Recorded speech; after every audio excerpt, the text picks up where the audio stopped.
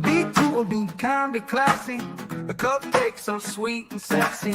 Have fun, enjoy the journey. Just have a good attorney. No big whoop, no biggie. She lives near New York City. Not just a YouTube show. When you know, you better grab a straw. Learn about the law. It's cool here in the shade, sipping motions of lemonade. Cool heads will prevail, kindness will never fail. Be classy and vastly wise. Oh, Melanie Little is going live. Oh no, where is Melanie? Follow the island's melody. Is a concert within reach. No surprise, she's at Jones Beach. She heard some music far away. Captain Jack Stack Harbor Bay. He sings and his piano plays. Not all sounds are waterways. Speaking Yiddish and Latin, it's not just for Manhattan. It's for Goethe and Machegas. Ridiculous that insanus. Oy vey, Marcus. Proset, that's for schmucks. Be cool, be kind, be classy. My cupcakes sweet and sassy. Not just a YouTube show. When you know. Cool heads will prevail. Kindness will never fail. Be classy and vastly wise. Melanie Little is going live.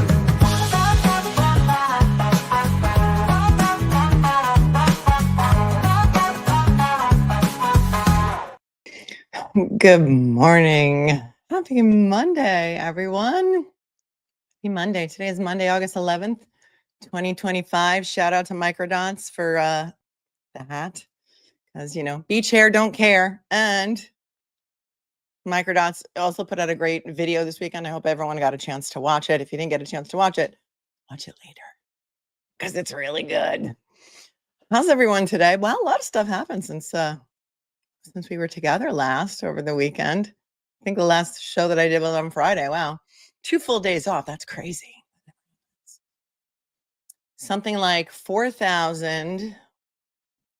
After we went off the air on Friday, 4,102 pages of emails from Michael Morrissey's private server were released.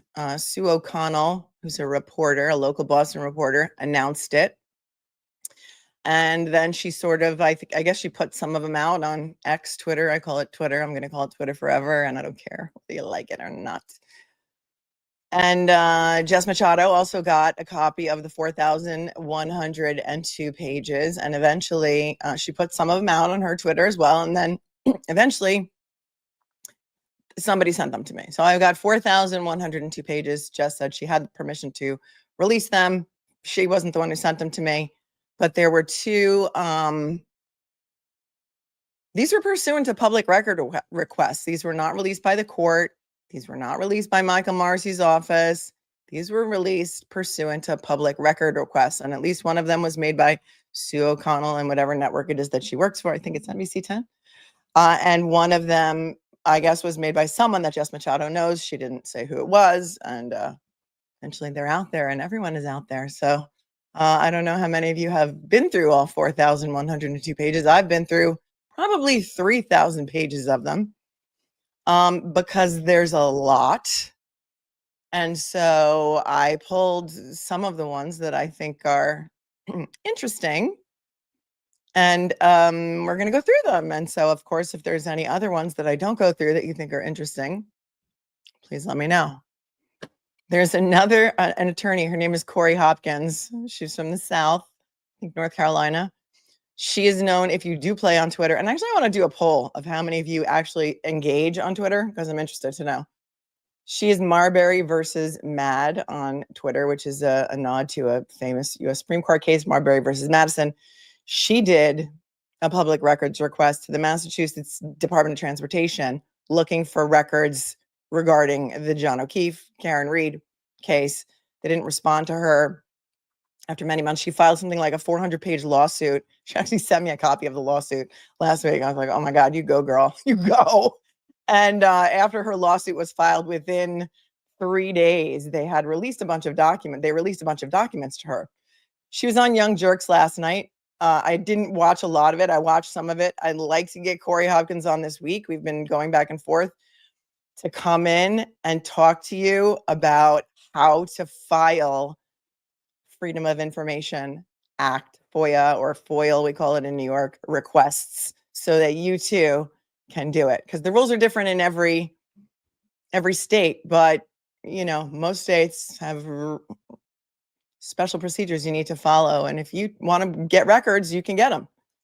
And so I think it would be interesting to see if Corey wanted to come on and talk about that, a whole show on how to do it, which I think would be interesting. And I think a lot of people want to know that because you all have questions and you all want documents, and that'll be fun, right? All right, let me see. I got to put a poll up on Twitter, but about Twitter.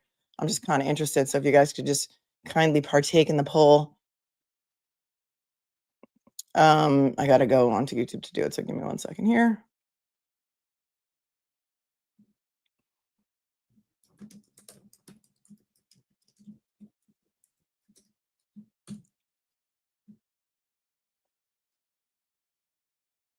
Do you engage on Twitter? Yes or no? And by engage, I mean, do you have an account where you post and reply to people?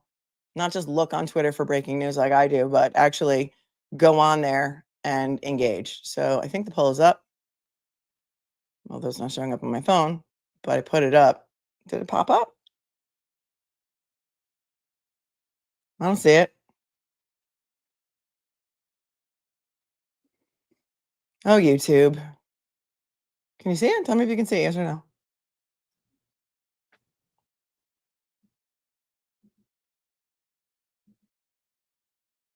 It's up? All right. Well, I don't know why it's not showing up on my phone.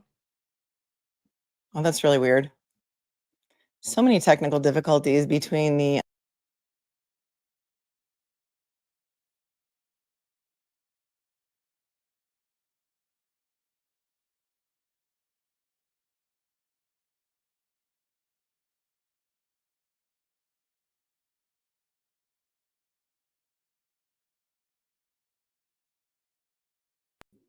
Yeah, that was my own fault because I didn't even swipe left. I just refreshed it. Right as I'm talking about Mercury retrograde and the full moon energy and all of the weirdness that's been going on and everything's breaking and everything. I went to refresh my browser thinking I was on YouTube on my computer, but I was on StreamYard, and so it refreshed it. Okay, so now I see the poll. Now I can see the poll. Okay. But it's not telling me what the... All right, so far it's over 1,000 votes. 79% of you do not play on Twitter. That's interesting to me. I didn't think my viewers really played on Twitter, and so I am confirming my own suspicions, which is interesting, but not really, because I kind of thought that. First thing I want to start off with, though, today is an update, not really an update, on Enrique Delgado Garcia, because there was a story that came out this morning on Mass Live. Let's take a look at that, because it's been almost a year and there's been no answers on Enrique Delgado Garcia, and his family is still waiting to find out what happened to their son, who was at the police academy and died during maybe fight night with many, many, many witnesses, and they have no information about what happened to Enrique. So let's take a look. This is from this morning on Mass Live. Family of Trooper Enrique Delgado Garcia still looking for answers nearly a year after his death. And this was on September 3rd. Wow, it was already almost a year ago, September 13th of 2024, 2 hours before he died in a hospital bed. Enrique Delgado Garcia, 25, was officially sworn in as an MSP officer. Sandra Garcia took her son's hand while his sister, Cynthia Ramirez Garcia, held his trooper badge. The family is still waiting for answers about what led to his death. I can't show you that photo because YouTube won't like it.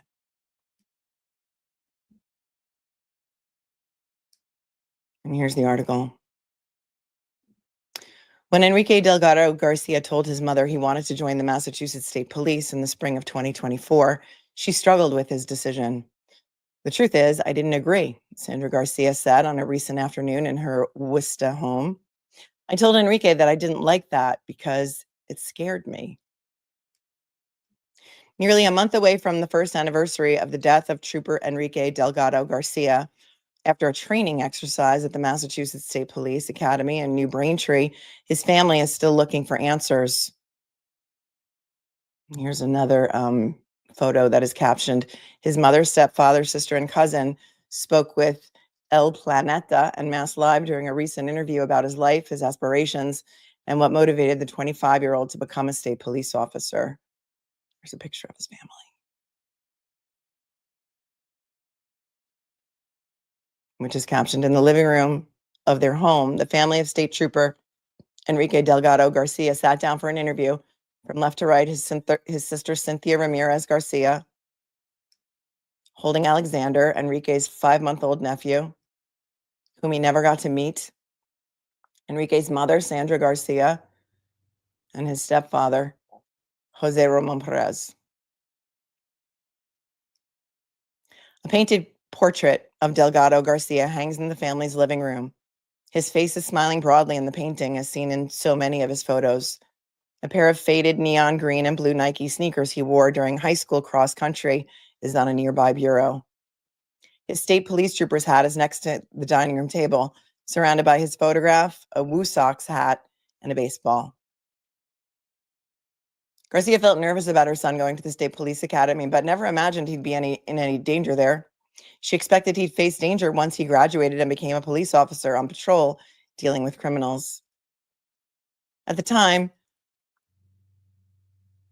his stepfather and older sister explained to Garcia that it was her son's dream to join the state police and that he aspired to become a detective and advance in a criminal justice career. And I said, "Okay, but it was not my desire, truthfully," she said during an interview conducted in Spanish. His death in September 2024, 3 weeks before graduating from the 90th Recruit Training Troop, remains a painful mystery for the family, who are still waiting on the results of an independent investigation into the circumstances of his death after a training exercise incident. "In reality, I never felt scared when he was in the academy. I never feared for him there," Garcia said. "I always feared for when he would leave there. But for me, he was protected there. I never thought anything would happen to him there." She received an invitation to attend the graduation ceremony on October 9th, 2024, at Worcester's DCU Center from Governor Maura Healey. Instead, she and her family visited her son's grave at the cemetery. A moment of silence was held for Delgado Garcia inside the DCU Center during the ceremony, and a video recorded while he was in training with the academy was played on the arena jumbotron. "Prior to the academy, I worked in the DA's office as a victim witness advocate." Delgado Garcia's voice rang out through the hundreds in the audience. "The reason I stayed was because I want to help people. I want to be there for them on their worst days and help make that bad day a little bit better," Delgado Garcia said. He repeated himself in Spanish. "The reason I stay is because I want to help people, be an officer, and make the world a better place." Here's the painting of Enrique in the family home.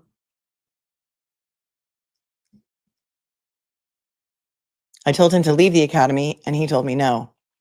Delgado Garcia started the 25-week MSP Academy program on April 9th of 2024. Recruits live at the academy Monday through Friday, waking at 5:30 a.m. for physical training and continuing with academic instruction until 8 p.m. Lights out is at 9:30 p.m. On weekends, they're allowed to go home. Throughout their training, recruits go through more than 90 courses, ranging from criminal and traffic law to defensive tactics, firearms training, first aid, ethics, and community relations. They also learn about evidence handling, patrol procedures, and judicial processes, and participate in practical exercises designed to mirror real-life situations. Most spend an additional 3 months in the field training. Nope. Most spend an additional 3 months in the field training under the supervision of experienced troopers. Delgado Garcia returned home from his first week of training, having lost weight, according to his family. He said recruits had just 5 minutes to eat while standing and described the physical training as extreme. "Enrique cried a lot. I told him to leave it, and he told me no, that he could do it and make it to the end," his mother recalled. "I truly never feared the academy. My fear was always of when he left and became an officer who went out on the streets. My fear was that a criminal would kill him. State police data obtained through a public records request shows that 24 out of 285 recruits in Delgado Garcia's class reported injuries at the academy. 9 of those recruits eventually withdrew from the program. Injuries among recruits included wounded knees, a broken pinky finger, and ankle sprains, among others. In total, 35% of recruits withdrew from Delgado Garcia's class, the 90th training troop, or 99 out of 285. Thanks, Will. You like my hat? I said, thank Richie for the bad hair day fix and also for his awesome video that he made over the weekend or put out over the weekend. I'm sure it took him longer than that to make. 99 out of 285 recruits withdrew from that class. I wonder how many withdrew before Enrique's passing and how many withdrew after his, killing, let's say. How many withdrew because they saw what happened and they're afraid to speak? That's the statistic I'd like to know. Here's their training troop graduation ceremony, which happened on October 9th of 2024. Delgado Garcia's older sister, Cynthia Ramirez, also told him to leave the academy, but he told her and their mother that he would make it to the end and become a police officer. Then on September 12th, 2024, a state police officer called Garcia and told her to rush to the hospital because something had happened to her son. Over the next 24 hours, she learned that her son was intubated due to severe head trauma and that he could not breathe on his own. A doctor told Garcia they were not expecting him to survive. Nearly 11 months later, his family is still searching for answers about what happened that led to his death. They haven't told me anything still, Garcia said. Independent investigation launched. There's a small table dedicated to Delgado Garcia at the top of the stairs in his family's home. A thin blue line American flag on a framed canvas bears the name Trooper Enrique Delgado Garcia in black and gold letters. There are medals and trophies on the table from his childhood. The family interview did not address the independent investigation by David Meyer, a private defense attorney chosen by Attorney General Andrea Campbell to lead the inquiry into Delgado Garcia's death. Here's a picture of the table. The cost of the independent investigation has surpassed $430,000 as of the end of May, according to invoice statements obtained by Mass Live. Wow, it's almost as much as they paid Aperture. It's almost as much as they paid Hank Brennan.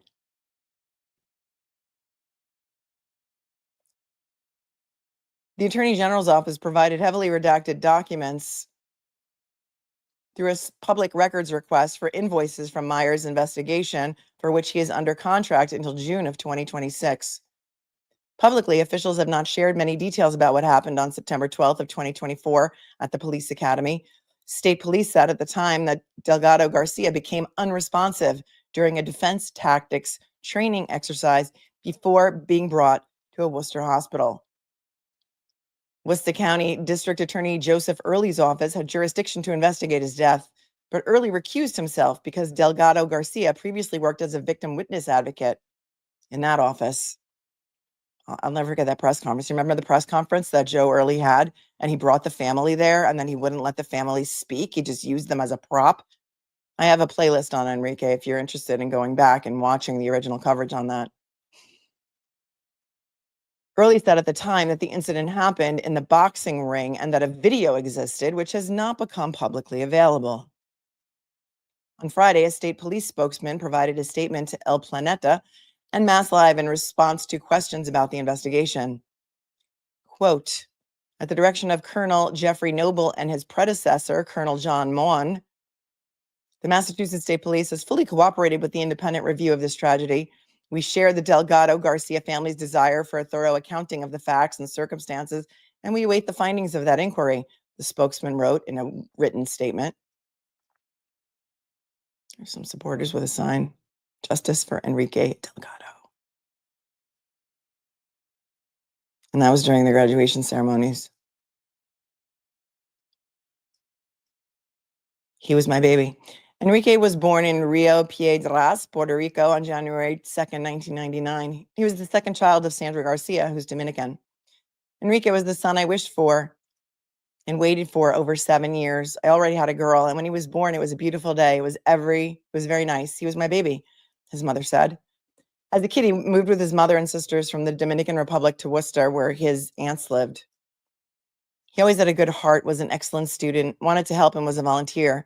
I remember that during the pandemic, he would collect food and hand it out in the fridges that were installed for the community, his mother recalled. In his childhood, his mother said he was very cheeky, playful, but at the same time very introverted because he was big for his age. He was always a smart kid. I took care of him very much. It's difficult because I was always with him until the day he passed, and I accompanied him to the goal he wanted to reach. This has been very hard for me. Delgado Garcia attended Elm Park Elementary School and graduated from Forest Grove Middle School. In 2017, he graduated with honors from North High School, excelling not only academically, but also in track and basketball, where he won medals in both sports. And here's a graduation photo from Westfield State University in 2022. He only went around with his books. He liked studying a lot and playing basketball, his mother said with pride. Delgado Garcia successfully completed 4 AP classes, earning him college credits. He spoke perfect Spanish with a light accent. His favorite music was pop, but he couldn't dance. He exercised early mornings and late nights, fitting workouts in before studying or working. Despite Naftali Delgado being his biological father, Delgado Garcia's stepfather, Jose Ramon Perez, was the father figure in his life from the age of 7. They play basketball together daily. And at 14, Perez encouraged him to join the family business, Perez Shipping, Inc., a shipping and delivery company serving the Dominican Republic. But Perez said, for what it was worth, my efforts were useless. Enrique had other interests. He liked to study. From when he was a kid, he was very special, his mother said, to the extent that he did not eat fish because he wanted to be a biologist. That was until he changed his mind and saw an infirmary as a way to help people. He then later wanted to become a nurse practitioner and enrolled at UMass Dartmouth. Later, he decided to leave medicine and began studying criminal justice, graduating on May 13th of 2022 from Westfield State University in Westfield. There are his sneakers. While in college, Delgado Garcia participated in athletics and dedicated himself to community service. He helped the homeless and supported animal refuges, animal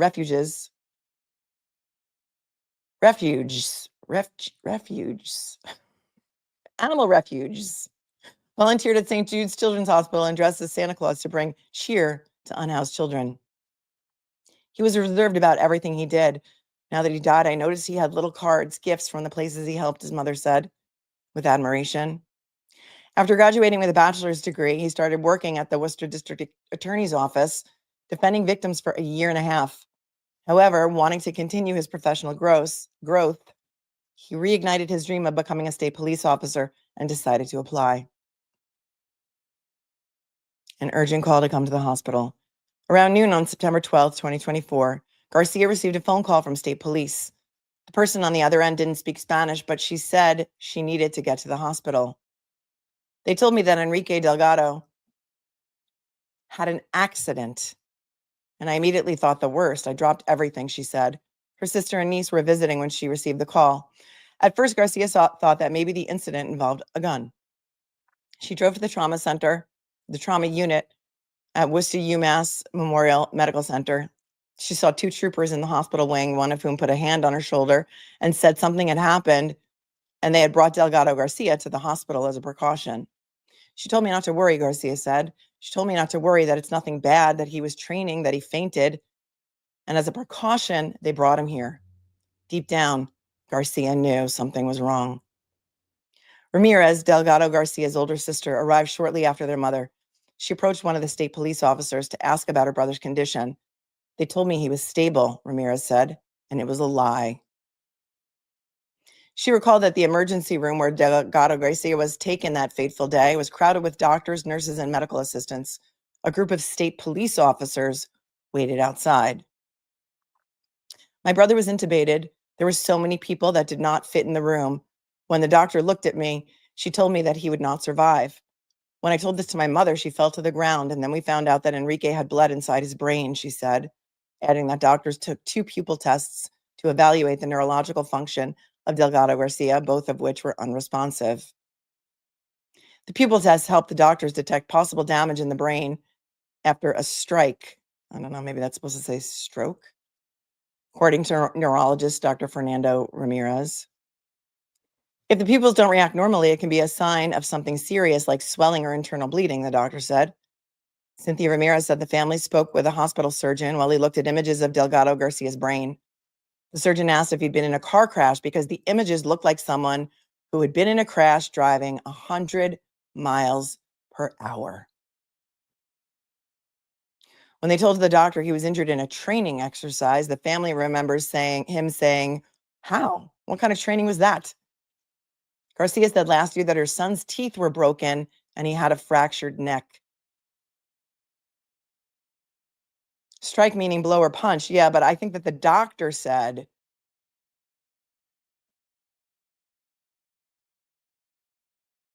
after a strike. So and that could be right. It could be a typo meaning stroke.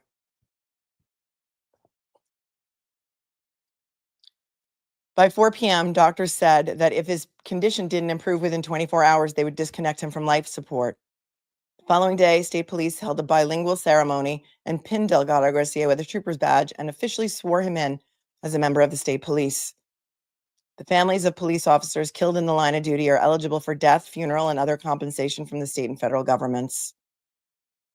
Garcia visited her son in the hours before he died. At one point, she fell on top of him and held him in her arms and begged him to wake up. He never did, but she saw a teardrop roll down from his eye. The pain remains deep for the family of Delgado Garcia, who passed away 11 months ago. As of now, the circumstances of his death are still unclear. No formal charges have been brought, and no final investigation report has been published. The family continues to await definitive results. There are nights I don't sleep. There are mornings when I wake up and I just start to cry, Garcia said. The last time that he left for the academy, he told me, "Ma, there are only 3 weeks left. Remember, we have to be early on the day of graduation."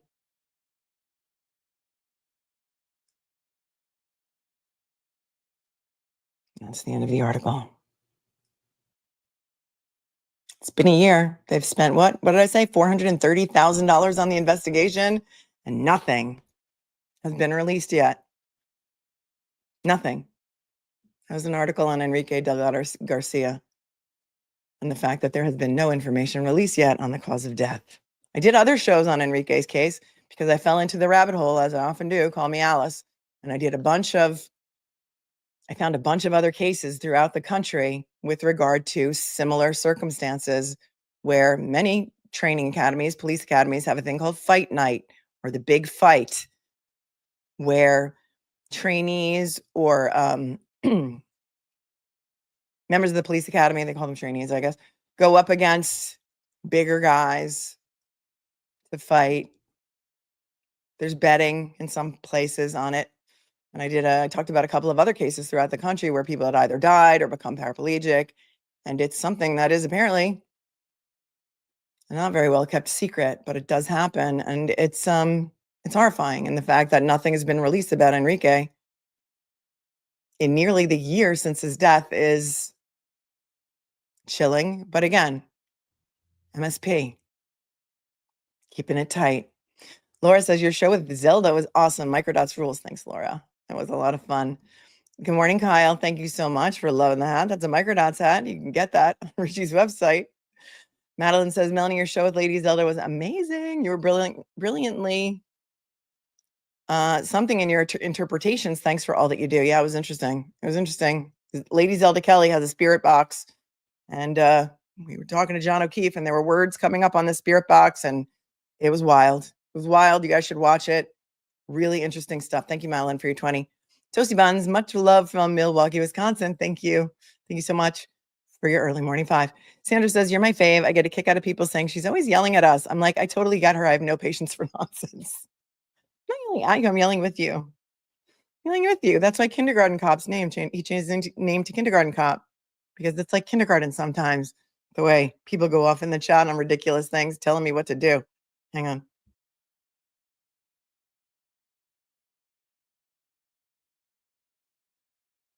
Like, I mute my mic when I take a drink because people don't like that, and I get it.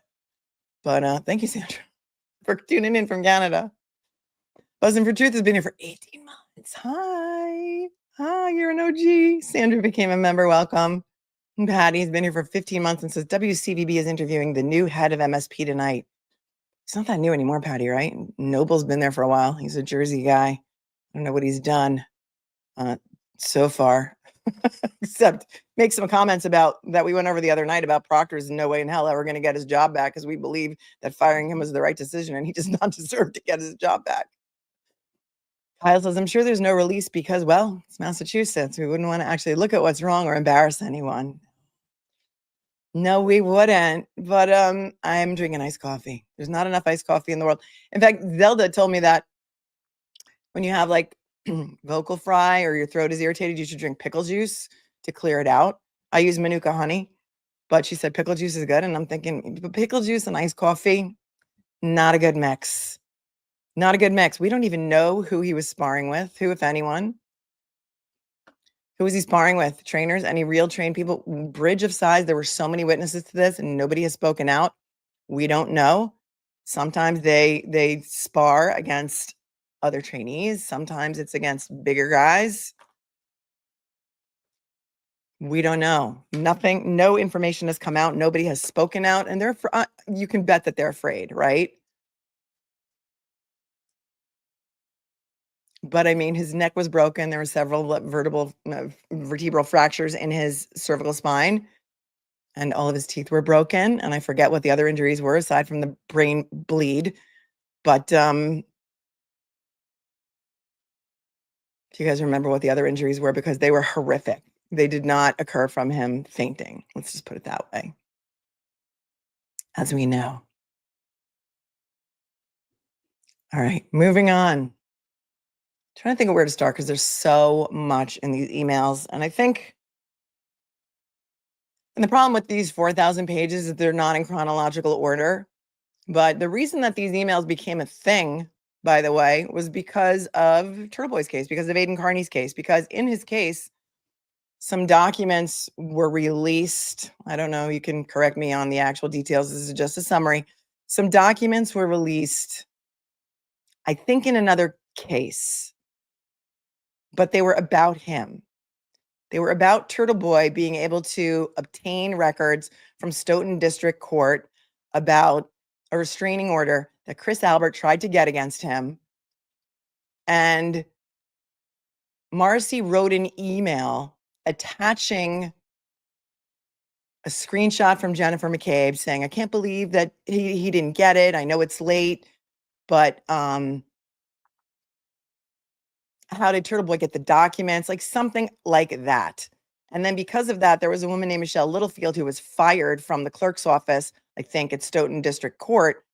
And they attached that email to some sort of an exhibit to something to do with, I think, Michelle Littlefield or trying to indict Aidan on other charges. And they had said,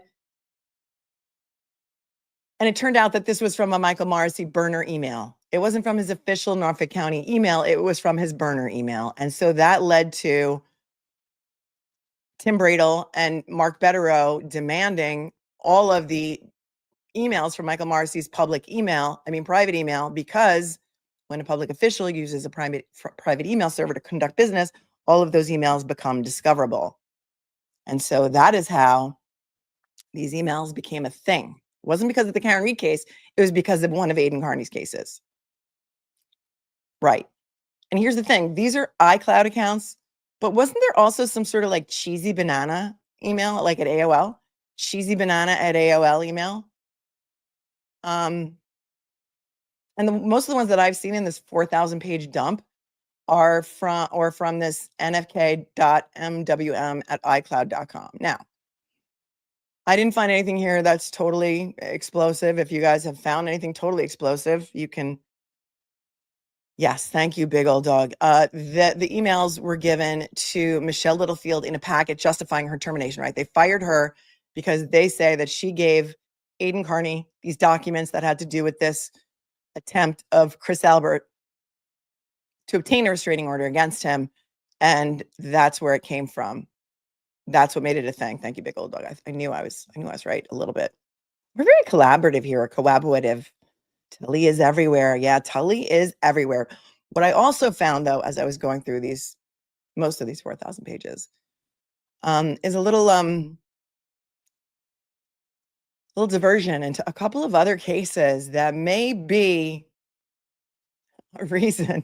And I've always said this. I've always said that the tentacles of the Norfolk County District Attorney's Office and the MSP are so deep that the roots of this family tree are so twisted that it is far, far bigger than the Karen Reed case, far, far bigger than the Aiden Carney case. And when Aiden Carney got a little too close to the truth, that's when they decided that he had to go to jail so they could at least shut him up for a little while. But through some of these emails, I was led to other cases that happened earlier on where perhaps were some very powerful people were protected by the Norfolk County DA, Michael Morrissey. A couple of them. And so there are some little side quests here. Does anybody remember a guy named? I pulled up all the articles because I know you guys like receipts. Anybody remember a guy named William O'Connell? This is a case that goes back to 2011. 2011. Remember, Michael Morrissey became the district attorney in 2010, right? Hello, Auntie Deb and their viewers just joined. Hello. Hello. As you know, a good Seinfeld reference is always appreciated. Anytime. I don't know what happened to the poll. So how do I get rid of this? Hold on, dismiss. Okay, how many people have voted in this poll? 3,700. Okay, good, we're getting there. So out of the 3,700 so far that have voted, 80% of you do not engage on Twitter. That is very interesting to me.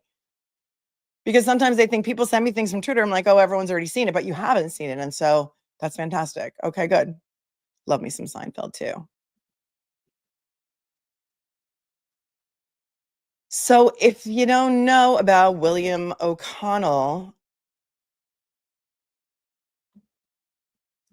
William O'Connell was a guy from Quincy. And as you know, that is where Michael Morrissey, I don't know if he still lives there, but he grew up there, as did Auntie Bev, because I think they went to the same school. Their families know each other. Their mothers worked together. You can obviously correct me if I'm wrong or add to the story.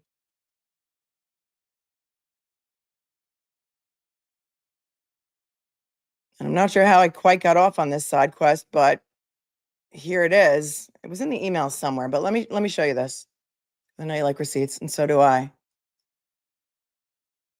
There was a guy, very powerful man by the name of William O'Connell.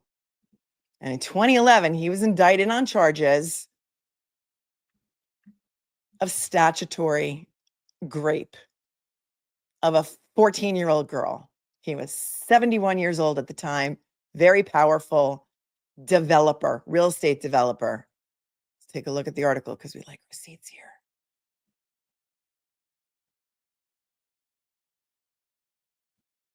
I might have to go to a reader view. So this is the Patriot Ledger. This is from 2011. Here's the guy. Quincy's O'Connell and an Everett woman were indicted on S charges involving a girl. A grand jury returned a total of 17 indictments on Monday against William S. O'Connell, 71, and Phyllis Capuano, 21, on charges that stem from several allegedly S grapes of a now 15-year-old girl over a 2-year period. O'Connell faces 4 counts of statutory grape, each of which stem from separate incidents. Capuano's charges stem from one of those incidents, which are alleged to have taken place between June and September of 2009. He's a huge developer in Quincy, says Susie Q. Seaport. And also, I think his son has been involved in some things because I got those records too. Okay. So when I say it runs deep, Here's just an example. So the charges went back to 2009. He's indicted in 2011. O'Connell was indicted on 12 charges, Capuano on 5. Both are charged with committing statutory grape in the 2009 incident, as well as conspiring with and aiding the other in committing their respective crimes. Both are also charged with committing an unnatural and lascivious act. Andrew Berman, special prosecutor for the Norfolk County District Attorney's Office, declined to speak to the relationship between Capuano and the victim. Now, look, they had to get a special prosecutor in this case, too. They had to hire outside the office. O'Connell, a homegrown developer whose portfolio includes Marina Bay and the Granite Links Golf Course, was arraigned in May in district court on 2 counts of aggravated rape of a child under 16, 2 counts of paying a fee for and cocaine trafficking. He pleaded innocent to the charges in district court. His indictment was necessary to bring the case to Superior Court. The S for a fee charge against O'Connell was not presented to the grand jury for consideration, said Berman. Asked why, Berman declined to comment. Marching orders, because remember, the charges, the incidents were in 2009, the indictment's 2011. Michael Morrissey is the DA. He had to hire outside the office Berman, and we're going to see his name in other places. Berman. Andrew Berman, what did I say his name was? Andrew Berman.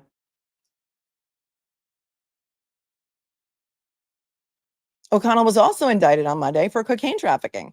The charge stems from a state police raid on his Marina Bay condominium on March 31st, that would be 2011, which Berman said resulted in the seizure of 18.49 grams of the drug. Possessing more than 14 grams is considered trafficking under state law. Marina Bay is where Morrissey stores his boat, says Christine. Capuano was arraigned on a statutory grape charge against the same victim on June 9th in Quincy District Court. She pleaded innocent and was released on $7,500 cash bail.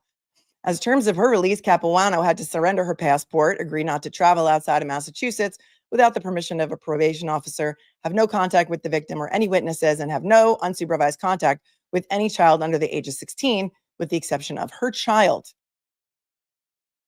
Capuano recently posted a personal ad on a website for people seeking babysitters, sinnercity.com. In it, she wrote that she has always been around children. I love working and playing with the kids, the ad reads. Nothing beats experiencing the world through a child's eyes. The 4 statutory grape charges against O'Connell stem from incidents that allegedly took place in the following timeframes: June to September 2009, September 2009 to May 2010, and then September 2010 and September 2010 through 2011.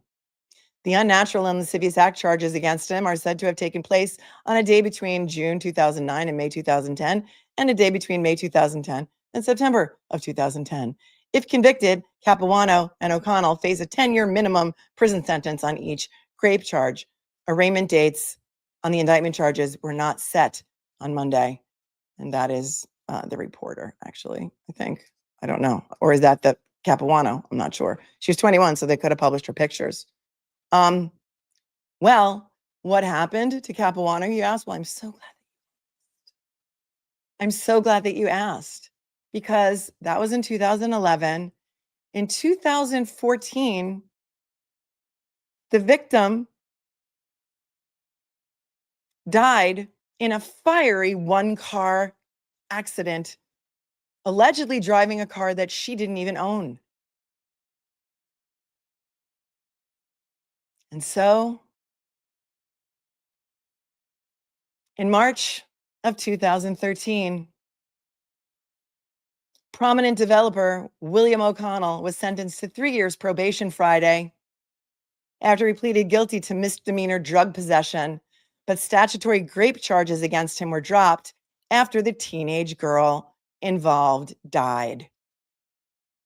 In 2011, the girl accused the now 73-year-old O'Connell of carrying on a sexual relationship with her when she was 14 and 15 years old. He also allegedly gave the girl cocaine, the basis of a drug trafficking charge against him. Well, it's not a relationship, okay? She's 14. It's not a relationship. But Special Prosecutor Andrew DiCarlo Berman said the girl died in a car accident on December 18th. That would have been 2012. And without her testimony, the Commonwealth could not move forward on most of the 12 charges against O'Connell. I'm sorry. Could they not get the co-defendant to roll over on him? The death of the victim does not just dismiss the charges, but the special prosecutor hired by Michael Morrissey decided they were going to drop those charges, have him plead guilty to a misdemeanor drug possession charge, and give him 3 years of probation. Without that testimony, there was no, or at least insufficient evidence to proceed on those charges, Berman, a Boston lawyer, said in a phone interview after the sentencing hearing in Norfolk Superior Court.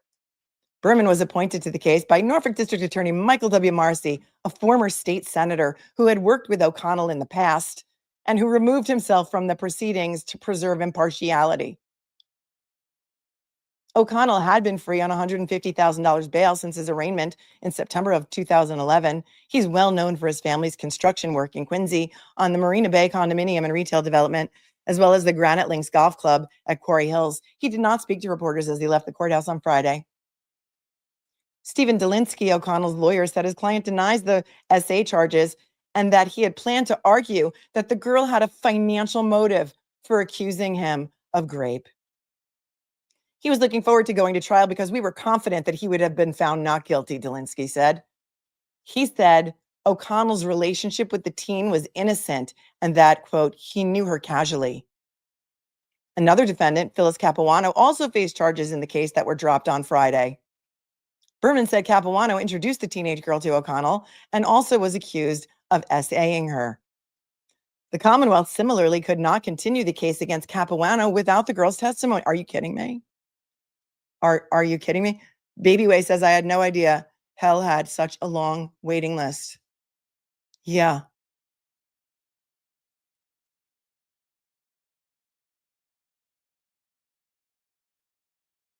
They could have prosecuted him. They didn't want to. O'Connell, standing with his palms on a rail in front of the judge's bench, pleaded guilty on Friday to possession of cocaine. The offense carries a maximum penalty of 1 year in the House of Correction and a $1,000 fine. Berman said during the hearing that a bag containing about 18 grams of cocaine was found in a safe in O'Connell's Quincy condo in March 2011 when officers executed a search warrant there. Well, at least they got a search warrant and actually went into his safe. Judge Kenneth Fishman sentenced O'Connell to 3 years probation. As part of his sentence, he will be subject to random drug testing and must notify the probation department when he plans to travel in the United States for business. O'Connell was also ordered to pay the maximum $1,000 fine. Speaking before the judge at sentencing, Dolinsky said his client had no prior record and has been gainfully employed his entire life. He has led an otherwise exemplary life, Dolinsky says. Berman and Dolinsky jointly recommended O'Connell's sentence. Though he said the punishment fit the misdemeanor charge, Berman called the outcome of the case disappointing. Oh, really? How much did they pay him to be the special prosecutor in this case? And he agreed to the probation? What do you think an ethical prosecutor would have done? Anyone? Anyone? Bueller? Anyone? In the overall context of this case, it's extremely frustrating, Berman said, and it's disappointing to see a defendant who at one time was facing a long term in jail walk out with probation. Boo hoo hoo. Yeah, there's people doing 25 years for pot. You're right. You're right, Katie. So there's that.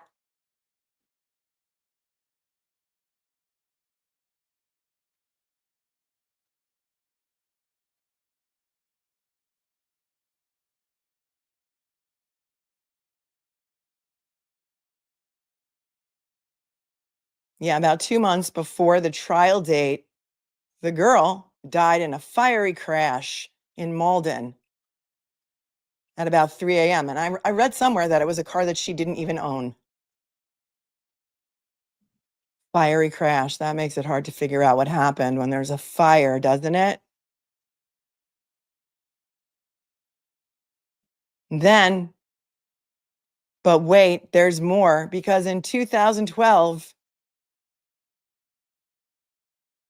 his son, Robert O'Connell, shot a firefighter who's also a vet in the abdomen. That guy Berman was also hired as the special prosecutor. But did I find, wait, hold on, because I think I found the actual, oh, Robert O'Connell. It's a rabbit hole.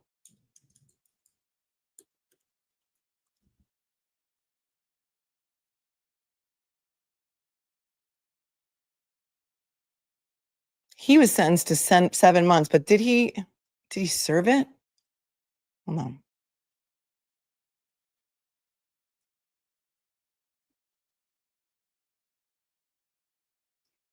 Oh, I don't subscribe to Patriot Ledger, so I guess I can't see it here. The little snippet of it that I had. Wait, did I put an article somewhere else? Hold on. Hold, please. Hold, please.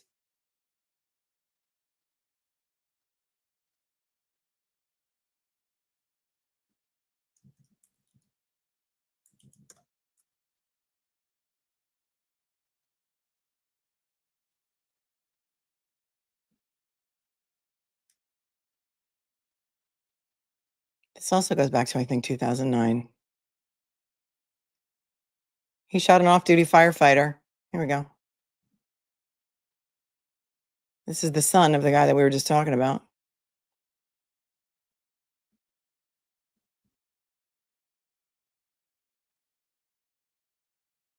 You can't make this up. You just can't. This article is from December 17th of 2009. A member of one of Quincy's most powerful families was arraigned Wednesday on charges he shot and critically wounded an off-duty Milton firefighter during the weekend. Robert O'Connell, 40, the son of Marina Bay developer and former mayoral candidate Peter O'Connell. Okay, so I guess it's not that guy's son, because the other guy wasn't Peter O'Connell, it was William, right? I don't know, nephew. It's like the Kennedys.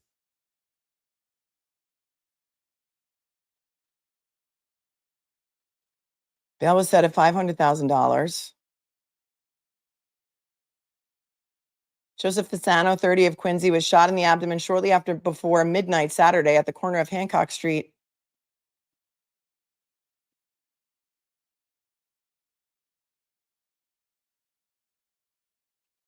And Commander Shea Boulevard, less than 2 miles from where O'Connell lives. Police are not commenting on a possible motive for the shooting.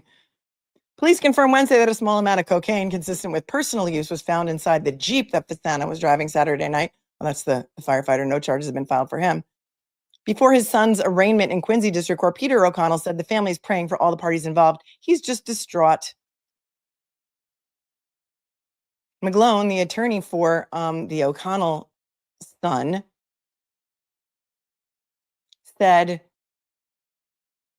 told reporters that his client's world has been tipped upside down by his arrest and that he has never been arrested before. He said O'Connell was driving home alone at the time of the shooting after having dinner with friends.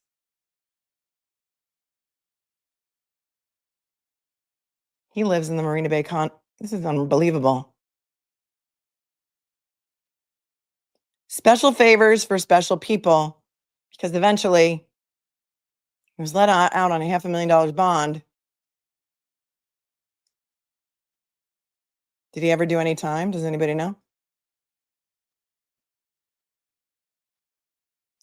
This is not the first time that the extended O'Connell clan has run into trouble with police. Robert O'Connell's cousin, Matthew Kai O'Connell, was convicted of second-degree murder in the 1987 stabbing death of Julie Hamilton, 22, who grew up in Randolph. Hamilton's body was found in a shallow grave in a wooded area about 100 feet from the house where Matthew O'Connell was living with his mother. Matthew O'Connell, who is William O'Connell's son, was sentenced to life in prison with the possibility of parole after 15 years. William O'Connell was given 6 months probation after being charged with negligent motorboat homicide in 2002. Oh, William O'Connell has been getting probation forever. He can grape a 14-year-old a couple of times and get 3 years probation. And then in 2002, when he killed someone with his boat, he got 6 months probation. O'Connell's best friend, William Sanderson, 62, of Quincy, was killed when he was struck by the propellers of a boat with O'Connell at the helm off Chappaquiddick Island. You can't make this up. Off Chappaquiddick? A charge of drunken operation of a boat was dismissed. You can't make this up, because now I got to go down the rabbit hole and find out what happened to him. Robert O'Connell.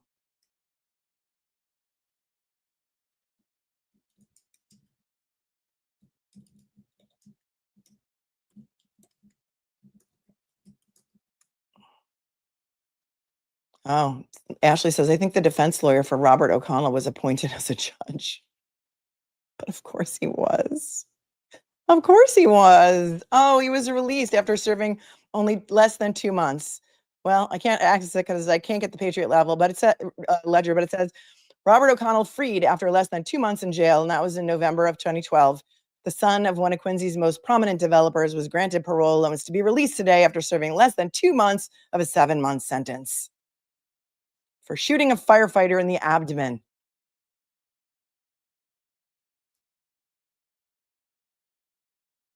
Because, you just can't make it up. And then the girl, coincidentally, or maybe not so coincidentally, dies in a fiery crash. Okay, this is what goes on. Michael Morrissey knows these people, and this is how deep we're talking about. I'm going to end the poll now. So if you want to answer the poll, please do. We're up to 4,885 votes as of right now. 81% of you do not engage on Twitter, and only 19% of you do. And there we go. We are ending it. Interesting to me. The dominoes will eventually fall. I think they're starting to fall. And I also think that many of these emails may have been, I don't know, proctored, shredded before they were released to the public, because they knew these public record requests were coming, right? They knew.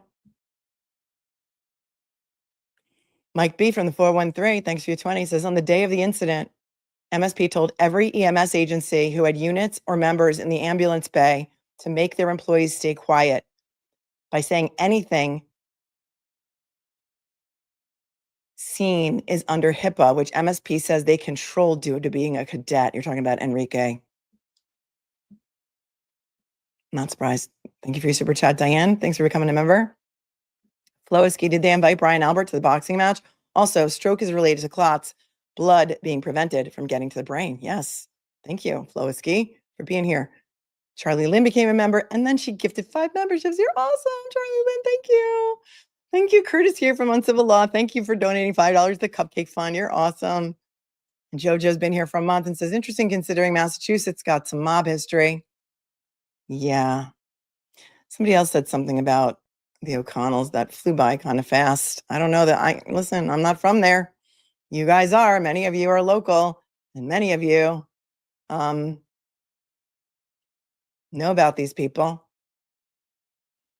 Can Next Pat says, not going to lie, O'Connell is like Smith and Quincy. It's super common, and there are a ton of different families from there. Yeah, but we just learned through my deep dive that they're all related, because they're all developers of that Marina Bay condo complex. So yes, I agree that it is a very common name, but in some of the articles, and this probably crossed, they did say it is the son of him and the nephew of him. So I think, and that's why Marcy had to recuse himself, because he was friends with him or something.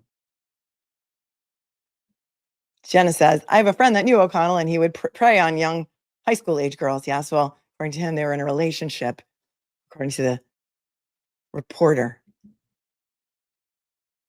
So that gives you a little, just a tiny, tiny bit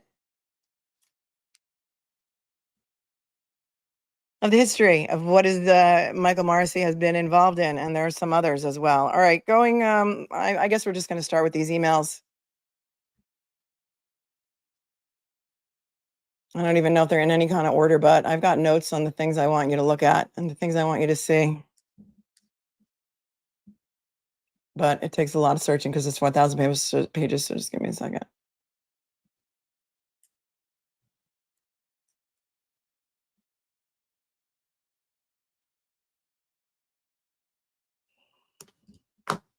Starting with something I found interesting.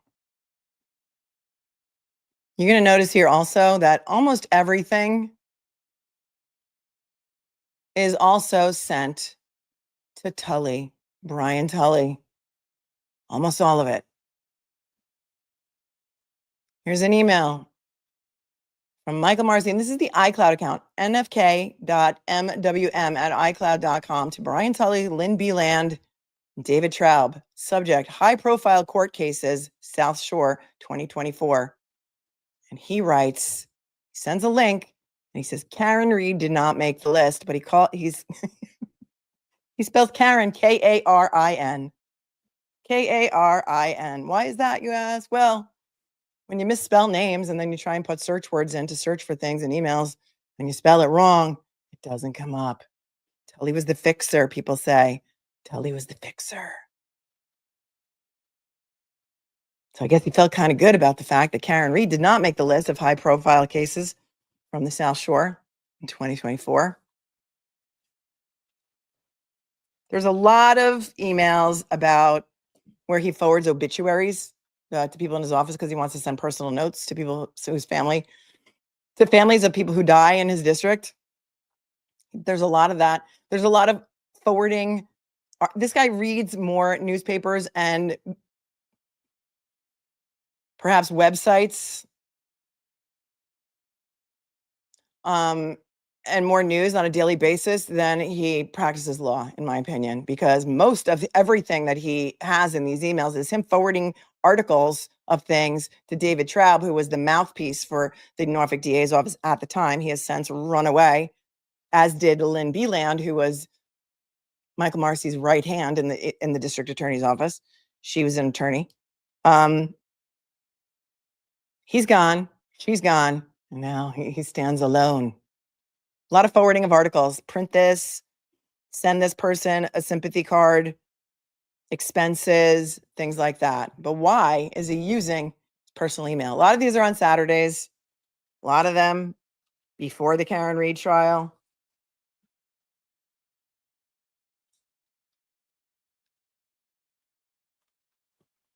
But the problem is they're not in order. So let me just go back to things before the trial.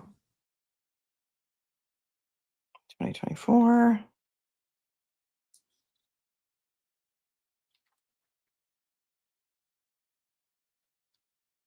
The first trial, anyway.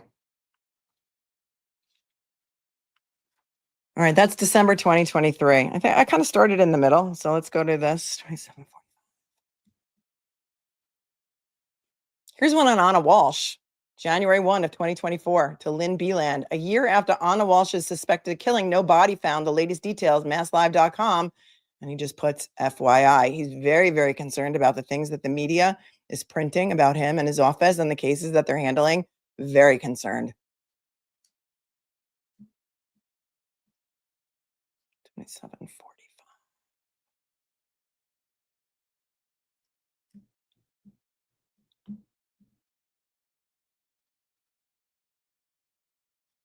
This is interesting too. Do you remember those letters that went back and forth to Josh Levy's office because they were trying to find out what the feds were investigating? We now have the exhibits to the letters, which we may have to do in a separate show. But he's forwarding this stuff to Michael Sullivan at Ashcroft Law Firm, who we are going to find he had a retainer with. This is the law firm that he founded. I think that he left when he became the DA. I don't know if that's the Ashcroft firm or a different firm, but he had a fee agreement with this guy, Michael Sullivan, to give him advice. We're going to get to that. And this is from Michael Morrissey to Michael Sullivan, copying Laura McLaughlin. Exhibit A will be sent under separate cover. We will try to scan it, but it is sizable. And this has to do with the May 9th of 2023 letter. If we have time, we can go back and read this stuff. Just remind me later, because it's very long and we've been over it before, but those of you who are new to the case might not know about it.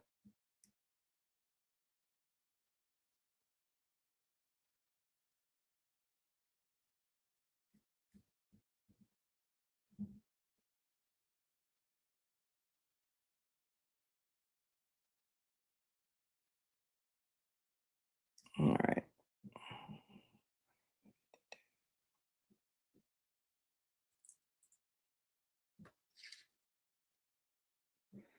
Here is an email from Michael Morrissey to Gail Bellotti, who I guess is another attorney at the Norfolk District Attorney's Office, copying Lynn Beland. It says, print this out. And this is from January 19th, 2024. This is a fee agreement. January of 2024, before the first trial of Karen Reed. It's a fee agreement between Michael Morrissey of the Norfolk District Attorney's Office and the law firm of Boyle Shaughnessy in Boston. Is that the firm that Michael Morrissey used to be a partner in? I think so. And here's what the fee agreement says. Michael Morrissey is retaining the attorneys of Boyle Shaughnessy to perform the legal services as stated in paragraph 1 below. Attorneys agree to perform the services faithfully and with due diligence. 1. Advice relative to the lawsuit captioned Commonwealth versus Karen Reed. Advice. He just needed advice from an outside law firm. If he needs advice from an outside law firm, he's got no business being the district attorney. Okay. Advice about what? About his exposure ethically? Because remember, around this time, all this stuff was flying around with the U.S. Attorney's Office. That is his old firm. Thank you. Thank you, Smurfana. Number 2, the client is to be billed on an hourly basis. Specifically, the client will be charged $350 per hour for work performed by an attorney and $90 per hour for work performed by a paralegal. Bet Brennan's not happy about this getting out because remember, Brennan only was getting $250 an hour to try the Karen Reed second trial. And he's paying his buddies back at the Boyle Shaughnessy law firm $350 an hour. Number 3, the client will pay Boyle Shaughnessy a $1 retainer, receipt of which is hereby acknowledged given its past client status of the law firm. Well, also he was a partner there. 4, the client is responsible to the attorneys for their reasonable expenses and disbursements. 5, the client and law firm anticipate that they will file an amended fee agreement as the legal services to be provided become more defined. 6, notwithstanding the above, the fee agreement can be terminated by the client or the law firm provided reasonable written notice via email is provided. Okay, well, why is he sending this from his private email? This is public business. His office is retaining a law firm to give him advice. I have read the above agreement here before signing it. Each party hereto acknowledges receipt of an executed duplicate of this agreement. And then there's a signature line from Michael Morrissey, and Mark Shaughnessy already signed it on January 19th of 2024. That's your money, people. That's your money. Jenna On Point says, oh, no, Bridges size, that's our money, people. What's for lunch? Libra in Seattle says, I always thought that the $1 was only in the movies. Nope. Not just in the movies, folks. But if it's personal advice for him, not in regard to his office, it shouldn't be billed to the office. And people have come up with receipts of how much this law firm was paid, and it was paid from the county till. Right? Thanks, Karen, though. I thought that too. Friday, January 19th. This is the day. There was a hearing on January 18th, you might recall, where the district attorney wanted a protective order for the letters.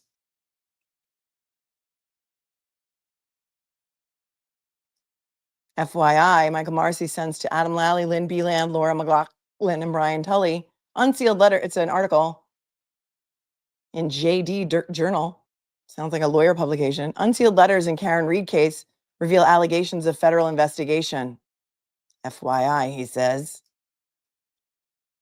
Then January 20th of 2024, he's forwarding articles. The subject is TB. Forwarding articles from himself, his iCloud, to himself his official email about Turtle Boy. Turtle Boy's daily news postings. He's reading all of it. He's following all of it.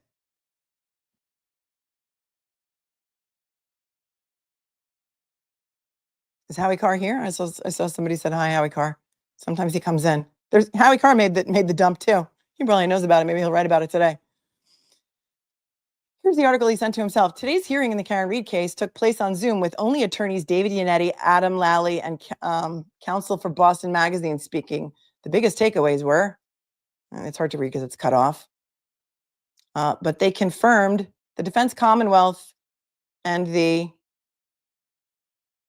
U.S. Attorney had a conference call yesterday, which confirms investigation into the Norfolk County District Attorney's Office is ongoing. In one of the 8 letters between the DOJ and the Norfolk District Attorney's Office that hasn't been revealed, Michael Morrissey asked Special Agent in charge, Jody, I forget her name because it's cut off. And then it just goes on to say, Traub doesn't deny the Norfolk District Attorney. And remember, Aidan Carney was in jail at this point. Wasn't he in jail on January, whatever this was, January 18th? 19th.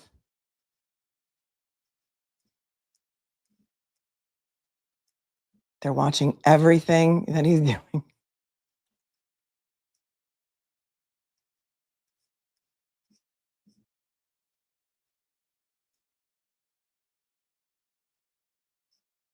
Morrissey is up for re-election in 2026, right? These were his posts from jail, right? Says Jenna.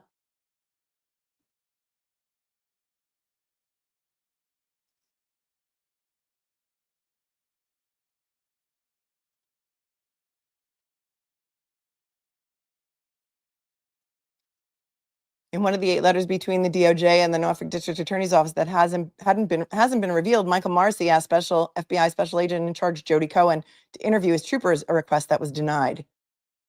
Lally did not offer any oral opposition to the letters being made public.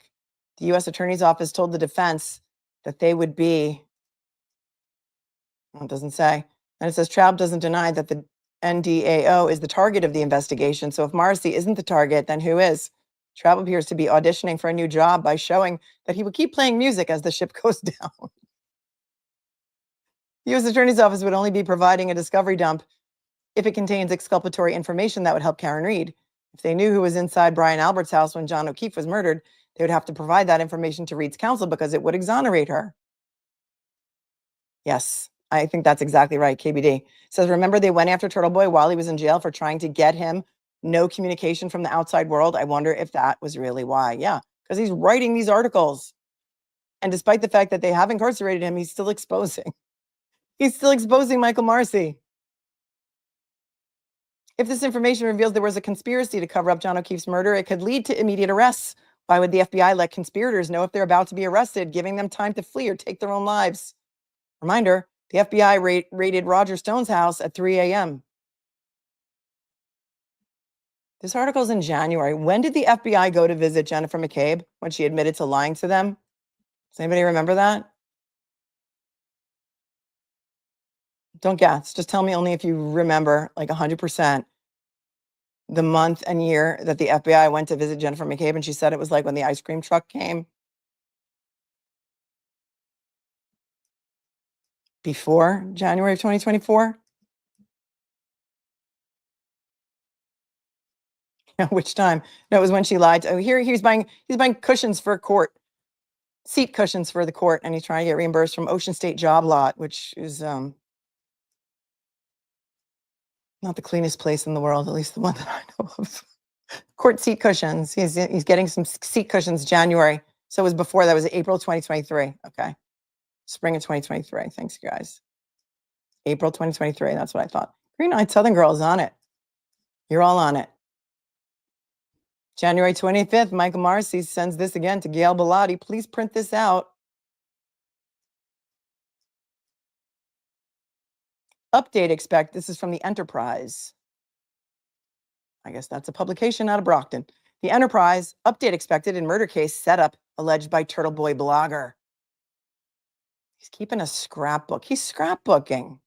He's scrapbooking. He's keeping all these articles, and he's just telling other people that they should be printing them out from his private email. 9:49 p.m., Thursday, January 25th. Yeah, they did need some decent air conditioning, right? But it was seat cushions, I guess, only for themselves. They only bought, I think, 4 seat cushions, James. Only 4. Janine says, the ice cream truck's coming for you, Jen. Listen for the music.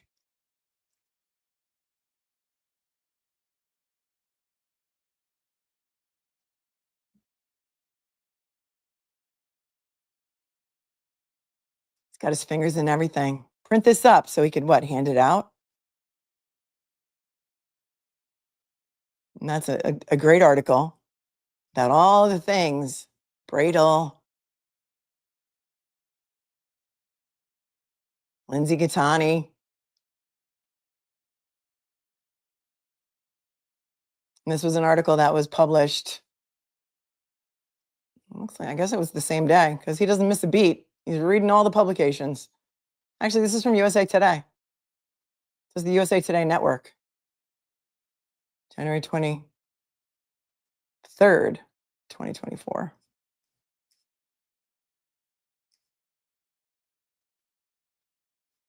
A lot of obituaries where he says, send a card, send a card.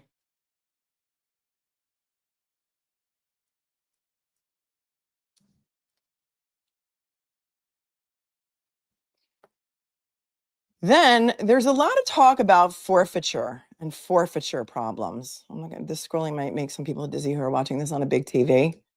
And at one point he asks if he can dip into the forfeiture budget to get some money to pay for something. I can't remember exactly what right now, but I'm sure we're going to come to it. Forfeiture money is like, it's like a slush fund for the DA's office. It's like when they seize things like cars, drugs, money, it's kind of like a slush fund, but they're supposed to report what they use it for. And at one time he said that he was looking to get into the forfeiture fund for money to pay for, I think, an expert. And so there's a lot of information here where they talk about forfeiture problems. Let me go to 2942. And like the opioid settlement funds, they want to use that too. So somebody needs to look into what they actually use those opioid settlement funds for and the forfeiture funds.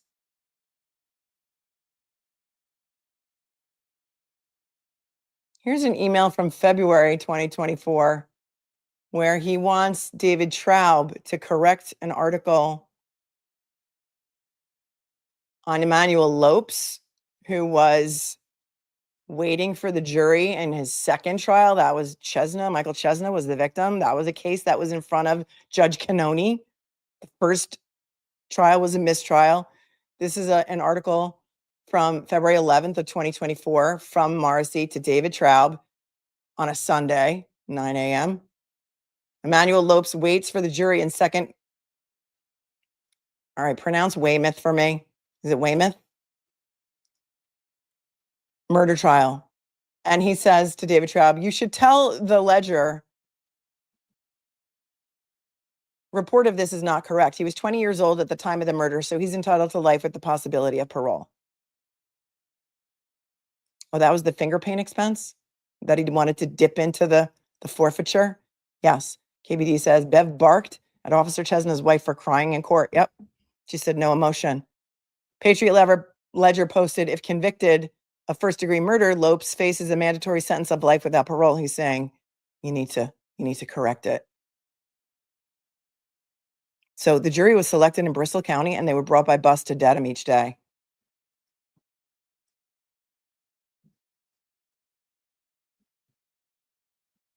There's a lot of emails about conferences. Should we get tickets to this, tickets to that? I know. Lone Wolf says, how has one case unearthed so much corruption? I know. He's sending back and forth, motion papers. This is not the final draft. This is in February of 2024. The motion to dismiss. Well, here's one that's completely redacted. So, I mean, being redacted doesn't mean that it's necessarily It could just be attorney-client, privilege. It could be, I don't know. But look, here, motion in opposition to defendant's request to disqualify and sanction. That's when they moved to disqualify Michael Morrissey and his office from the case. And so he forwarded the motion to David Traub, and then there's a whole bunch of redactions. Like this whole rest of this page is redacted. The whole next page is redacted.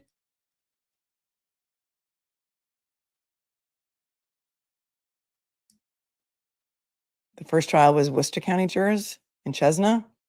Interesting.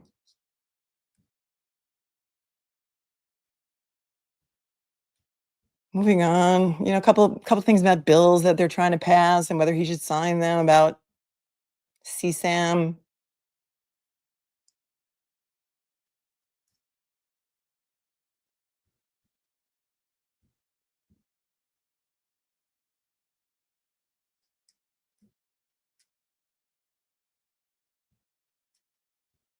Moving on to 2942.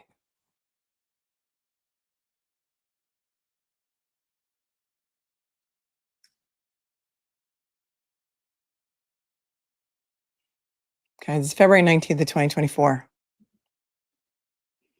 From Stephen Coleman, Colman, Norfolk Attorney's Office, District Attorney's Office, to Michael Morrissey. Hi, Michael. I sent you a copy of the bill. Okay, he asked for a copy of this bill. Here's what I got to go from bottom up. He wrote to this guy, Coleman, can you get a copy of the bill and send it to me? Can you also take a look at it to see if there's some things that we agree with? And are there areas we will have a real problem with? But he spells, are there areas, THEIR. In response, Stephen Coleman says, hi, Michael, I sent you a copy of the bill. The bill requires annual reporting of forfeiture money, including police departments. I'm not sure what reporting requirements are now. This bill also requires the treasurer to set up an online tracking system for all forfeiture cases. I don't know, just made my spidey senses go up a little bit. This was interesting too. I found on February 20th, 2024, from Michael Morrissey's private email on a work day, Tuesday, February 20th at 2:34 p.m. to Michael Connolly. The subject is Laura. Laura McLaughlin. The attachment was Norfolk District Attorney's Office opposition to disqualification and sanctions.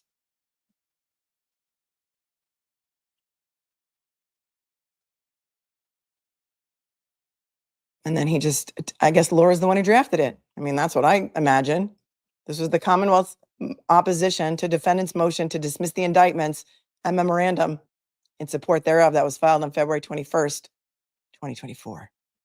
You guys may remember that because we went through it all the way back when? February of 2024. The playlist on this I can't even tell you how many hundreds of hours long. Then more Turtle Boy.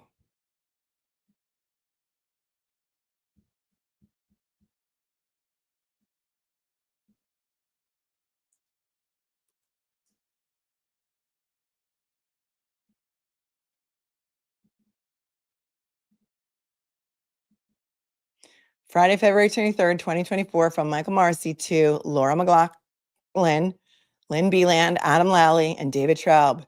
Subject, Turtle Boy blogger Aidan Carney indicted on new charges. Then there's a sentence that's completely redacted. And remember, I think this was 3 days after he was released from jail. Do you recall that?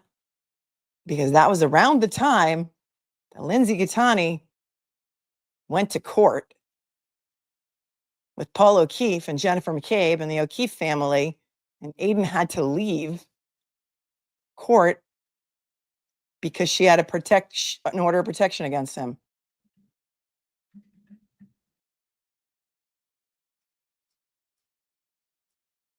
And then there's a big red arrow pointing at a paragraph that is then bracketed in what looks like red Sharpie. Jane also said, and remember, Jane is Lindsay Gattani. Jane also said that Reed was interviewed by federal law enforcement and that Jane had received a grand jury summons on December 22nd and agreed to meet with Carney the following night. Right. Christmas Eve was the night of the setup, the night that he got him over there, allegedly, maybe. The night that allegedly, maybe, Tully, Ken Mello, the special prosecutor for Aidan Carney, Lindsay Gattani, and Mafia masshole Kate Peter were in a four-way text chain. And Lindsay Gattani was in her apartment, in the bathroom, maybe. And Aidan was outside, and she was telling Tully, don't call me because he's here. I don't know who put the red arrow there. Quote, Carney told Jane to tell the grand jury that she did not remember anything, delete evidence from her phone, and told her he would hire her an attorney if she cooperated with him, the affidavit said. Carney, quote, later assaulted Jane, end quote, leading to his arrest, it said. It looks like it's from the Boston Globe.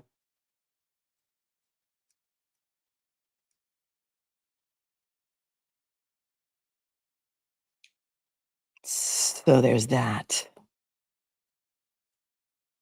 Moving on.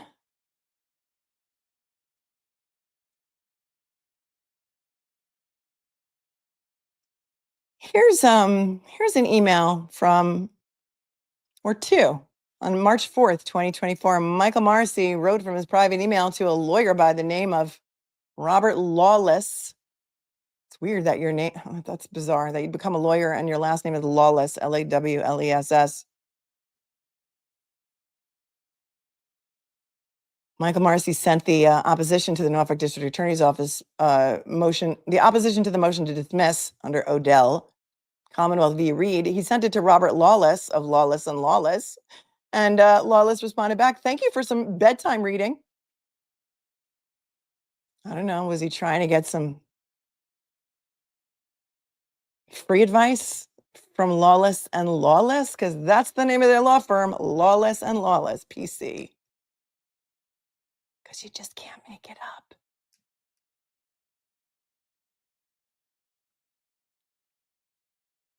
Anybody know who Robert Lawless is? I don't. Then there's some stuff about Sandra Birchmore in here.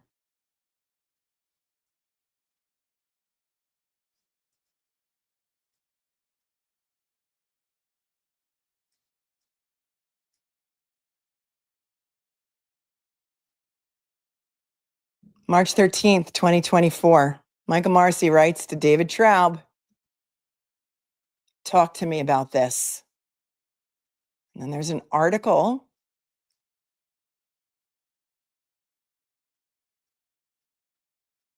Doesn't say from where. He underlines his own name. It's an article that says, in part, in September 2022, when the IA report was first made public, Norfolk DA Michael Morrissey indicated that an initial state police investigation failed to produce, quote, evidence of criminality in Birchmore's death. He subsequently pledged to continue to review her case to determine whether criminal charges can be pursued. However, friends and supporters of Birchmore have been vocal in their criticism of the DA's handling of the case, staging protests outside the DA's office in Canton and initiating a letter writing campaign to urge AG Campbell to appoint a special prosecutor to investigate her death. Melisa Berry, who runs the Justice for Sandra Birchmore Facebook page, that's Mizzy, a public group with 4,700 members, said there have been far too many questions that have still not been answered in relation to Birchmore's death. Last month, Berry posted a memorial tribute to Birchmore on Facebook on the 3-year anniversary of her death. 3 years ago today, Sandra's body was found in her Canton apartment, she wrote. She was found in a seated position with a ligature tied around her neck. It was fastened to her closet door handle. Her death was ruled, it's blocked out, but I'm sure it says suicide. Talk to me about this. Did I really say that?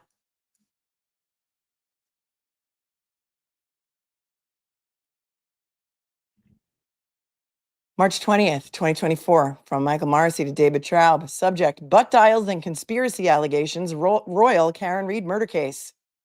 Print and save. That was the title of the article.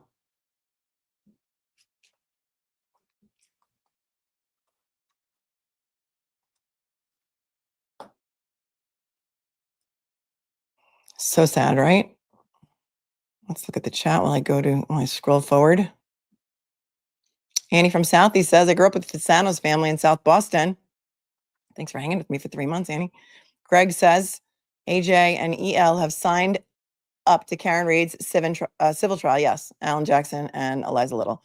I'm waiting for them to start ripping the usual suspects new ones. Well, we'll see. The depositions won't be public, but it's going to be very, very interesting. I'm sure that Alan Jackson cannot wait to get his hands on each and every one of the people who were inside 34 Fairview on the night of January 29th, 2022, early morning hours, and the people who were there the night of January 28th, 2022.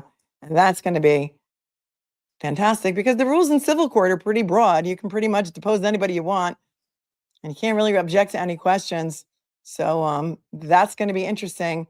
And as a side note, somebody sent me, hold on, before we get back to the emails, check this out.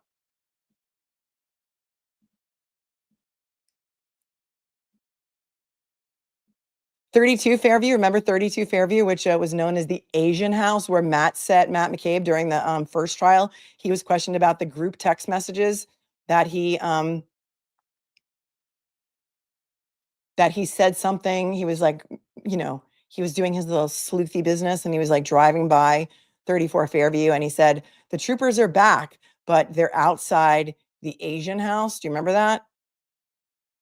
Well, yesterday afternoon, Hayden Carney posted on Twitter that there was a huge fire in the backyard of the Asian House. Somebody else had posted mass fire pics. Canton, Mass, 32 Fairview Road. Car 5 reports fire is knocked down. Companies overhauling. But there's some pictures here of the fire that happened yesterday in the backyard of the, quote, Asian House at 32 Fairview. A lot of speculating online. Was it a warning? No, it's not. It's not a restaurant. It's people. The people that lived there were Asian, and I believe the neighbor was on the list, the witness list. She was never called.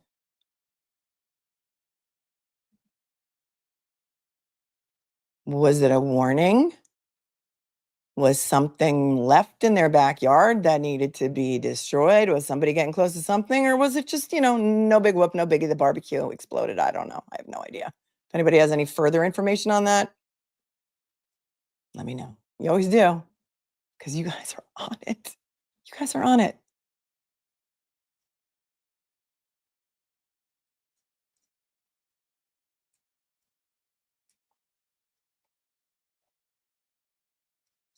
I thought this was interesting. Apparently, there's a retired attorney by the name of Michael Gaffney who might have been a little bit worried about his record keeping, because apparently March 26, 2024, to Michael Gaffney, who I guess is retired from the system, Michael Morrissey forwards Gaffney an article from the Boston Globe that says the retirement system is deeply flawed, and the subject is Massachusetts has deeply flawed honor system in tracking retirees' work. And then Michael Gaffney responds to him and says, I read this article this morning. I'm glad I've kept detailed records as to income and hours. I've played by the rules since the beginning. I just hope they don't change the rules. And Morrissey responds, they are mostly aimed at municipal officials, and I know that you know the rules, so I'm not worried.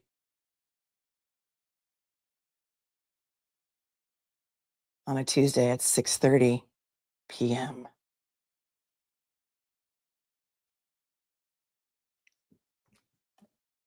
Guess he's looking out for more buddies.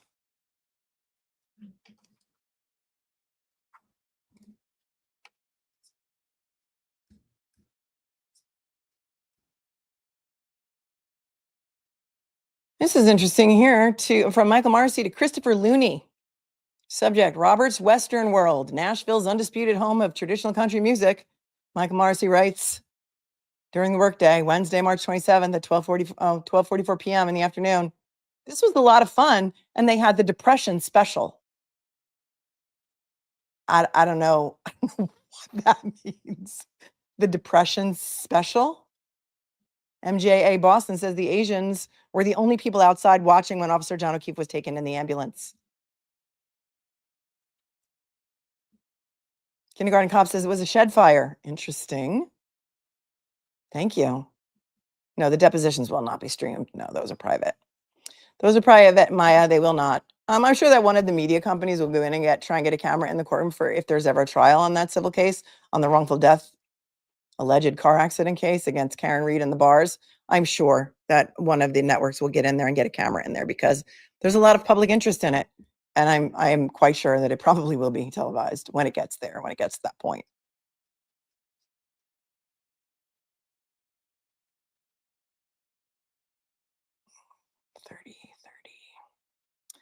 Here's an email, March 27th, 2024, from Michael Morrissey to Caroline McBurney at the Norfolk DA's office.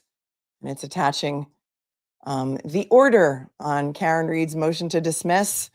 That was, of course, denied by Judge Cannoni. But that is in here as an entire attachment. That was pre-trial 1, because that was,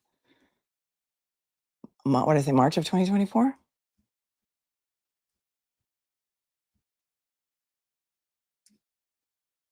That was a great reading. If you guys haven't read that, you should. I have a show on that going all the way back to when that decision dropped, because we were riveted before the first trial.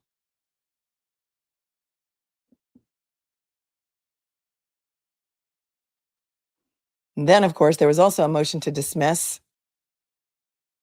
Well, there was a motion to dismiss for all of the bogus evidence that was presented during the grand jury, to dismiss the indictments. And then there was a motion to disqualify Michael Morrissey's office.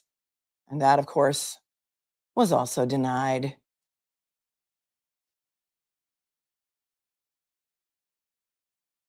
Back in, let's see, 3059. Here it is, March 29th of 2024. Michael Morrissey to Margaret Krippendorf, the order on the motion to disqualify, which was denied. What I thought was interesting about this, the link, because this is in like a PDF form, I can't click on the links. I can't even copy and paste the links. But it looks like it was part of a Discord group, because it says cdn.discordapp.com. I don't use Discord. I'm very against it because there's a lot of horrific things that happen on there with regard to children and such. But I do know or believe that it's been out there that the friends and fam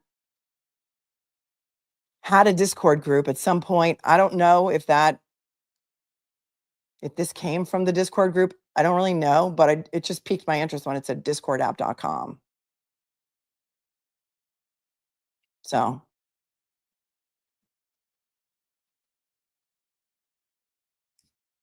you can tell me if you know the answer to that. And that was the order on defendant's motion for sanctions and for DQ of the Norfolk District Attorney's Office. And of course, that too was denied.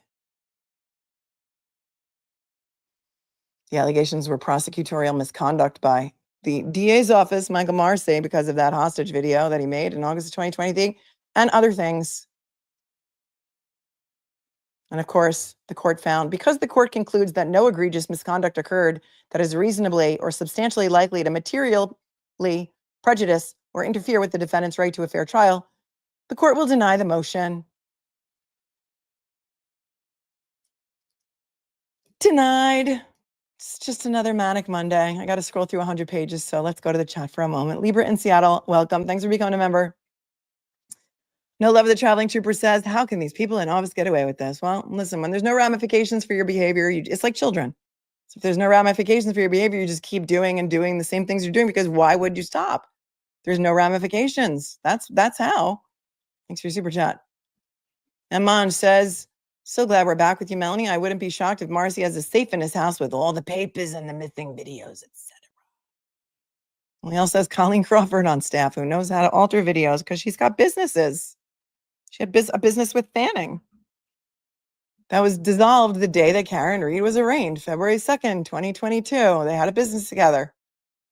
John Fanning and Colleen Crawford. It's true. You know it. Sure, we looked at that at one point.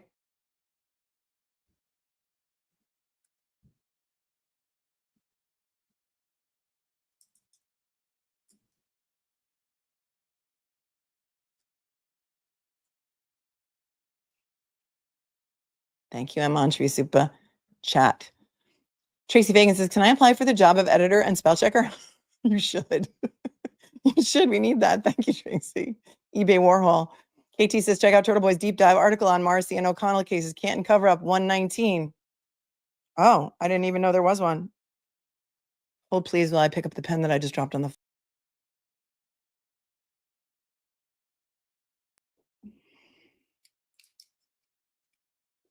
Anybody who wants to go look at it can look at it. If we have time, maybe we'll pull it up later. My notes are everywhere. I got sticky pads all over the place. Canton cover up.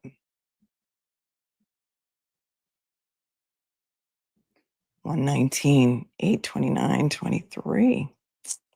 He was on it. As always.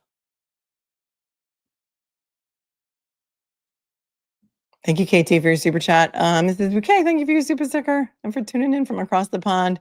Tully is Marcy's goon, no doubt, says Doro Della. Thank you for being with me for a month. Brigitte, the fire started in the shed in their backyard.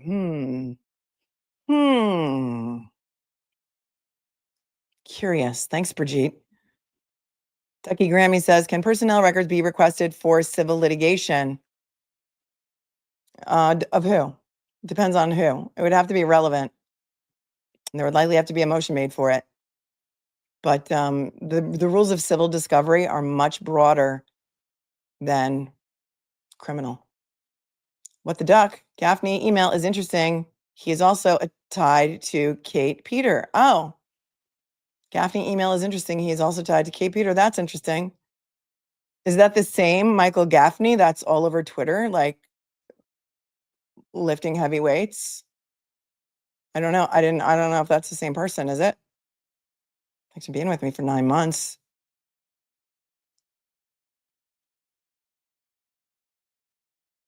All right, back to the emails, back to the papers.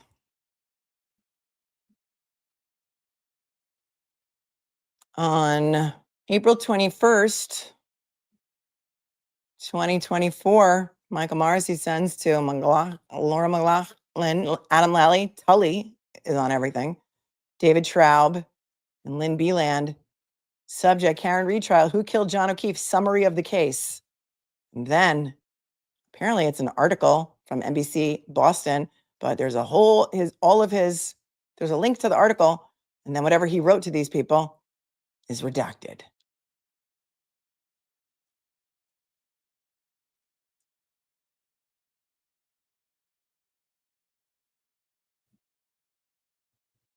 I didn't even notice this one when I was reading, but now that I see it, Michael Morrissey to Keith Pantazellos, copies Brian Tully and Lynn Beeland. Massachusetts cannabis prices lowest in New England on 4/20 in 2024. He says, I don't think this is good news for the underground market either. That will also drive down the interest in the illegal weed market, correct? If the price is on the legal market that low, what's the incentive to get involved in the illegal grow? Oh my. Well, you just can't make it up.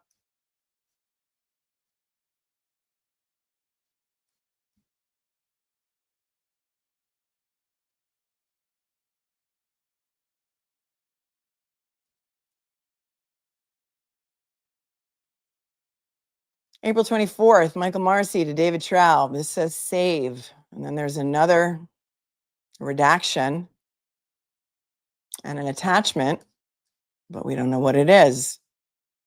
Here you go. Into April 24th, 2024, to Lisa Beatty from Michael Morrissey. RE, Boston police failed to arrest serial rapist for years despite DNA evidence.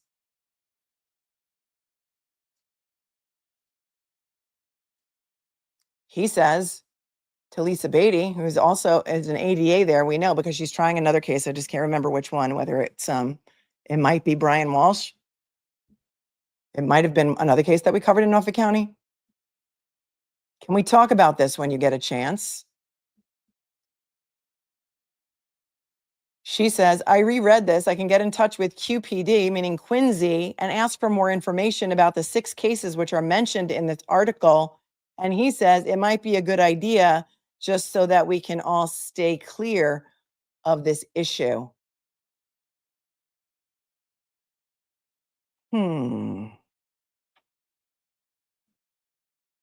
Somebody will do a deep dive on that, I'm sure.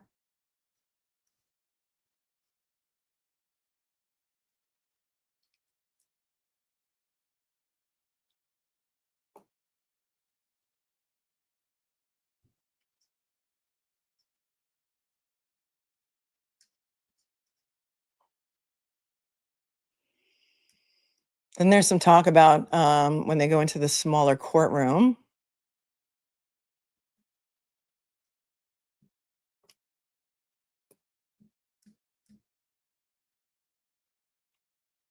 Something here from 2019 from Michael Morrissey on April 26th to Margaret Krippendorf, Middlesex disciplinary proceedings. I don't know who was facing some sort of disciplinary proceedings, but the insurance policy that they attached to this email is from 2019. It's got the limits of liability and the deductibles and the premiums for the Middlesex District Attorney's Office, and it's attention Mr. Thomas D. Ralph. So that's a little bit unclear. Or somebody will also do a deep dive into that. And then here we get to April 26, 2024, Michael Morrissey to Lynn Beland, Pamela Alford, and Laura McLaughlin. Subject, Karen Reed murder trial will be held in smaller courtroom.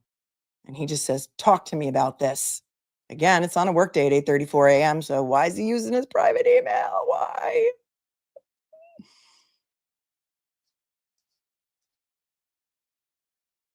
Was he happy that it was in the smaller courtroom? Was he not happy that it was in the smaller courtroom? And then perhaps my favorite, I'm going to have to scroll, so give me a second.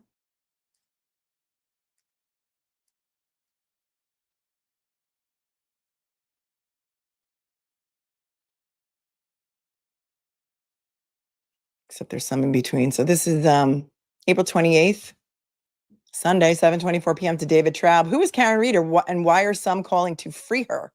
And he says, save this article.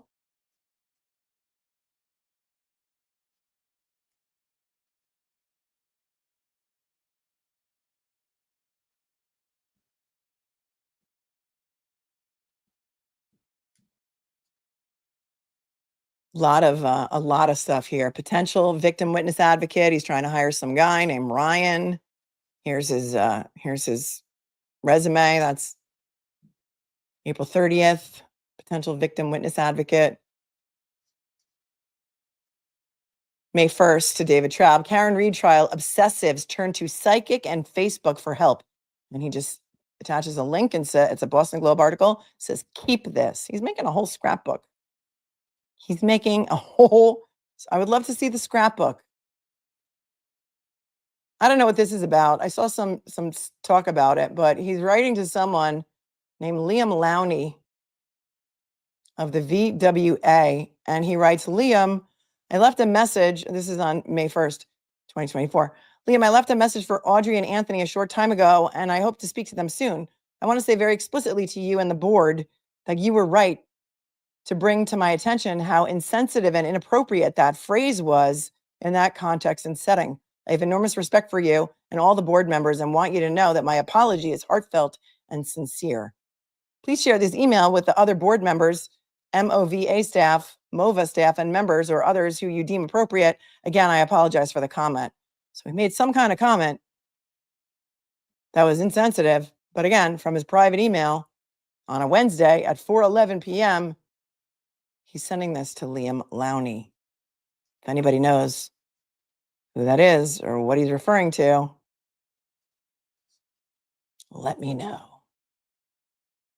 Friday, May 3rd, 2024, to David Traub, Karen Reed trial, how Friday's testimony unfolded. From the Boston Globe, save this and photo.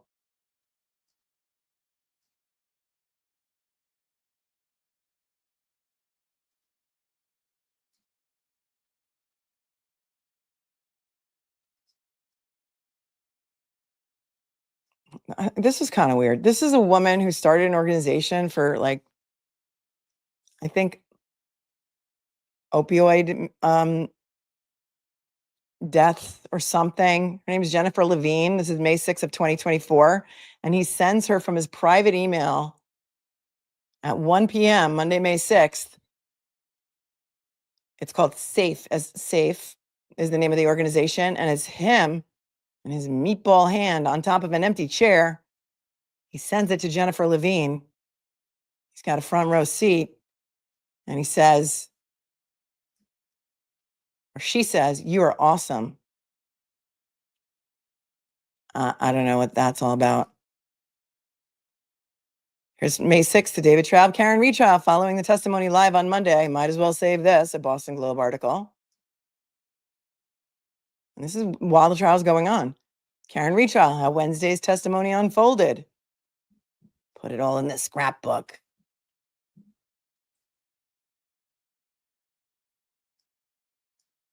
This is my favorite, page 3199. From Michael Morrissey to David Traub on May 10th of 2024. Karen Reed murder trial, day 8. The Albert family testifies. I guess that's not the one. This isn't the one I'm thinking of. But he says, "But not too bad a story. Keep this." And this was from enews.email.bostonherald.com. The Albert family testifies, and he says to Traub, "But not too bad a story. Keep this." I mean, does it ever? I mean, if you ever had any doubt about who the Karen Reed persecution was designed to protect, not too bad a story about the Albert family testifying. We've been over Michael Morrissey's hostage video from August of 2023 many, many, many, many times. And he mentions Colin Albert more times than he mentions John O'Keefe. He also said Michael Proctor never went to 34 Fairview. And a lot of other things in that 5-minute video. If you haven't watched it, boy, it is egregious.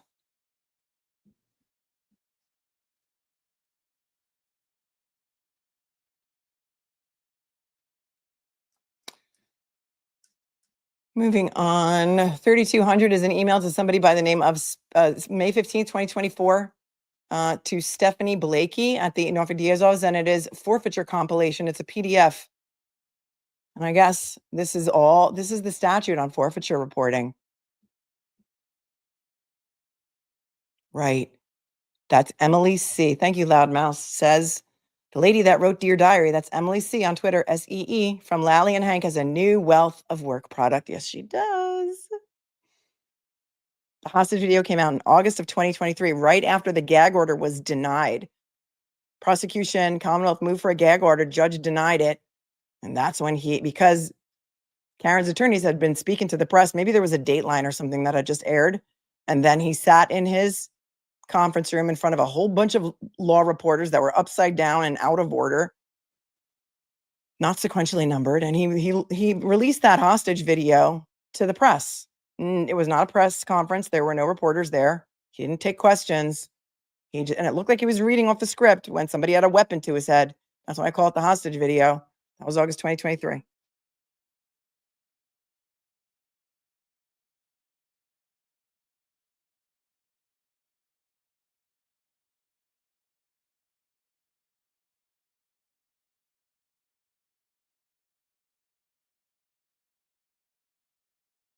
Okay, moving on.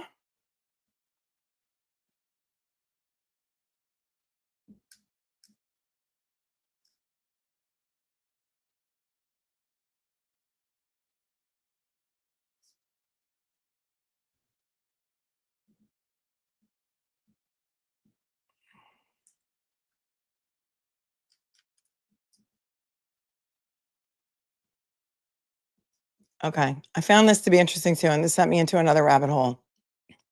On May 29th of 2024, Michael Morrissey sends an email to John Shaughnessy. Remember, I think that's part of the law firm, but it says Norfolk, says it's a Norfolk email address. Subject taser, and then it says synopsis of Axon reports. Then there's a link to a Mass Live article where Dedham police were involved in a man's death when he was in custody in Dedham. And Michael Morrissey decided not to charge the police.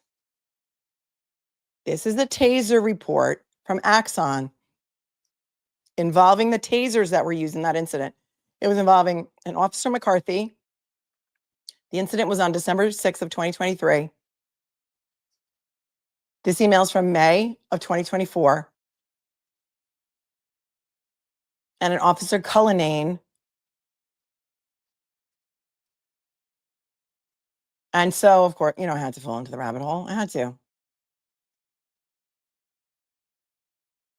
And so here's the article that I found from November 8th of 2024. So this is in May. They get this taser report. He gets this taser report in May.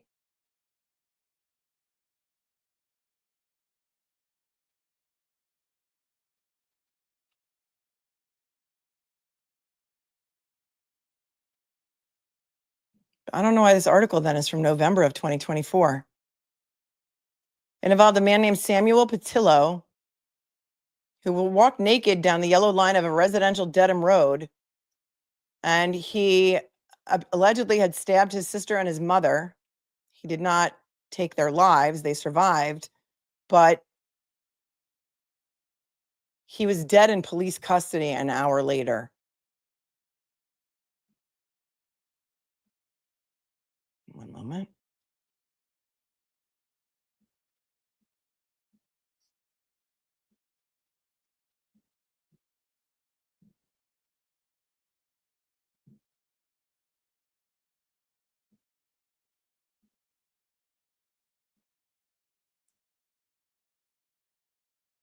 He was naked fighting and kept on coming after us. Dedham police officer Brian Cullinane, an officer who responded to the stabbing, said in his interview in a report on Patillo's death released Friday by Norfolk District Attorney Michael Morrissey.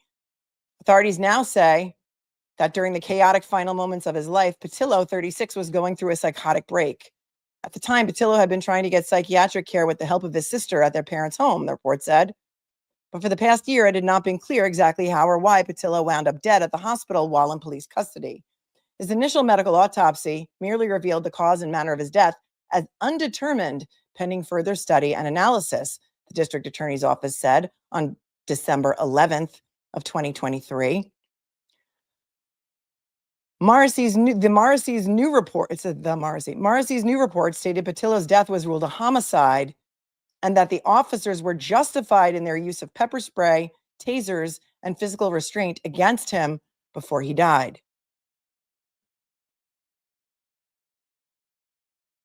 Through multiple interviews with Cullinane, other officers who'd responded to the stabbing, Patillo's family, his neighbors, and people who'd seen him out on the road that night, the report shines a new light on the last moments of a man suffering a psychotic episode, his interaction with police, and the reason for his untimely death. A naked man in the road. I've never been in an incident like this where the fear was out of control, recalled Cullinane. He's a cop, Dedham PD. Just after 6 p.m. on December 6, 2023, Cullinane and two other Dedham officers, Ryan McCarthy and Michael Pucci, were on their way to a reported stabbing at 2 Jackson Pond Road. They were around the corner on Country Club Road when the cruisers came to a sudden halting stop. A bearded, naked white man had appeared in the middle of the street, running directly towards their cruisers. Patillo was flailing his arms like a monkey, one civilian driver who saw Patillo and called 911 said, scared he would jump on the hood of her car. Another civilian driver reported the man was talking to himself, had unfocused eyes, and looked like he was having a mental break. McCarthy stopped his cruiser, and Patillo lunged as the officers stepped out of the cruiser. Patillo kicked him in the side, and McCarthy kicked back and commanded, "Get back, put your hands up." Patillo yelled, "Shoot me, kill me, I want to die." Cullinane pulled his cruiser over and ran to help. He fired a taser at Patillo, and the naked man fell to the ground. but only for about 5 seconds. He jumped back to his feet and again came at the officers. Taser him again, taser him again, McCarthy shouted. Cullinane fired a second taser and Patillo fell again, face first, but just for another 5 seconds before charging once again at the police. I wonder if they have body cam footage of this. It's just nothing was working, Cullinane told the district attorney's office in his interview. He was shocked at Patillo's ability to resist, said he'd never seen anything like it and felt helpless. The third officer, Pucci, sprayed pepper spray for about 4 seconds in Patillo's face, which had no effect. They fired a third taser and Patillo fell again face first, and Pucci and Cullinane each grabbed an arm to handcuff him. As Patillo continued to buck his legs, McCarthy punched him in the ribs as a, quote, distraction, end quote. The police were finally able to lock the two sets of handcuffs together, and Westwood police arrived for more help. McCarthy got on top of Patillo to hold him down after he tried to bite Pucci's arm and began biting the handcuffs. The report noted there were no chokeholds or neck restraints used on Patillo during the struggle. At this point, Patillo slowly began to calm, and McCarthy got off of him. Pucci shone a flashlight in his face, and the officer said he was still breathing and spitting, his breath puffing out in the cold air. But about 30 seconds later, Patillo became very quiet, Pucci said. The officer shone the light in his face again and rolled him on his side and slapped him twice in the cheek, but there was no response. A Westwood police officer checked for Patillo's pulse on his neck and could not find one, and Pucci did not feel a pulse on his chest.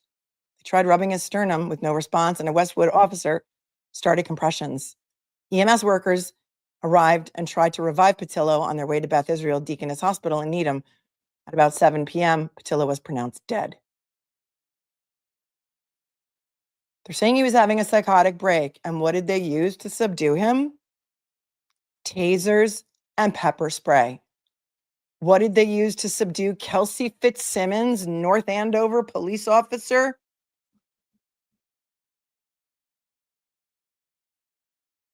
She was shot in the chest by a coworker, a friend, North Andover police officer of 20 years. They went to serve Kelsey Fitzsimmons, also a North Andover police officer who was suffering from postpartum psychosis.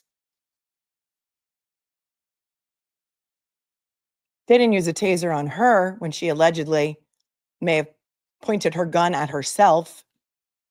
They shot her in the chest, and she's had many, many, many, many surgeries. And she is now being held without bail, but she's still in the hospital trying to recover from the numerous surgeries that she's had. So that's interesting to me. And this was back in, I don't know, 2023. What do we say?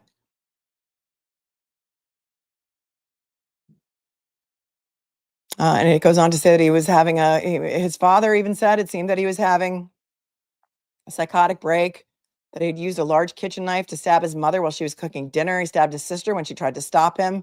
His father had been upstairs reading a book and came downstairs to the melee.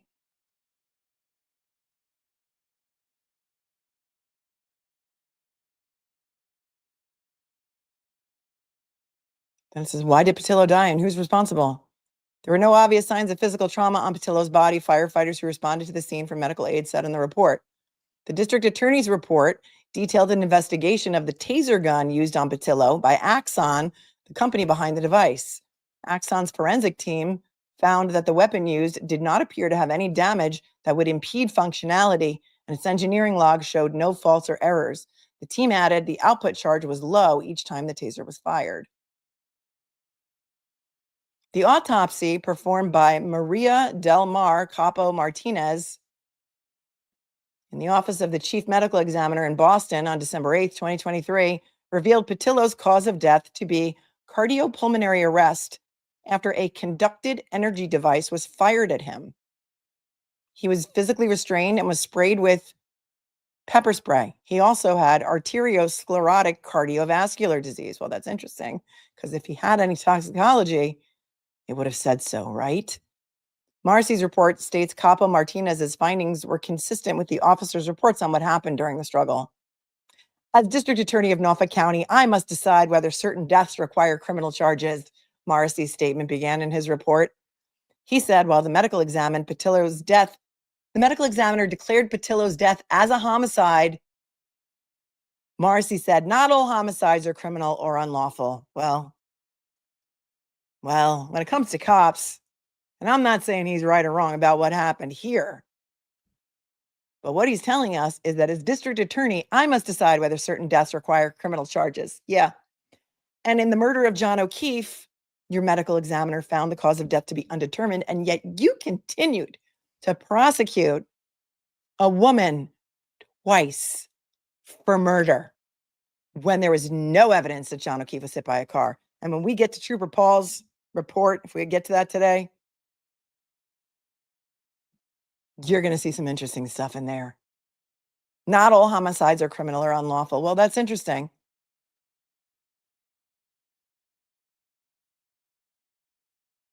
That's the Emmy and Sandra's case. Thank you, Mizzy. I was going to ask that. She's the one who declared Sandra Birchmore's case to be a suicide. And that was in 2021, February 2021. Because John, that was a year before John. Same medical examiner who called it a suicide. Thought I recognized that name. I find that the actions of the Dedham police officers were reasonable and justified under the circumstances, Morrissey's statement read. I find that there was no criminal liability on their part in attempting to subdue and detain Mr. Patillo after he violently assaulted his mother and sister, attempted to flee the scene, and presented as a further threat to police and the community, his statement read. In addition, Morrissey said the officers took necessary and reasonable steps to prevent or minimize physical harm, and that they checked on his physical well-being after Patillo was handcuffed. No further action will be taken by the district attorney's office in relation to Patillo's death, Morrissey concluded.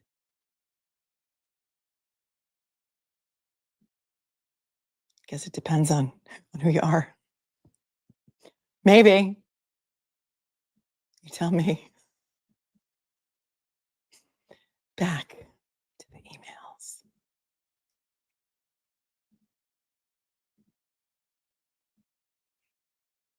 That was the rabbit hole I fell into on that case, where he got the Axon reports in May of 2024. There they are. If anybody wants to read them, you can come back and screenshot them for later. Thursday, May 30th of 2024, to David Traub, he attaches an article that says, everyone you need to know to understand the Karen Reed trial, masslive.com. And he says, definitely save this one. That was May 30th of 2024, when the Karen Reed first trial was in full swing. Okay. This is the rabbit hole I could not find an answer to. And I did so much research on this. Okay. May 31st, 2024. It's a Friday. From Michael Morrissey to Brian Tully, Matthew Dunn, who I don't think he testified in the first trial, but he did testify in the second trial, or he's also testified, I think, the evidentiary hearing in Brian Walsh. I don't know, but Matthew Dunn, his name is familiar to me.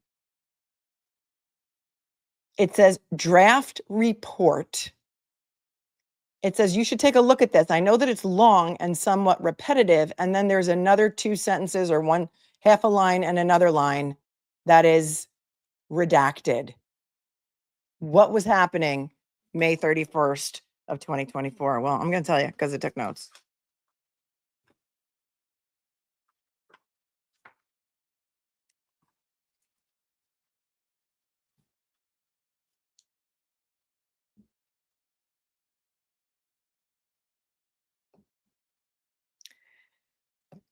Friday was May 31st. There was no court from Wednesday to Friday, the 29th to the 31st, because it was the Memorial Day weekend. Tully had not yet testified. Tully did not testify until June 12th. I went back and looked all this up. Tully testified on day 23. That was June 12th. This is before Tully testified. This is after. Who testified on the 28th? Hang on. On the 28th, that was day 18. That was Dr. Fowler from the lab in the hospital who testified about the collection of the blood results for Karen Reed, the collection of the blood. Nicholas Roberts, who was the MSP toxicologist who talked about the extrapolation of the BAC and how it couldn't even be. I did not search that PDF title because I couldn't even copy it, but that's a great idea. If anybody wants to do that, email to me. Hey, see you, Buffs mom. Skull Buffs. Skull Buffs. Happy Monday.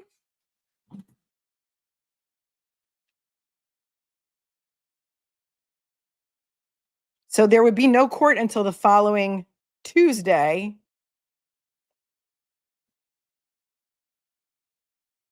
Which would have been day 19. What is this report about? And was he prepping Tully? 6/3/2024 cell phone records received from Verizon. So it was right after that. That's in the court docket. Three clerk Monty. You guys are on it.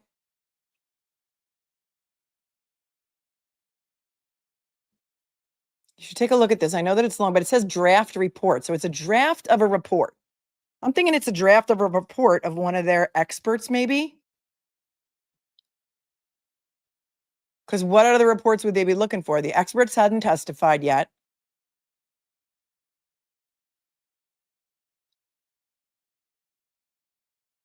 Tully also hadn't testified yet. I'll tell you who testified soon after. Okay, so this is the Friday of Memorial Day weekend.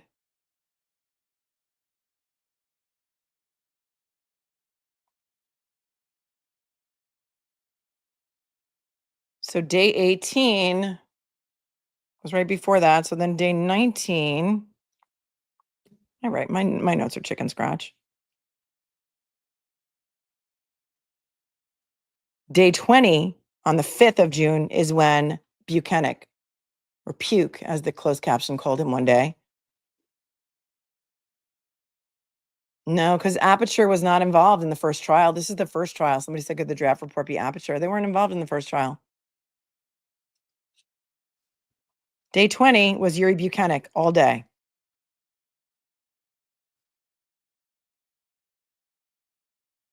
Day 18, which was right before this, was Nicholas Roberts, Fowler, Trotta, who talked about the plow schedule, and Jutris, who talked about the library video.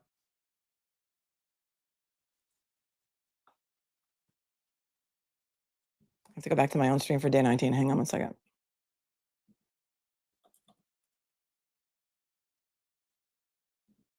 Do, do, do, do, do, do.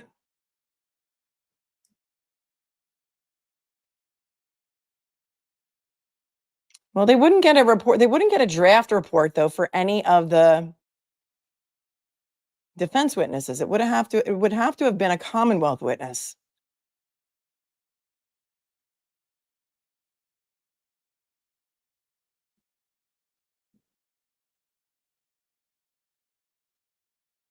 All right, so day 19. Oh, day 19 was O'Hara testified, Hartnett testified, and that was June 3rd.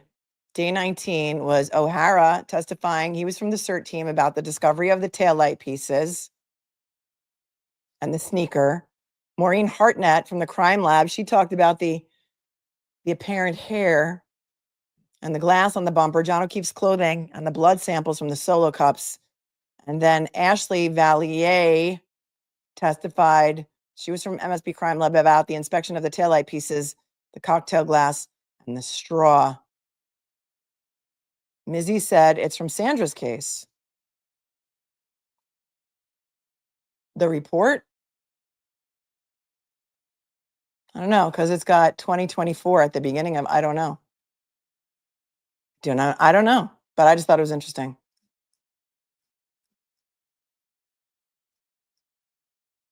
So there is, the jurors asked for a CERT report, but they couldn't ask for anything until they were deliberating, and the trial was still in full swing. We were only on day 18 out of, how many days did the trial last? Trial lasted for 33, 34, 35. I mean, by the time the mistrial was declared, it was like 36 days altogether. Maybe that's the missing report, says Mayhops. Curious.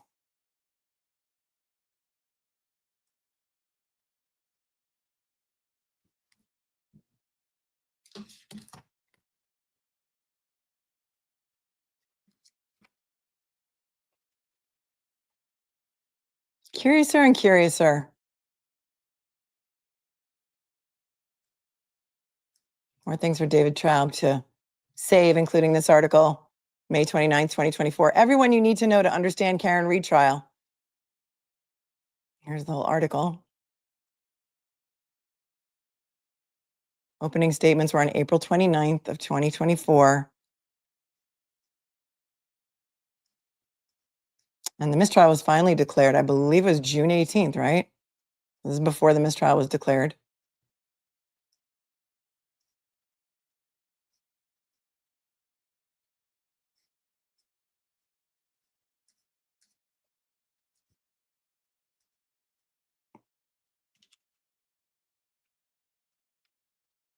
The day the mistrial was declared. This was interesting.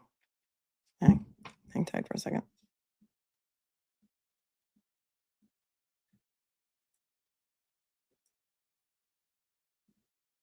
Anybody remember what time the mistrial was declared?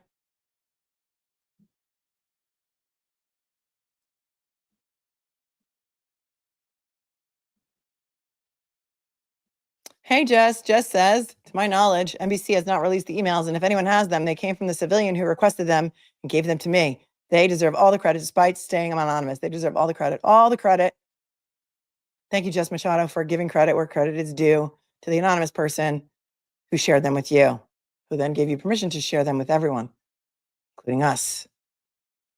June 18th, 2024 at 4:41 p.m. to Adam Lally. Subject, certified dog trainer profile, James Crosby, Jacksonville, Florida. He's sending him James Crosby's profile on the same day that the mistrial was declared, as if he was ramping up for trial number 2. Was July 1st? No, July 1st. Hold on a second. July 1st was the mistrial in trial 1. And then June 18th was in trial 2. See, I'm getting so confused.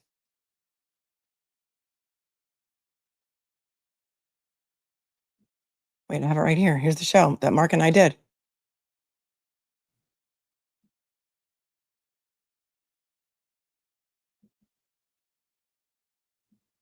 That was on July 1st, 2020. You're right. July 1st. July 1st was the mistrial declared. Okay, so this is, I'm sorry. This is the, forget everything that I just said. Forget everything that I just said. So this is in the midst of the trial. Michael Morrissey sent Adam Lally the James Crosby profile. This was mid-trial. Forget it. I was wrong. I'm getting my cases conflated.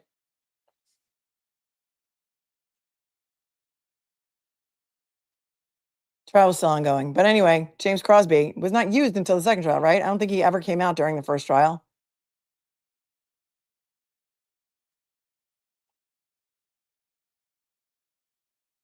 Right? July 1st was the mistrial in trial 1. Yes, correct. I was wrong. I conflated. I mixed up my dates. I confused them. Okay, here's a statement. Here's a bill. Michael Morrissey is in the middle of the trial.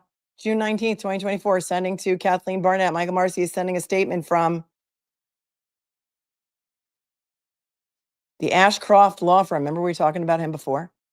And it says here, he was assisting with our effort in getting some of the discovery from the U.S. Attorney's Office. It is also looking into additional avenues to pursue complaints of corruption, biased, it says, and conflict. Who are you? Oh, he wants to pursue avenues, complaints of corruption, bias, and conflict against the U.S. Attorney's Office. And so here's a bill from the Ashcroft Law Firm regarding Special Assistant Attorney General Services with the Norfolk DA's office pertaining to the federal investigation because, again, the 50 or 60 attorneys that they have in-house that they pay a yearly salary to are not capable of doing this. And again, it's his iCloud account at $500 an hour, which is double what they paid Hank Brennan, is a bill for $6,825.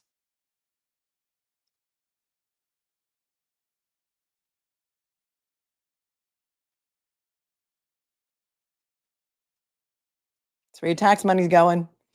And then the attorney actually signed it under the penalties of perjury. This invoice is a true and accurate reflection of the hours I have worked on the dates listed above. And the dates were April and May 2024. Basically, all it was phone calls. Oh, but that was the previous balance was $6,825. The total of this bill is only $350.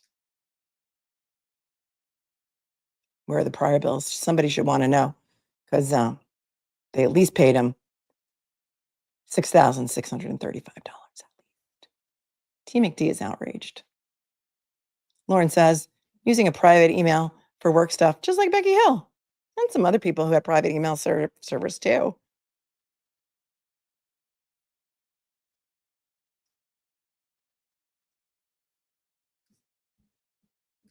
Then he's got a picture of a dog bite in here, which I thought was interesting that he said that we should use this picture of this dog bite.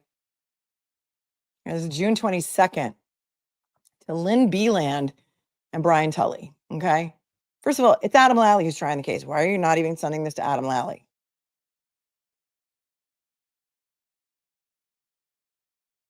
This is a more blow up of the picture that was contained in the previous email. It appears to show a more direct line of the little dots all lined up in the arm. I think we have to use this against, and then it says to biomechanical engineers. I'm sure it was supposed to say biomechanical engineers, but it says to BUI, mechanical engineers, when they testify. Let me know what you think.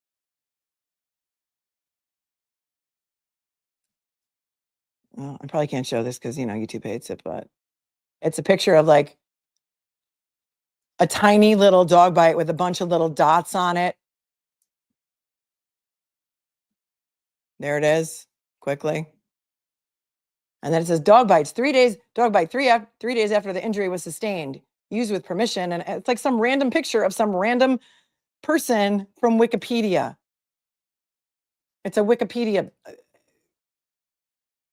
No, that's not how evidence works. District Attorney Morrissey. It's just not.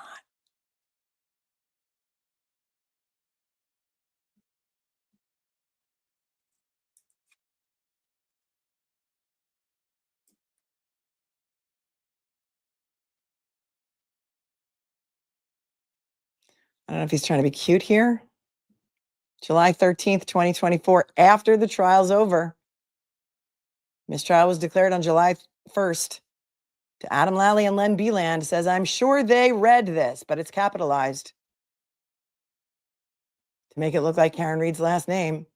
And it's the cover of the Boston Herald. Picture of Karen. It says, read this, says DA. Boston Bay Forever says this is what we as taxpayers pay for. What an embarrassment. Yep. Monday, July 15th, Michael Morrissey to Adam Lally, Lynn Beeland, David Schraub, McLaughlin, and Tully. Karen Reed expected to appear in court for motions hearing. Attaches an article. I mean, this is just his private email, allegedly, his iCloud account. What about the AOL account to Cheesy Banana? Wasn't that an AOL account? Who knows what was on that email account? Or his work email account.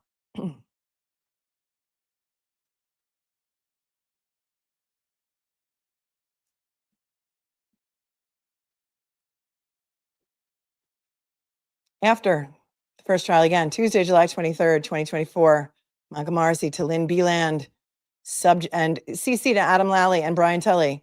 Subject, Judson B. Welcher, Executive Vice President. So this is after the mistrial is declared. Within 3 weeks, he's gearing up for trial number 2.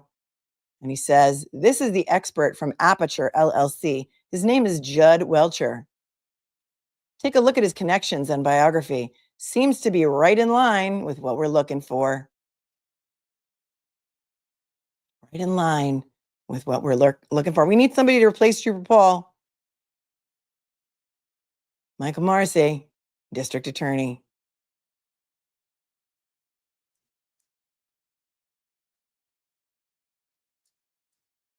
And then on July 24th, Michael Morrissey to Adam Lally, Laura McLaughlin, Lynn Beeland, and Brian Tully. Judson B. Welcher, Executive Vice President, is in the RE, and he says, Andy Klane, Klane, sold his company to Aperture, which is a large national company with forensic and mechanical engineers. The enclosed resume of Judd Welcher seems to fit our bill. I'd like to get a discovery package together to send to him so we can see whether he can provide an opinion that might help us out with the case. Thank you. I mean, typically you try to find an expert who can agree with your theory of the case. But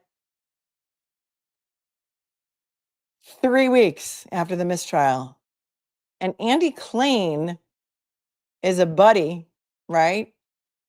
Who used to work for the MSPs, former MSP, Andy Klane. Thank you, Godboy UK.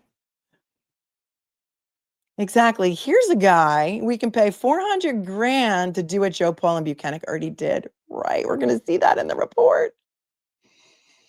Soupy says, let's overpay for stupid experts. Fairy Raven from Ireland is here. It's been here for 18 months. Thank me. Thanking me for going through the emails. Thank you for watching all the way from Ireland. Love you. No Love of the Traveling Trooper says, Tully is involved in everything. OMG. Super chat. MCKT gifted 5 memberships. Welcome to all the new members. Welcome. Jay-Z says, happy to spend my birthday with Mel and the Cupcakes. Happy birthday to Jay-Z.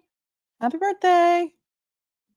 Grace Base, June 18th, 2024, was Dr. Russell Arc of voir dire. This is Grace Base.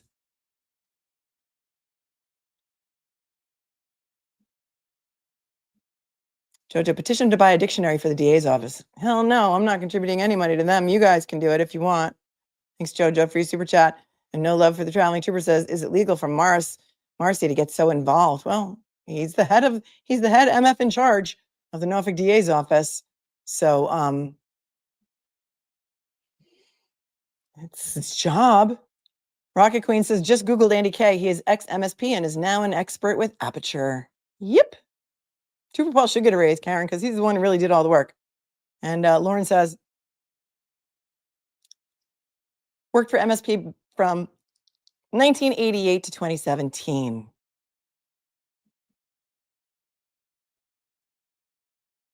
Mm-hmm.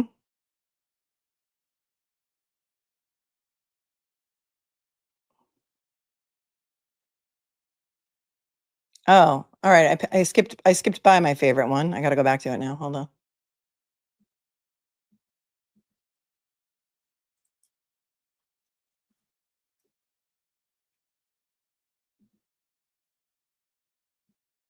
This is from June 10th, 2024, while the trial was in full swing. June 9th, Michael Morrissey wrote an email from his iCloud account to Yvonne Abrams, the columnist at the Boston Globe, and says, Sunday's article was well done. The district attorney's office tries to speak for victims, and there is only one set of victims in this case, the extended O'Keefe family.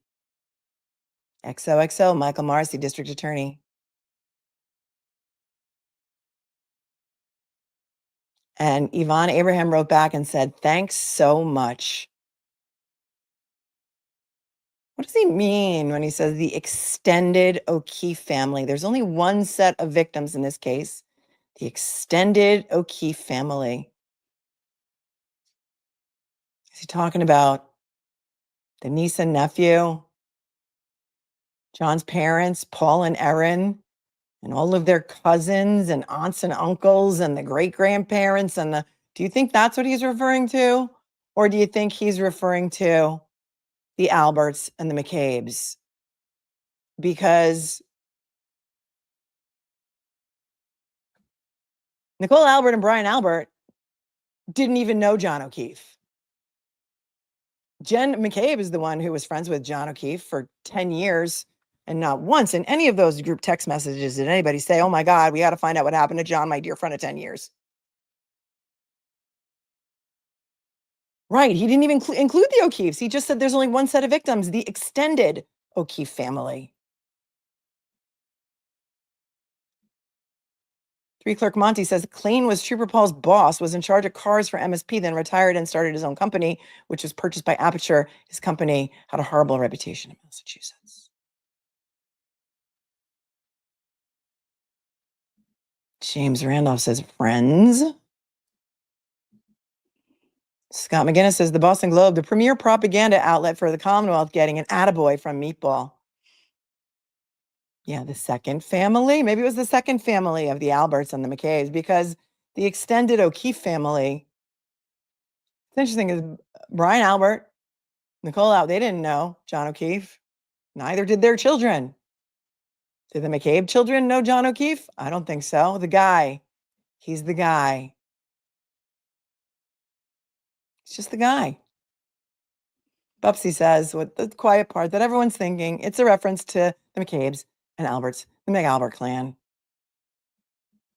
And that is crazy. And he's telling you right there, there's only one set of victims in this case, the extended O'Keefe family. That's on June 9th of 2024. That is after they have selectively enforced the witness intimidation statute against Aidan Carney and indicted him for something like, at the time, 16 felonies for alleged witness intimidation. 6 of them were dropped or dismissed in a motion to dismiss. This is after the district attorney's office, this office, tried to indict Karen Reed and Aidan Carney on conspiracy to commit witness intimidation charges against probably the same people, and failed because the grand jury did not indict that ham sandwich. That was Karen Reed and Aidan Carney. They tried to do that in something like March or April of 2024. It was unsuccessful. They're the set of victims in this case. And there's still 10 felony charges against Aidan Carney. There may be 2 more for the witness, the window intimidation at D&E Pizza for Colin Albert and Chris Albert. Are they also part of the extended O'Keefe family? And Julie Nagel, is she part of the extended O'Keefe family?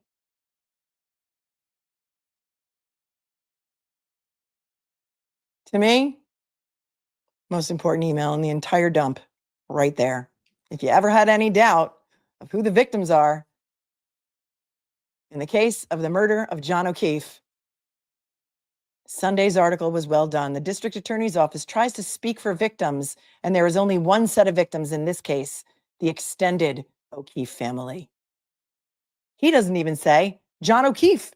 Boston police officer John O'Keefe is a victim in this case.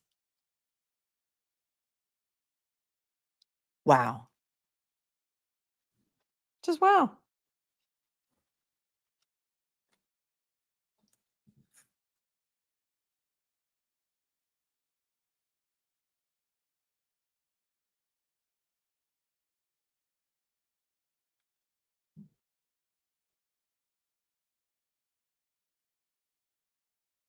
There was one right before this on June 6th.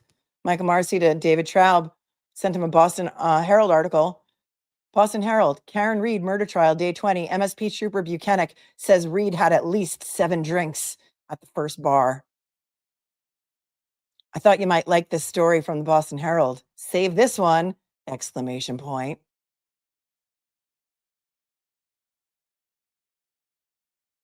Maybe that was the draft of the report. The report about Yuri Buchanan, counting the drinks on the video and going through the video. I don't know if they ever rendered a report on that, but that email was May 31st about the draft of the report, and Yuri didn't testify about this until June 6th. Tracks. Right. Good citizen. Hi. Says extended family versus Peggy and John Sr. Been here for 10 months.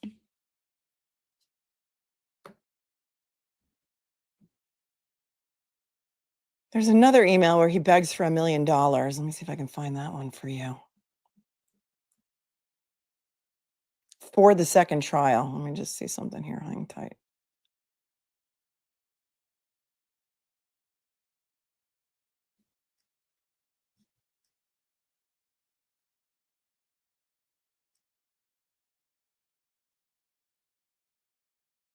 Oh, he also complained about a fake. He wrote an email, a direct email to the chief of Quincy PD because somebody sent him a fake Domino's delivery on September 20th of 2023. And he just sent him a copy of the picture of the receipt because the night before, September 19th of 2023, somebody sent a fake Domino's delivery to Michael Morrissey's house. So he wrote Chief Kennedy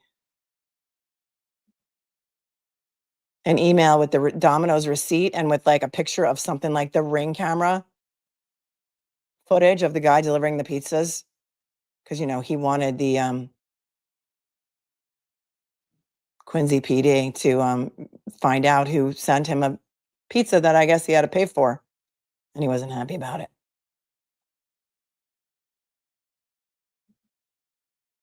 And in true Olivia Nile fashion, our friend Olivia Lambo on Twitter. But since 80% of you don't go to Twitter, I got to show you this. She posted, what's today? Today is what did I say? Today was the 11th. On the 10th. On the 10th. Remember the fee agreement that we just looked at of the Norfolk District Attorney's Office and the Boyle Shaughnessy law firm? Well, oh, she's got the receipts on this too. Well, that's interesting. Apparently that law firm has also been retained to represent William Farwell, who is the twin brother of Matthew Farwell. Emily's here. Emily C is here. She says he was just mad it was a small pizza and not a large. And they didn't have any, like, you know, cheesy bread or whatever I don't do Domino's. We have great pizza here from a million different sources that it is sacrilege to order Domino's here or Papa John's or any of those places. Like, you just can't do it because there's an excellent pizzeria on every single corner.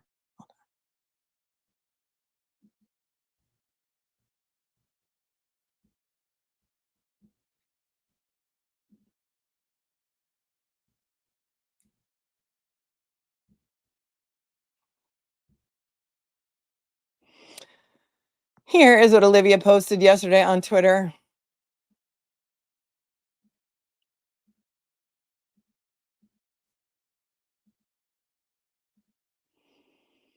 An elected county DA conducting business with taxpayer funds at the law firm he founded definitely seems like a conflict of interest.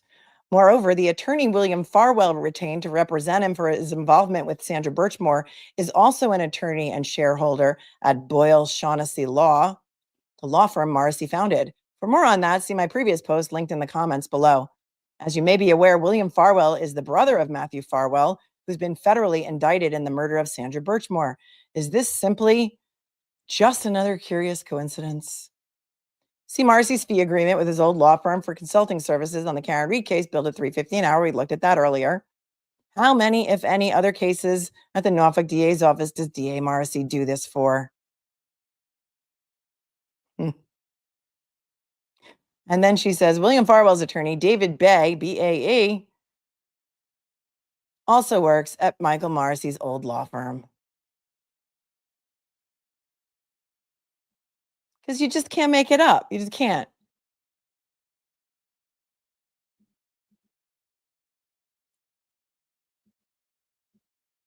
She says, fun fact, did you know that attorney David Bay, representing disgraced former Stoughton police officer William Farwell for his involvement with Sandra Birchmore as an attorney and shareholder at the law firm founded by Michael Morrissey?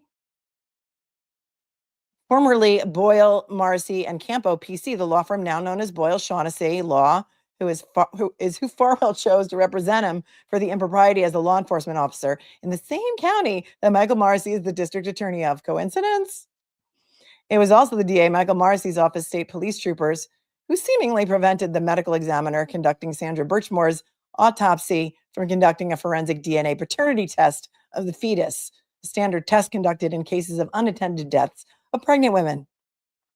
It was also DA Michael Morrissey's office, state police troopers, specifically Trooper Nicholas Garino, who claimed that any digital forensic evidence from Birchmore's cell phone couldn't be retrieved or something to that effect. Sound like the Massachusetts State Police Division under DA Michael Morrissey's authority helping to cover up a murder by one of their own? Sound familiar? As was recently revealed, a separate federal investigation by the FBI and the U.S. Attorney's Office is underway, and the Attorney General's office took over an investigation that was being led by Norfolk County District Attorney Michael Morrissey's office. I wonder why that is. If you'll recall, in DA Michael Morrissey's letters to the feds fishing for information about their investigation into his office and his state troopers under the guise of giving a damn about their discovery obligations to Karen Reed, he was seeking the case file and all the documents related to the investigation that he could. Now, in the Sandra Birchmore matter, another case handled by his office that's being investigated by a higher authority, the feds, the attorneys from the law firm Michael Morrissey founded, who are representing Farwell, are similarly seeking documents from the AG's office. If Morrissey needs to do some digging into what the AG's office knows via lawyers, doesn't it strain credulity? Oh, thanks, Olivia. Doesn't it strain credulity to think that he'd call his old partner to do the dirty work via those Farwell scumbags? Also, another random fun fact. Did you know that Michael Morrissey spent $140,000 in 1 month alone, September of 2010, in his fight to win the Norfolk County DA's seat? Wow. Someone spending that kind of money for a district attorney's seat isn't doing it out of the goodness of their heart. There's a payoff if he wins and gets that position. What is it? Let's get one thing straight. If you thought the federal investigation into DA Michael Morrissey's office was exclusive to just the Karen Reed case, think again. The web he weaves is tangled. Thank you, Olivia, for, as always, connecting all of the dots.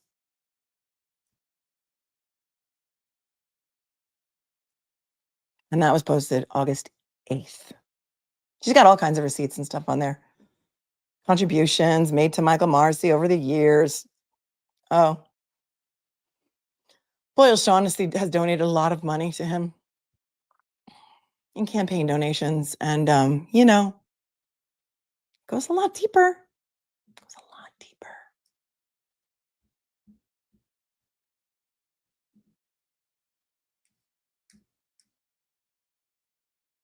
I'm just going to try and find the one where he asked the state legislature to give him something like $1 million for trial number 2. Oh, please.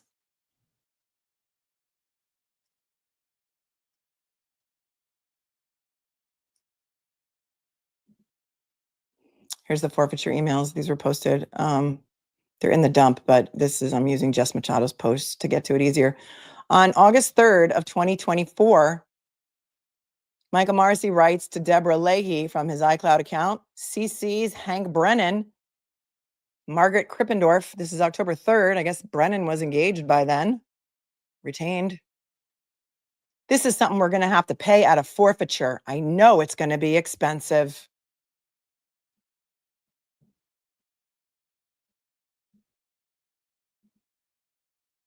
And he's got the aperture bill here. And this is for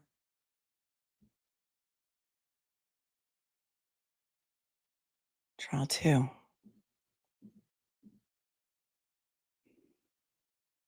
And this is, I guess this is, well, they've already incurred the work. This because he writes this email in October. The work, this is an aperture invoice. And it starts September 11th, 2024. They're billing at $300 an hour, $350 an hour. Andrew Klain is involved. He did some work here. Judson Welcher, Mike Maroli, a lot of people involved in this. And this was as of September 23rd, 2024. They had already accumulated a bill of $44,510.62. And that's where he says he's going to have to go to the forfeiture money to find the money to pay it.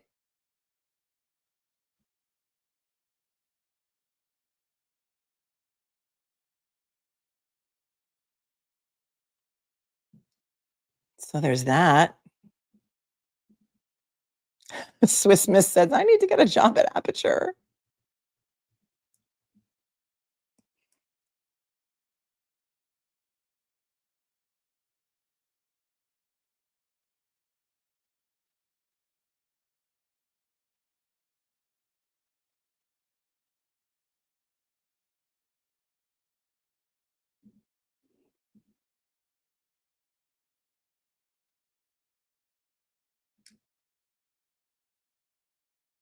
December 7th of 2023, Michael Morrissey wrote to Brian Tully, sent Brian Tully Ian Whiffin's resume.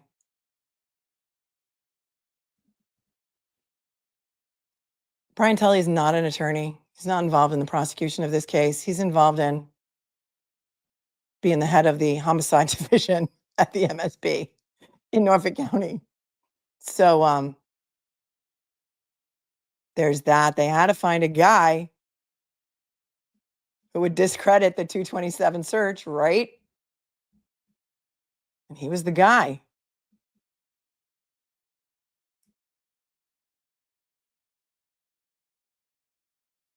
Because on December 7th of 2023, Morrissey is writing to, from his iCloud account, John Maughan, CCing Brian Tully. This is Colonel Maughan, head of the MSB before Jeffrey Noble. Subject, forward, Ian Whiffin, Celebrite resume. Colonel, Ian is the gentleman from Celebrite who provided us with a multi-page report on the Reed phone issues. He recently published an article on his blog, which I have attached in layman's terms. Read the first and last page of the blog about misidentifying data and the appropriate timeframes. The phone technical people in my office tell me that this article answers the question of why the defendant experts in the Reed case are not correct. Please contact me upon receipt so we can discuss a strategy that might be beneficial for both of our positions. Oh, wow. You need to discuss strategy with John Maughan, who is the head MF in charge of the Massachusetts State Police, that is going to be beneficial to both of your positions?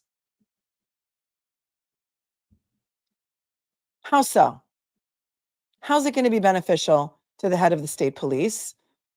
Scott McGinnis says, former state police head Colonel Maughan was a pawn. And he left, and now they got Jersey guy Jeffrey Noble in there.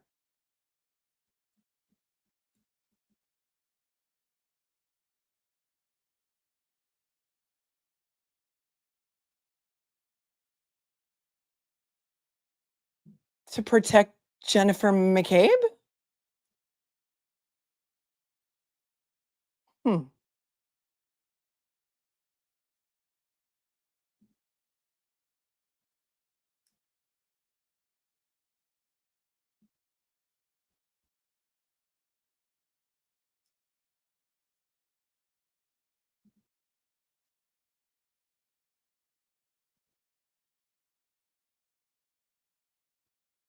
Here's a post by Aidan Carney about another email that forwarded an article about him. So the article about him was forwarded on January 5th of 2024 from somebody at AOL.com.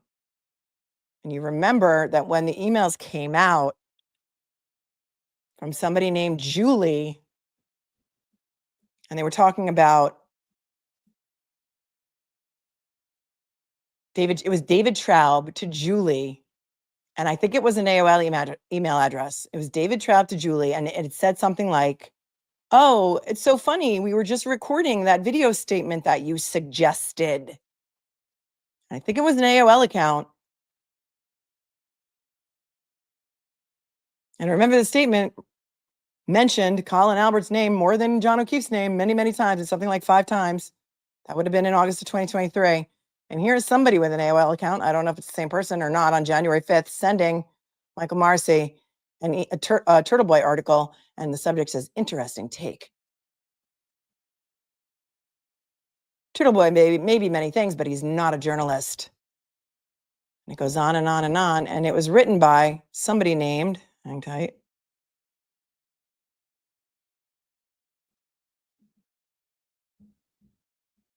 this article, forwarded by the AOL account, was written by somebody that Aidan had written an article about years before. But it just hit me that AOL account might have been the same Julie that was talking about, thanks for, recording that statement. Aidan says in his post, on January 5th, Michael Morrissey forwarded an email from a redacted user who somehow knew to contact him using his burner email address.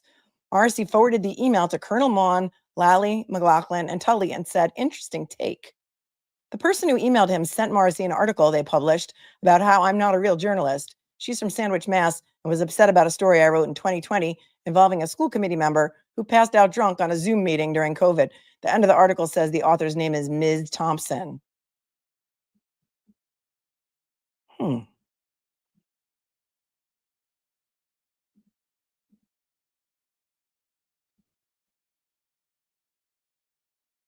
KBD says, I just heard on the news today that AOL is getting rid of dial-up. I didn't even know that we still had dial-up. I didn't even know that either. I had no idea.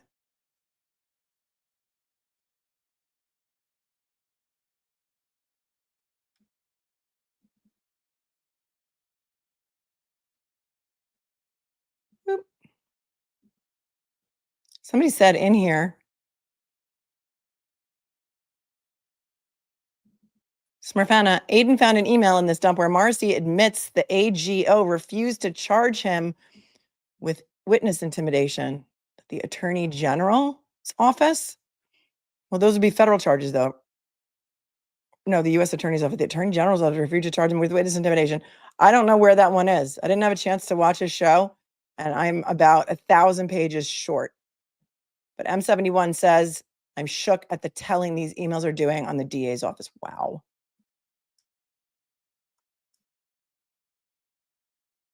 Somewhere in there, he also writes to the legislature and says something like, I need $1 million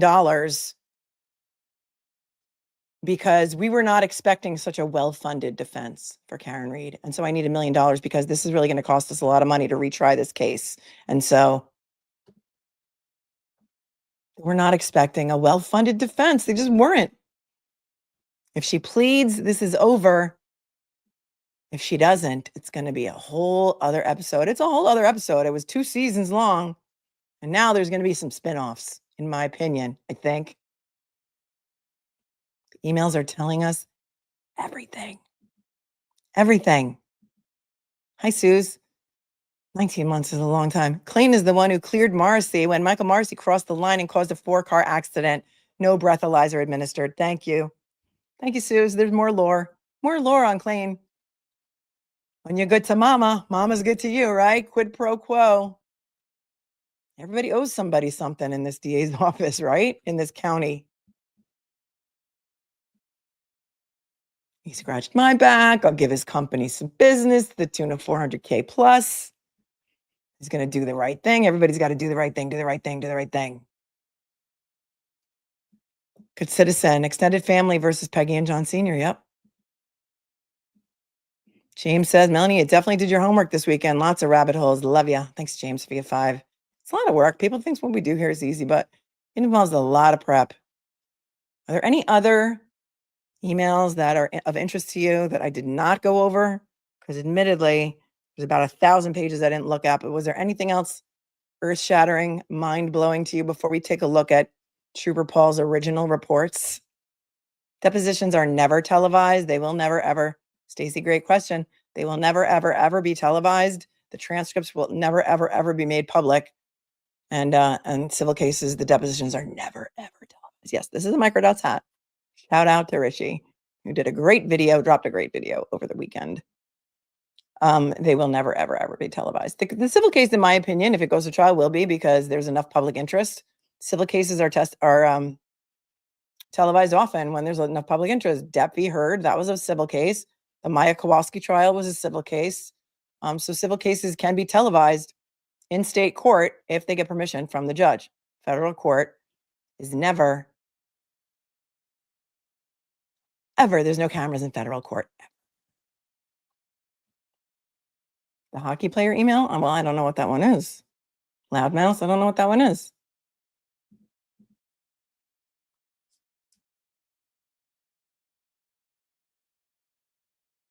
I want to see if I have the $1 million one saved here somewhere.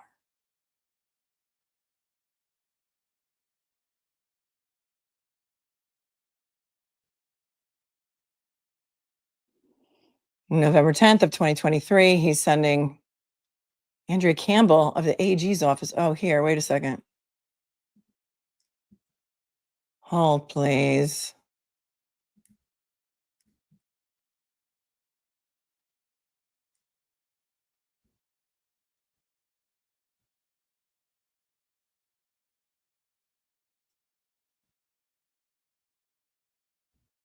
He says on November 10th of 2023, Aiden says, the Massachusetts Attorney General's office responded to Michael Morrissey's burner email account about the recent ruling in my case with Judge Krupp. He calls him corrupt, but I'll tell you, he means Krupp.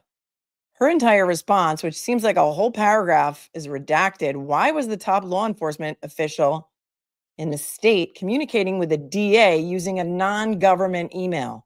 This is from Andrea Campbell on November 10th of 2023 to Michael Morrissey's burner with a CC to Lynn Beeland, Pat Moore at the Attorney General's office, and Jennifer Cotter at the Attorney General's office. And it says, recent Superior Court ruling in the Turtle Boy case,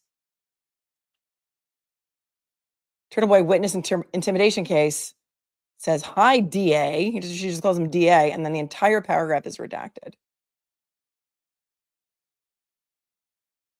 But I guess he sent it to her first at 2:34, and then she responds at 3:40 with something that is totally redacted. And then something else is totally redacted when he first sent the ruling, and he says, I look forward to hearing from your office.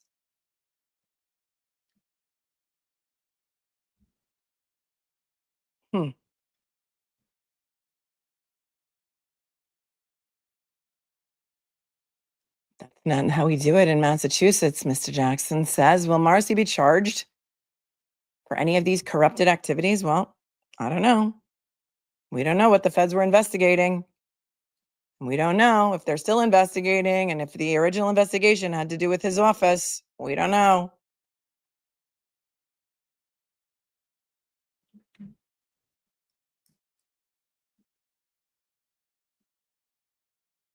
Thanks, Kel. Here's the letter that I was looking for. It's from October 3rd of 2024, which was, as you know, after the mistrial was declared.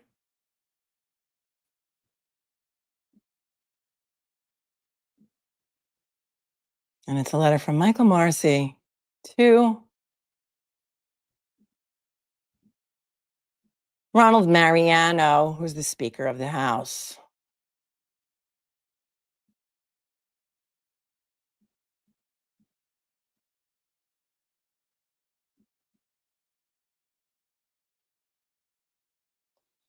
And it is dated October 3rd of 2024. After the, I guess it was after the engagement of Hank Brennan, who came on what, September 2024?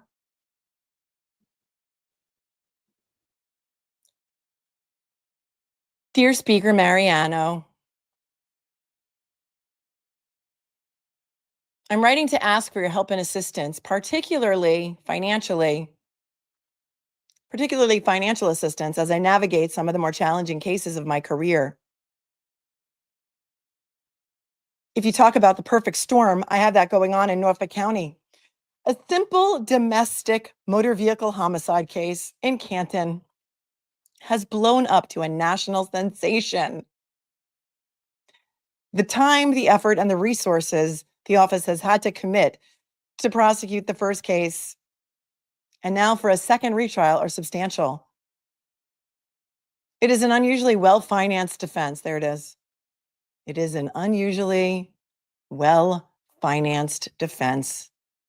They did not expect Karen Reed to be able to defend herself against the wheel and the machine that is the corruption of Norfolk County and the Massachusetts. They didn't think she could afford it. If she pleads, it'll be over. If she doesn't, it's a whole other episode. It is an unusually well-financed defense, thanks to not only very generous donations from people throughout the world who have just felt very affected by this case and the wrongful persecution of a woman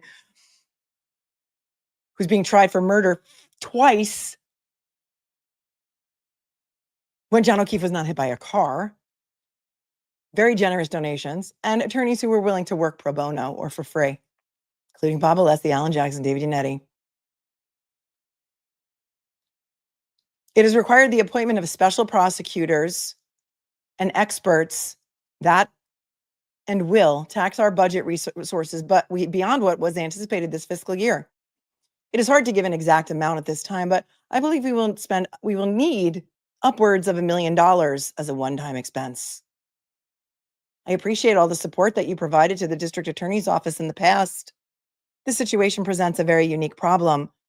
I know the state has helped out other counties in the past who have faced similar burdens and challenges. I'd be grateful if you would assist me as well. I'm happy to answer any questions or review the expenses with you. Thank you for your assistance and consideration. XOXO, Michael Morrissey, District Attorney, CC, Chairman Aaron Miklowitz. That's dated October 2nd of 2024.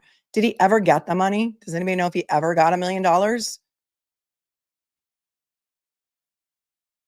from the House as to spend on Hank Brennan? Hank Brennan's bill was something like $566,000. I don't even know if that included, if that's his final bill. 400 and something to Aperture. Why do you need to spend that kind of money to hire outside attorneys when you have 50 attorneys or something in-house that you pay a salary to?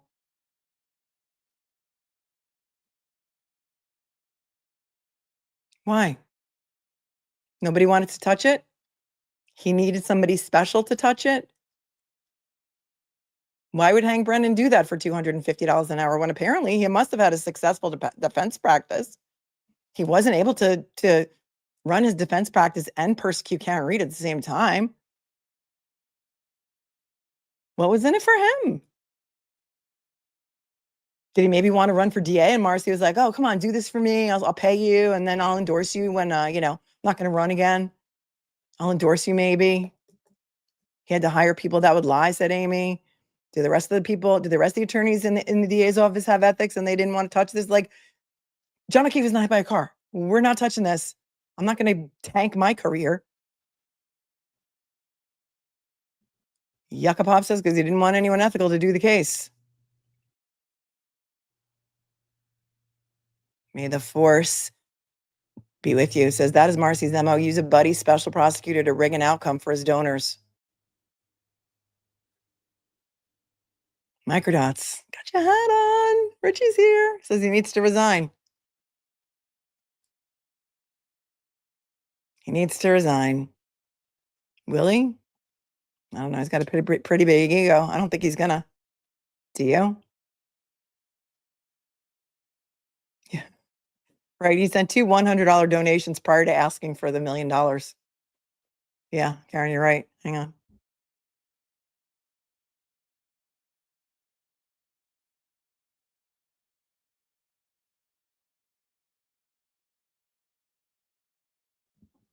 Lily Rose says, according to DeJuna Perkins, who's running for DA against him, Michael Morrissey's entire budget is $3 million a year. I'm sure he got that million from the legislature because he used to be one. Yeah, he's been in public office, I think, for his entire professional career. I mean, professional. I say that in air quotes. Right. Thanks, Larry, for becoming a member. Thanks, Hot for the Hillside. Says, how is Trooper Reno still employed? Nancy says, is this guy related to Boston Rob from Survivor? I don't know the answer to that. Thanks, Nancy, for being here for 10 months. And Smurfana says, if you have page 2695, check that one for the Attorney General. It's on Aiden's stream. Okay, well, I can't go back to his stream and look for it now, but if I have 2695 is the... that's the one that I just found, though, on his... I think this might have crossed because you sent... Well, didn't I just find that on his Twitter page? I think that's the one that I just found, unless there's another one. Hold on.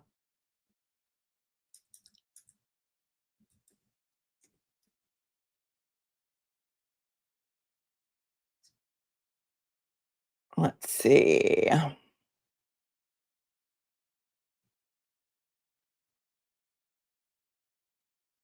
Please print this out, it says. Hold on.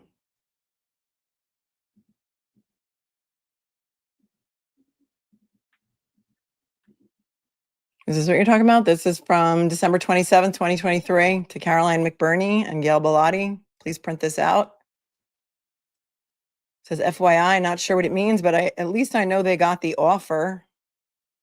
And that was originally from Michael Morrissey to Lynn Beeland, Adam Lally, Brian Tully, December 3rd. And there's a message from Jody Cohen at the FBI to Michael Morrissey that says, thank you. We received the letter. I'm working with the U.S. Attorney's Office to determine the needs moving forward, because on December 1st, he sent a letter to Jody Cohen at the FBI saying, attached letter was also sent by mail, but not sure that you had received it.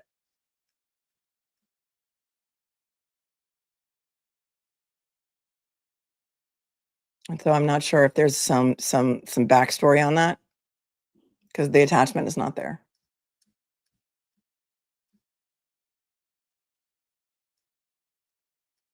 I don't think.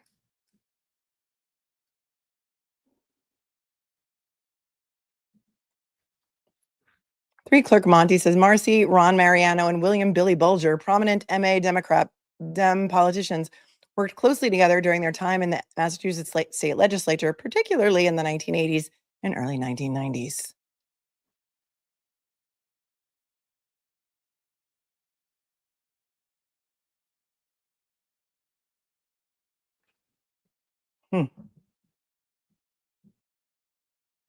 Crafty Chris says, scary to think of how many other defenses were not so well funded. That request for money, the $1 million, was actually after the first trial. So it was October of 2024. And they knew, because they were already starting to pay Aperture the $44,000 that they already spent before the second trial. Thoughts, questions, comments, concerns, any other emails that you want to look at before we look at the original Trooper Paul report that Corey Hopkins was able to get pursuant to filing a lawsuit, a 400-page lawsuit against the Massachusetts DOT. Although I don't even know if that's one of the things that she requested in the lawsuit. It's just one of the prior requests that she made.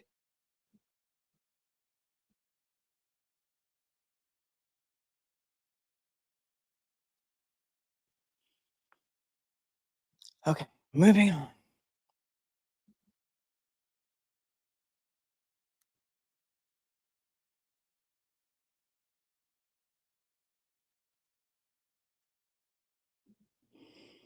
Hot for the Hillside says, a clip of Jen saying Microdot's full government name to his face blew me away. Such an implied threat from the McAlbert mob.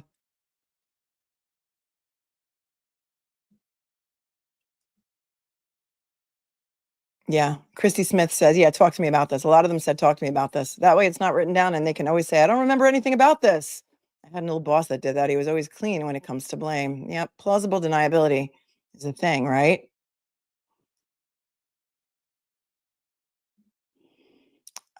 Ironic Red says, I still can't believe they let Trooper Paul testify. It was like a Looney Tunes episode. Microdot says, Marcy's house is two streets away from Whitey's girlfriends in Quincy. We got off on so many side gigs today with all of the other things that we learned about all of the other people that were all of the other cases against, like, O'Connell and the girl that died in the fiery crash because he was going to trial for graping her and she was 14. And then as soon as she died, the charges were dropped and he got probation. And that was all that goes all the way back to, like, the charges were from 2009, 2011. He's indicted. I mean, it's just, you can't make it up. You just can't make it up.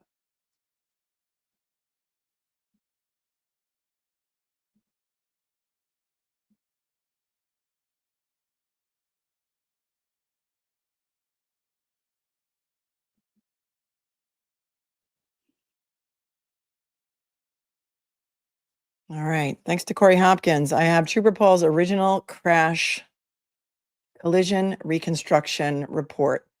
Now, does anybody remember? I don't think this was ever.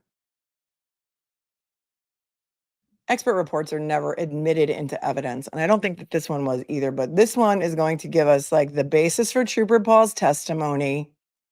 It's going to tell us when he started investigating, what he investigated, what his theory was, and what they needed to hire Judd Welcher to do to prove. He did. Nicola Cox says Welcher plagiarized Trooper Paul's work. Right. And so do you think they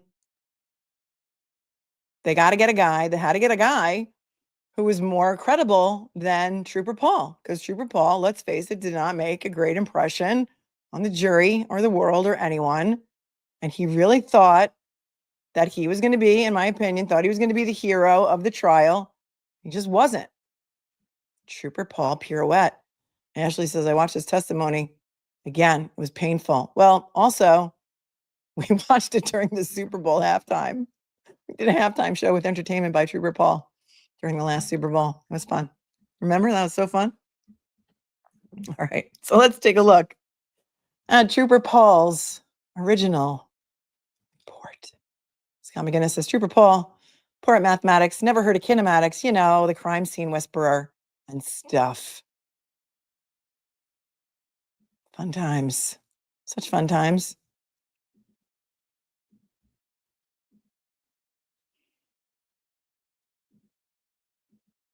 And here it is.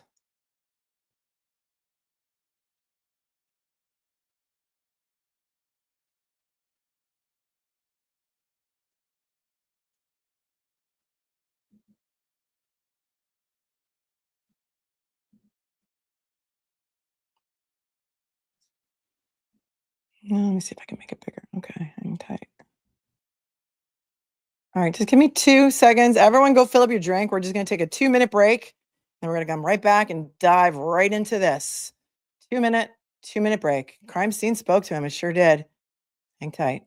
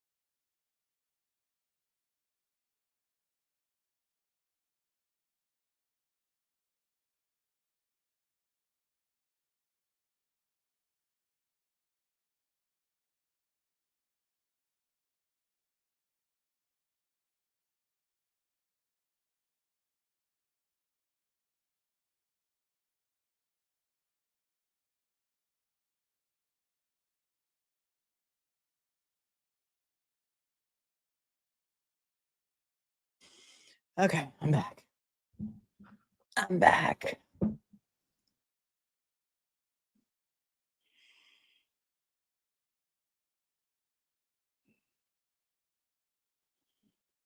This is the Massachusetts State Police Collision Analysis and Reconstruction Section Collision Reconstruction Report.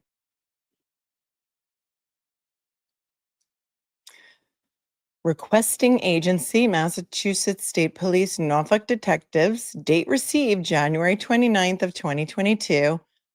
Time received, 14:30. According to my calculations, that's 2:30 p.m. 2:30 p.m. is when Michael Proctor called Dighton police and told them that he was coming to Dighton to seize a car that had been involved in a fatal motor vehicle accident. He hadn't even seen the vehicle yet. And they are calling Trooper Paul to reconstruct a fatal traffic crash. The fix was in. He hadn't even seen the car. No pieces of taillight had been found. And based on his interviews with Brian Albert and Jennifer McCabe and Matthew McCabe, Michael Proctor was telling Trooper Paul to start on his accident reconstruction. 3 Clerk Monty again coming in with all the facts, almost as if the plan was already in place at 2:30. The fake car accident that Proctor never investigated. Crazy how quickly the plot was hatched. 8 hours and 30 minutes after finding Officer John O'Keefe. After he read Jen's script. This is how deep it goes. Denise, put it on the timeline. Well done in Lemonade. Well done. There's a case number on it right here. 2022 CAR00033. Primary investigating officer. They tried to get away from that, didn't they? Trooper Michael Proctor. Agency MSP Norfolk Detectives.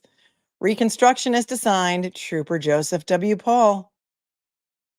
And here it says the collision occurred in Canton, Norfolk County, Saturday, January 29th, 2022 at 12:15 a.m.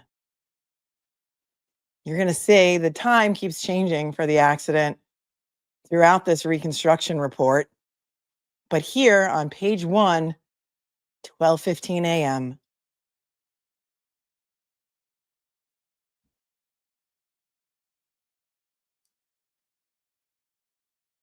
You just can't make it up.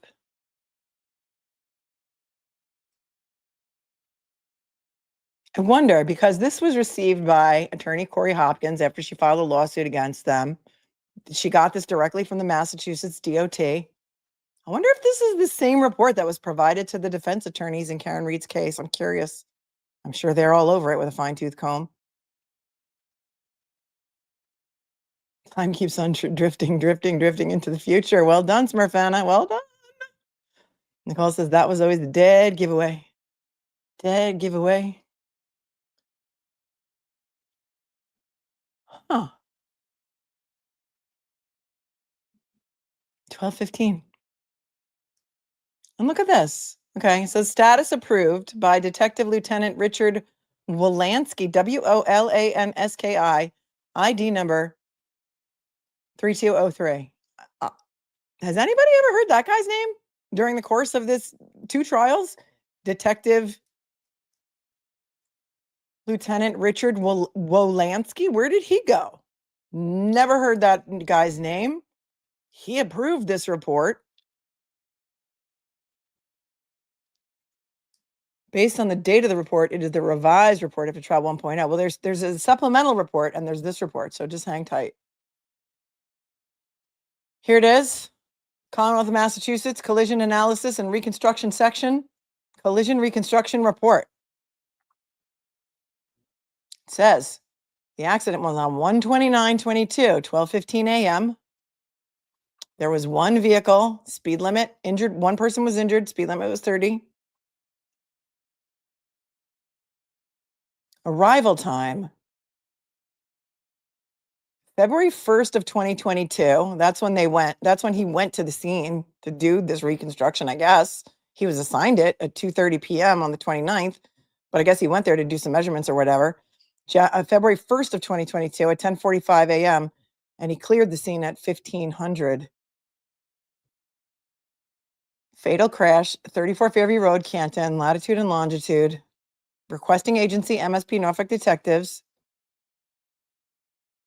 OUI related, yes. Remember also, they didn't even do the extrapolation calculations until how long after January 29th of 2022? Like a year and a half later?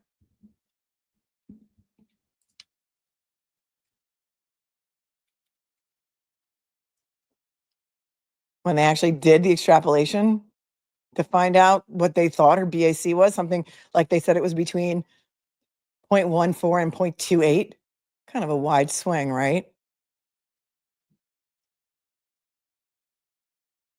Cause determination, operator, human, driving behavior, failure to yield. Secondary cause number 1 determination, operator, human, driving behavior, intentional. Secondary cause number 2, determination, operator, human, impairment, alcohol. UAS notes. Trooper Paul mapped the scene with a DJ-1 Mavic 2. And then it says charges. Yes. Remember, the date of her arrest was February 1st of 2022. What time was she arrested on February 1st? Because I remember her arraignment was on February 2nd because they kept her overnight in jail.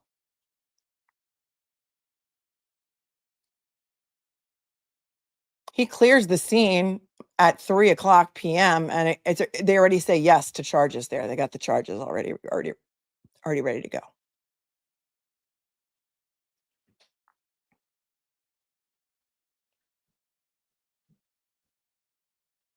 And then it goes on to say a single vehicle crash, pedestrian. First harmful location was in the roadway. She was arrested at 7 p.m. 7 p.m. Thanks.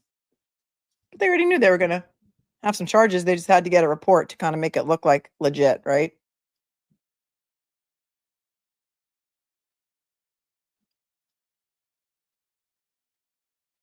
Here's the name of Karen's insurance company, apparently. Norfolk and Dedham Mutual Fire Insurance Company. It says the action prior to the event was backing. Hit and run, yes. Most harmful, pedestrian. That it was towed by local PD.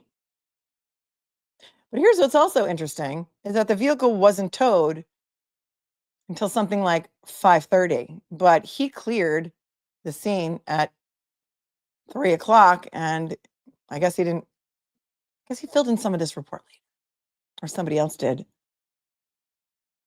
Tow reason, crash. Damaged areas, 4 and 5, which according to this diagram of the vehicle right here is right rear and bumper center. Damage more than $1,000, yes. I mean, I know it's expensive to fix cars, but do you think that the cracked taillight and whatever little scratches would have been over $1,000 in damage? I don't know. They had to make it look good. Owner operator of vehicle 1 is Karen's information, which has been redacted. Says she was not transported and she had no apparent injury, but she was transported. She was put on a involuntary hold, section 12.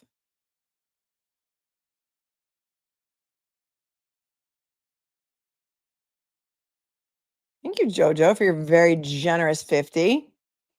Says there's something not discussed about this. Because of their shenanigans, other agencies will be reluctant to cooperate with the law sector's police.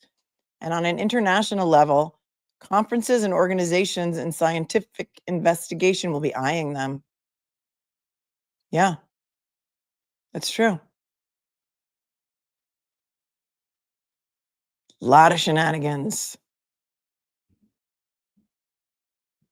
And you would think, I mean, nobody hates a bad cop more than a good cop, right? So I mean, the thin blue line. I don't know what the answer is, Jojo, but I thank you very much for your generous super chat.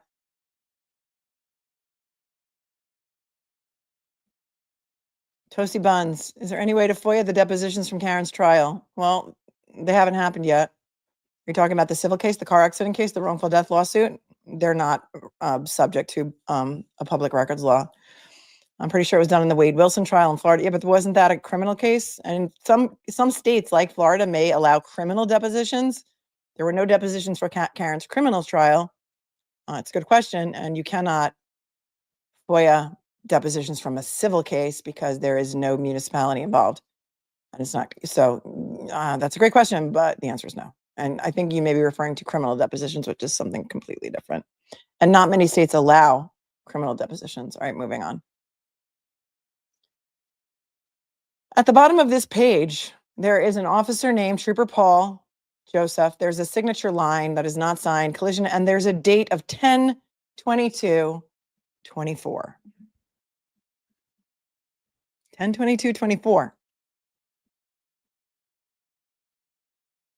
That's after the first trial. Did he do another report in October of 2024? Because he says this is his report from January of 2022. Is there any explanation for that? Has anybody pointed this out? Does anybody know why? Because I know he did a supplemental report when he went and looked at the Chevy Traverse. Yeah, 10/22/24. I highlighted it in pink because it's important. I don't have an answer for that.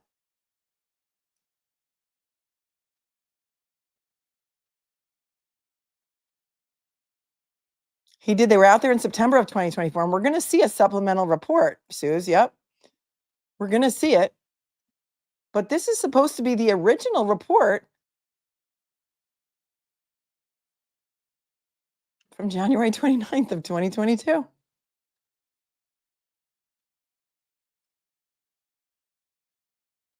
I don't know if after the first trial they went back. It doesn't say supplemental. It doesn't say amended. There's going to be a supplement, and we're going to see that it says supplement, but this ain't it.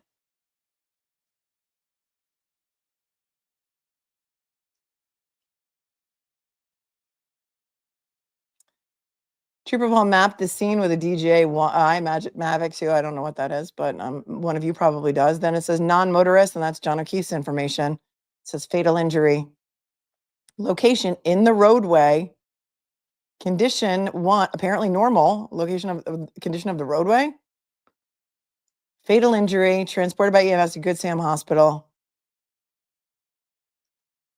And it's a very tragic case, but John O'Keefe was not hit by a car. And again, approved by Lieutenant Richard Wolanski, 10/22/24. Investigation 1. On Saturday, January 29th, 2022, a single vehicle collision involving a pedestrian occurred in the area of 34 Fairview Road in the town of Canton. On January 29th, 2022, at approximately 14:30 hours, it's 2:30 in the afternoon, I was assigned to reconstruct this collision by Sergeant Brian Mahoney, Cars 1. Arrived at the Canton Police Department on February 1, 2022 at approximately 10:45 a.m. He was assigned to reconstruct this collision by Sergeant Brian Mahoney at 2:30 on January 29th before the car was even looked at. Before it was even looked at. Before Proctor even laid eyes on the car. We got to find a car accident here. You got to reconstruct it. Get going.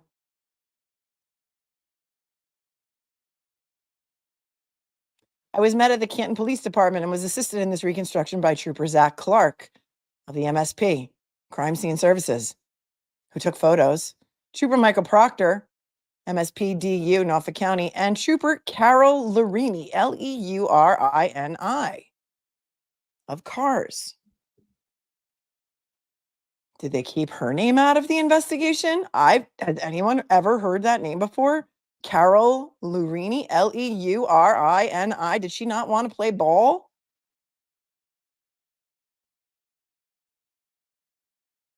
Zach Clark, Michael Proctor, Joe Paul, and Trooper Carol Lurini went to do this reconstruction on February 1st. I've never heard that name before. Have you? Has anyone? And then it says, Sergeant Good of Canton PD was assigned as the primary investigator. Well, they had already recused themselves. They were supposed to be off the case, Canton PD. As of January 29th, when they found out that it was Brian Albert's house and his brother, Kevin Albert, was, as such, a PD, a PO at Canton PD. They were conflicted out. She was the person that he was training, says Lamassus, but I don't remember her name ever coming out. Because if she was there, she was a witness. John Doman says she wanted no part of it, Carol. Is she still with the MSP? I have so many questions about her. Yeah, was that the trooper that he was training? I guess so. But another secret cast member was Trooper Paul training her or Trooper Proctor training her?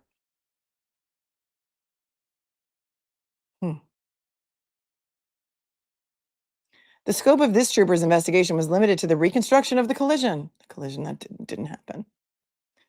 Weather. The weather condition at the time of the crash was light snow, 29 to 39 degrees, and the asphalt roadway was wet. The light snow had started approximately 22:34 hours. Lighting condition was nighttime with overhead mounted lights in the area. Well, overhead mounted light. There were street lights, I guess, in the area. I remember hearing about that. The light snow continued through the night and then it transitioned to heavy snow throughout the day. Jody617 says, this is insane. This is clearly a false memory document, this report. Why didn't Jackson have this document? He'd have crossed the crap out of Good about this. Well, did Good testify in trial too? I'm assuming they had a copy of it. It's part of the public record. Remember, a lot of things, thanks Hot for the Hillside, a lot of things happened at sidebar. We don't know the reasons why a lot of objections were sustained. A lot of things were not allowed to be questioned. A lot of things were not allowed to be asked.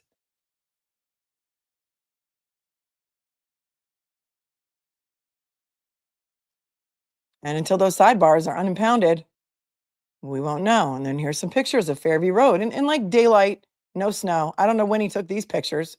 Well, these are Google Earth images. Okay, that's helpful. And northbound Fairview, southbound Fairview. And it says all measurements are an approximation of the distance and can vary on exact location. Well, that's not really a good reconstruction if your measurements are approximate.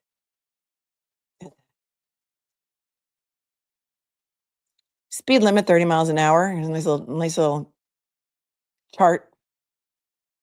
Number of lanes 2, surface type asphalt, overall width 27 feet, lane width 12 feet, center line solid double line, fog line white. This collision occurred on Fairview Road and was in the area of 34 Fairview Road in the town of Canton. GPS coordinates were recorded at the scene. Fairview Road is an undivided 2-lane road that runs in a north-south direction and slightly bears to the right. Asphalt curbing runs along each edge of the roadway. There's a sidewalk that runs along the east side of the roadway and a grass yard that runs along the west side of the roadway. Yeah, their approximations are science. The roadway in the area of this collision has a gradual 1 to 2 degrees incline with minimal super elevation. All the roadway markings are in good to excellent condition. The roadway was scrutinized for any contributing debris or defects. None were found. Here's a drone image. Somebody said my 5th grader did a better science project, and I believe you. Pedestrian's final rest. I mean, this is like a drone shot with like some I don't even know what to say about this. Glass cup, flagpole, pedestrian's shoe, fire hydrant, plastic A. This says, you got to zoom in on this because you can't even read it. It's like red plastic, clear plastic, and then red plastic again.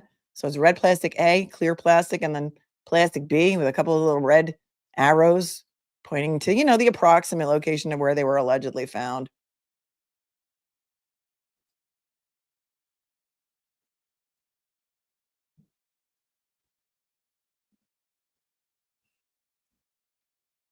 Roadway evidence.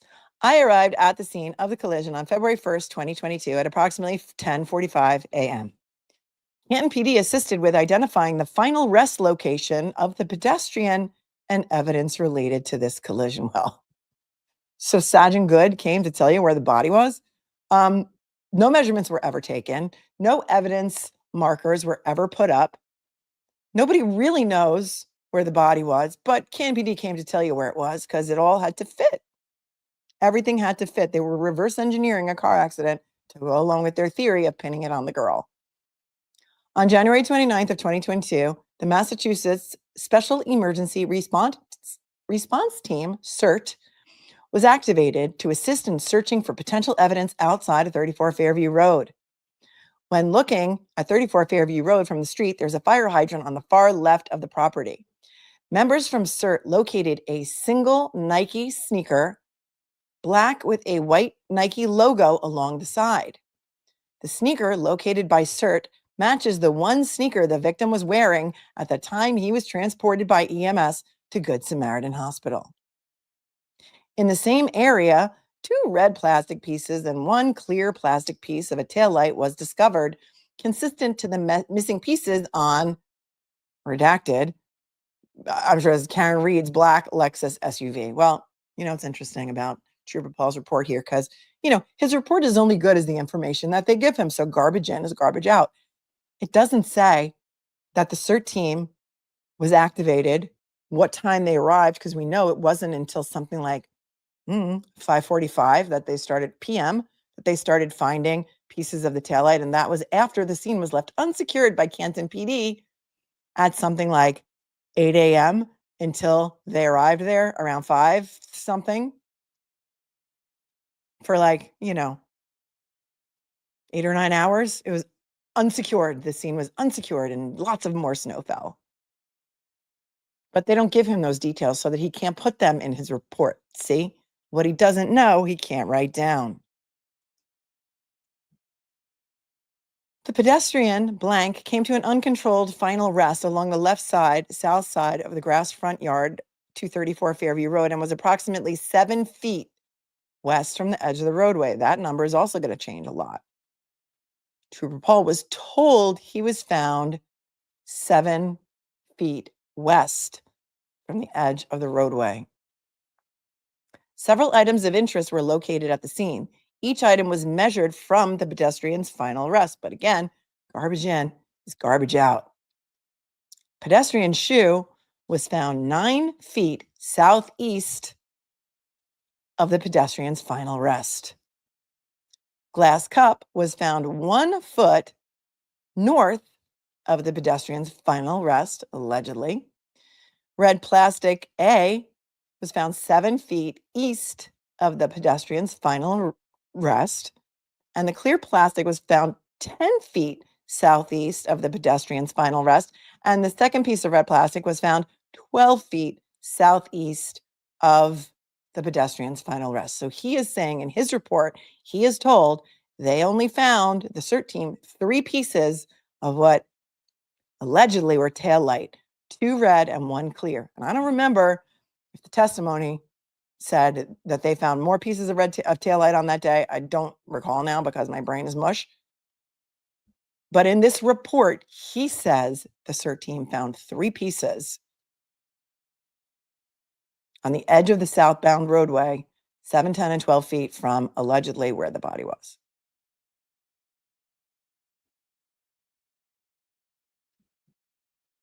And that's that's a little evidence chart. He did an evidence chart. Footnotes, number 11. The crash scene was documented during the on-scene investigation by utilizing a Leica, L-E-I-C-A, Leica, GNSS, GPS mapping system, and a DJI Mavic 2 UAS. This data was input to a computer-aided diagram program, IMS 360, to produce a scale diagram of this collision. See attached.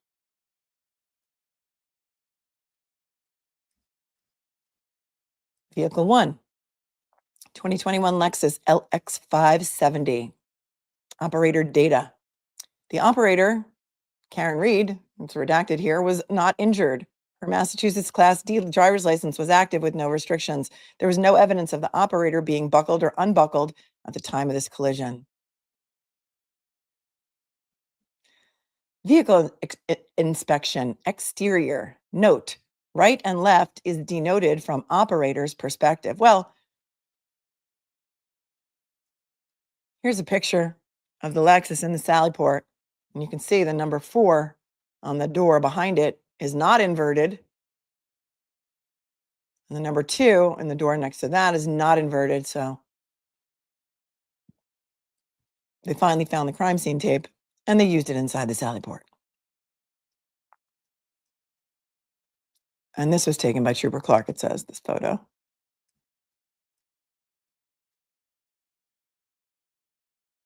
During my inspection, I analyzed the right rear of the Toyota for damage that was related to this collision. I located a dent along the right rear. Well, how would you know how long that dent has been there? The dent was approximately 48 to 50 inches from the ground and approximately 19 inches from the right side. And then you can see in his little excellent arrow making, and he's got the dent up here to the left of the tail light. Some scratches. Scratches were located just above this dent. The right rear taillight was shattered with missing red and clear plastic pieces. Well, it was as of February 1st when he went there, the same day Karen Reed was arrested. Oh, he said it was a Toyota. It's a Lexus. He says, I analyzed the right rear of the Toyota. Good catch. Good catch. Dent from a crowbar. Some people think that.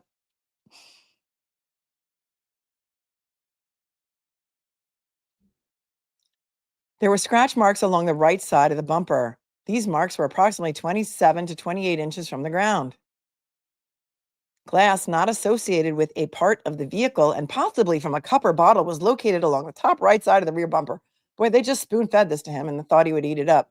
And there's the glass with the arrow to it on the bumper. And then we come to find during trial number 2 that the glass on the bumper didn't match anything found at the scene. So that was interesting. The only thing it matched was a piece of glass that Proctor found in the roadway some other time, some other date, in sometime in February or something like that.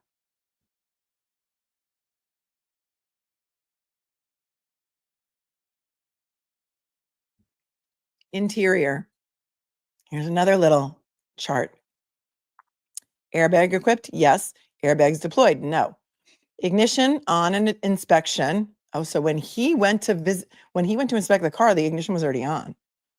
Headlights switched on, off at inspection. Wipers were off at inspection. Sound system was factory. Mileage 12,665 miles. Speedometer 0, tachometer 0. Inspection sticker valid to 322. Accelerator pedal moves freely, no binding or interference, and brake pedal holds pressure.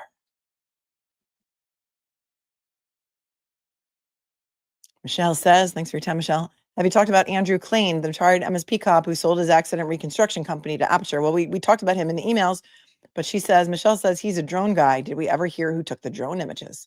I don't know. Let's see if it comes up in this report. Excellent. Put a pin in that. Thanks, Michelle, for your 10. Mechanical. Transmission is automatic 4-wheel drive. Brakes, 4-wheel ABS, no evidence of pre-impact defects. Brake fluid was full. Steering, no evidence of pre-impact defects. Power steering fluid was full. Lamp inspection, taillights, LED, headlights, LED. Tire inspection. All the tires, tire pressure is 31, 30, 32, 31, which seems to be, I imagine, what the tire pressure is supposed to be around there.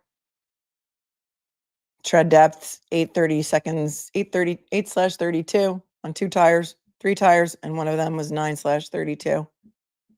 Anybody who knows anything about tires can tell me whether or not those tires were dangerous or too worn and should have been replaced, but I think they're probably normal. 14, an inspection of the Lexus revealed no evidence of mechanical malfunctions that may have contributed to this collision. A check with NHTSA revealed there were no outstanding recalls. Oh, thank you, Lemonade. And Lemonade says, I'm not sure how Carol Larini was in training because she had been a trooper since 2012. Thank you. Ashley says, Carol Larini's graduating class included Matthew Morrissey, Yuri Buchanan, and Patrick Scanlon. Wow, Ashley Linnell, you are an excellent armchair detective and you just can't make it up. You just can't make it up. Depths are fine. Thank you, Smurf Anna. Tire depths are fine. Tires also lose pressure in the cold. Thank you, Scott. Happens to me every winter. I freak out thinking that my tires need to be replaced, and it's just because it gets cold out. On February 1st of 2022, at approximately 1,300 hours, the Lexus's braking and acceleration were tested on the West Asphalt parking lot at the Canton PD. A V-Box Sport was attached to the center of the windshield, and several braking and acceleration tests were conducted. 2 reverse acceleration tests were completed and revealed the vehicle had an average acceleration factor of 0.317.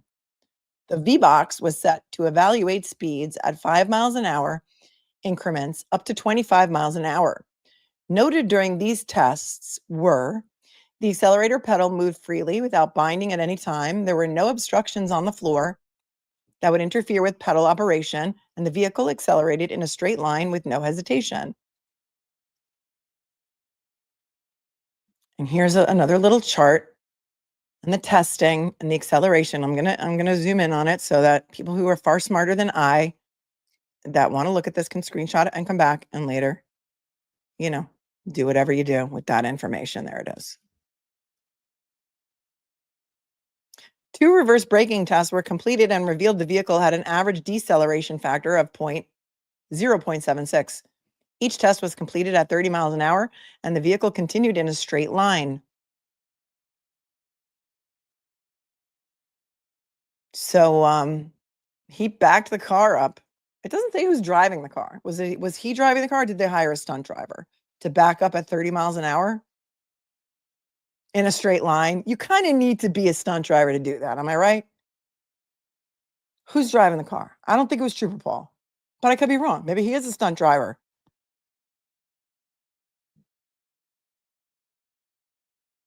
Noted during these tests were the brake pedal was firm without pulsation, and the vehicle did not leave any skid marks on the asphalt surface. He was running on Duncan.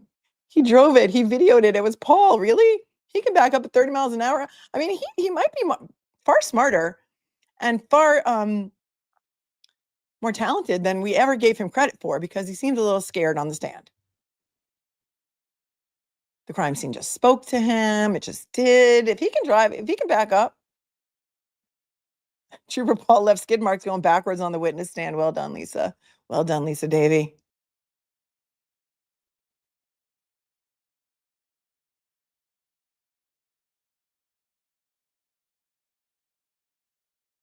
And here's a reverse braking test chart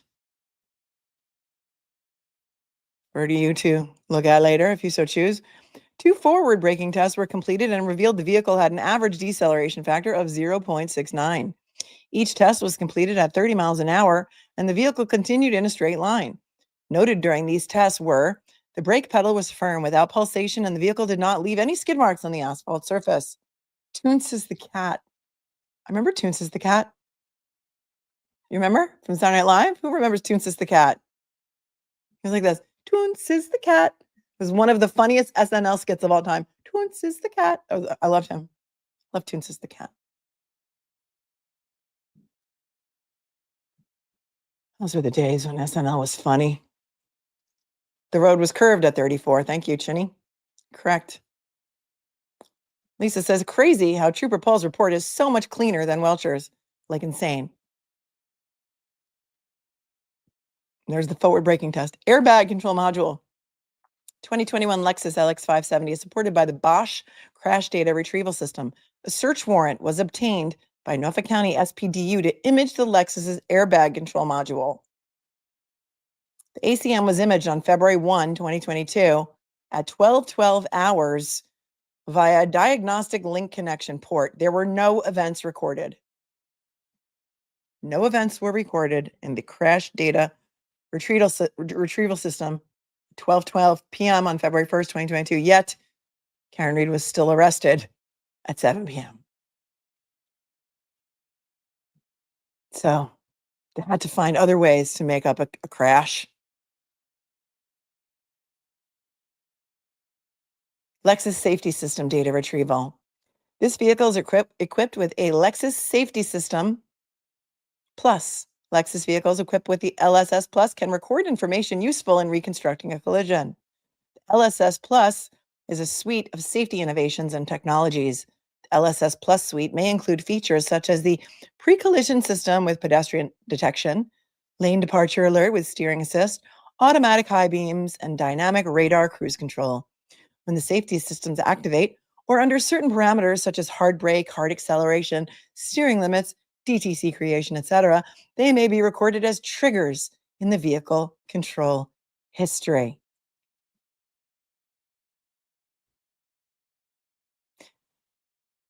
Triggers in the VCH may record extensive data about the operation of the vehicle before and after, or before and during the event, including speed, distance to hazard, driver reaction, braking, steering, etc., date, time, key cycle, and possibly a series of black and white low resolution images of the event.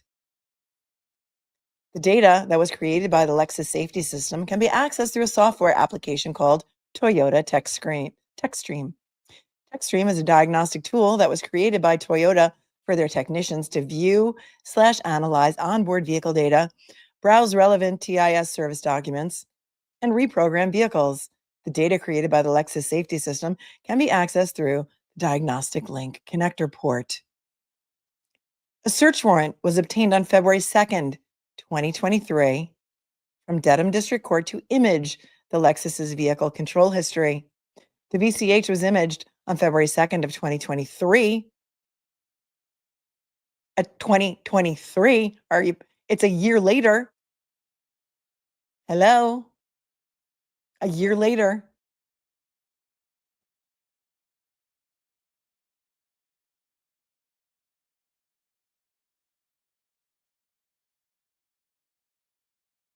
The odometer at the time of imaging was 12,666 miles.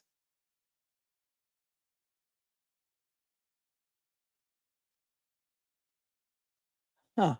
Why did they wait more than a year to get a search warrant to image the Lexus's vehicle control history? That's even before Aiden Carney started reporting on the case in April of 2023. This report was allegedly written in 2022, but I guess the date of 2024 on the front of this report is more accurate. Where's the original report? Driven 1 mile in 1 year. How is that even possible? Suze?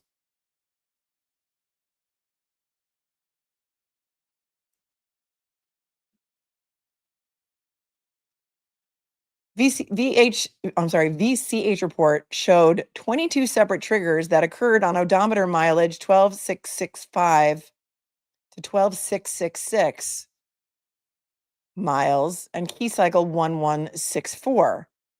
These were the last 22 events in the report, and they can be related to the testing done on February 1, 2022 at Canton PD. The mileage noted at the time of inspection was 12,665 and 12,666.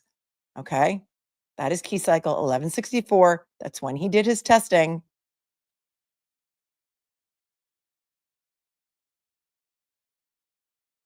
And they tried to say that the collision occurred with John at key cycle 1162. Let's just work this out in my head for a minute.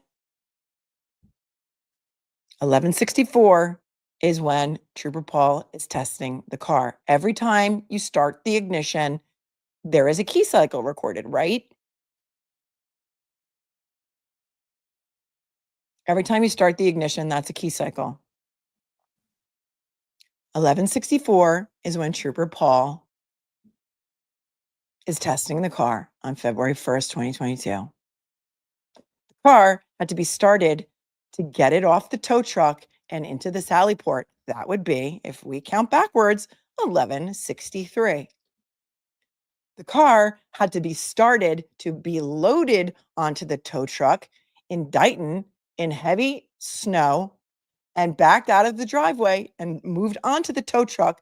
That would be key cycle 1162. Am I able to count backwards? I think I am.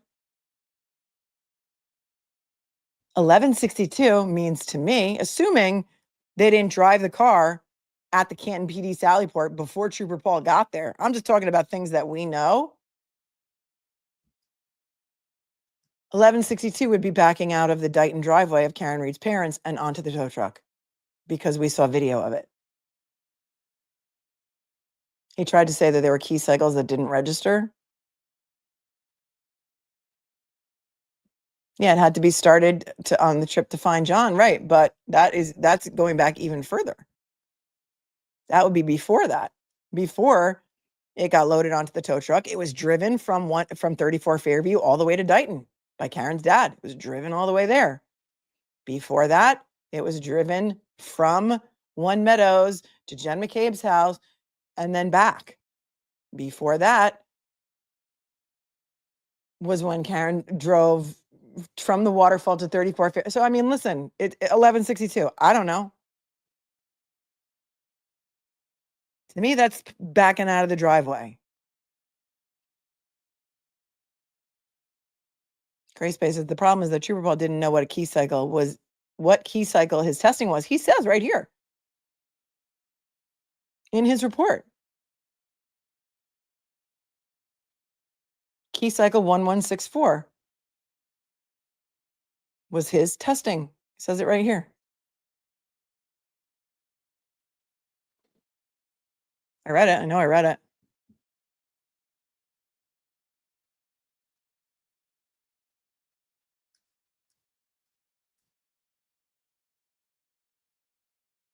There were two triggers recorded on odometer mile 12,629 and key cycle 1162. These events were prior to the testing triggers on odometer readings 12,665 and 12,666 and a key cycle 1164. That's what he's saying. The testing was 1164.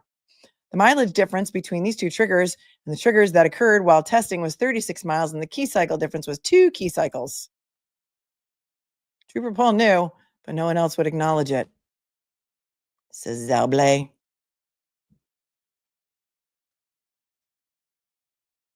$11.63 is not listed, but I guess only key cycles are listed if there's a trigger. So if there was no trigger, then that wouldn't be listed in here. So the last trigger before that was in key cycle 1111, which was at 11,973 miles. But all that says PCS operation history. That could be, I don't know, just took it in for service and they did something on the computer. I have no idea. But we've all been shouting this since trial number 1. But now we're seeing it in Trooper Paul's report. So getting on the tow truck would be 1162 because 1163 would be getting off the tow truck and being driven into the Sallyport. And then 1164, he says, is when he did his testing on February 1st. We're assuming that the car was not moved after it was driven into the Sallyport from the tow truck, right?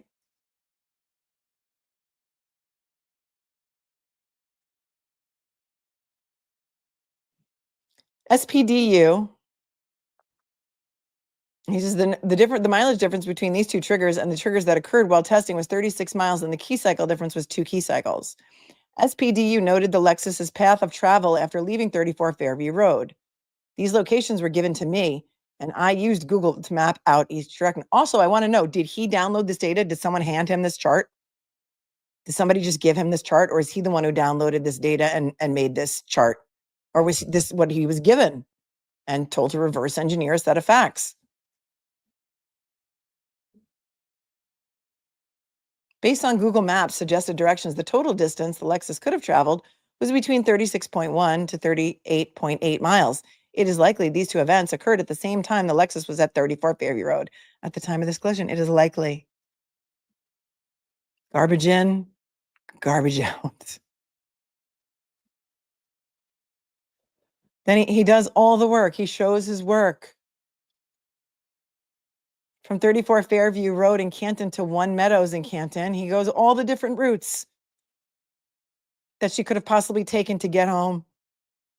I mean, to get to 34 Fairview to Canton, 2.2 miles, 2.6 or 2.5. Then from One Meadows to the Waterfall Bar and Grill, he maps it out 3 different ways. Then he gets the waterfall to 12 Country Lane, which is where the McCabes used to live, where Jen McCabe used to live. 2 different ways to get there with the mileage. And then that address to One Meadows, he showed all of his work. And then from One Meadows to North Dighton, all different ways. And he's got a minimum distance of 36.1 miles and a maximum of 38.8 miles. And he says, he shows all the work, but I don't know what he was given. I did reverse engineer. That is a pun. Thank you. Thanks, Lisa. Music to my soul for picking up on what I'm laying down here. Accelerator pedal opening angle is medium or higher immediately after shifting to reverse at 12,629 miles. He's got all this information. And the triggers, which I'm going to disregard all of this because I believe 1162 was not any collision with any pedestrian. It was coming out of the driveway at a parent's house. So I will slowly scroll through this because it is 40-something pages and I want to get through it so that you can read this later if you like. This is all about the accelerator pedal opening angle. The second trigger, the mileage. The trigger occurred when the vehicle was shifted into reverse at 4 seconds and the accelerator pedal started to increase from 0 at 4 seconds to 63% at 5.5 seconds. Yeah, they tried to get it out. Remember how deep the snow was in Karen's parents' driveway? Remember how deep the snow was? And remember how that video was altered and parts of it were cut out and the speed on it was weird? And it was from Karen's parents, like Ring camera.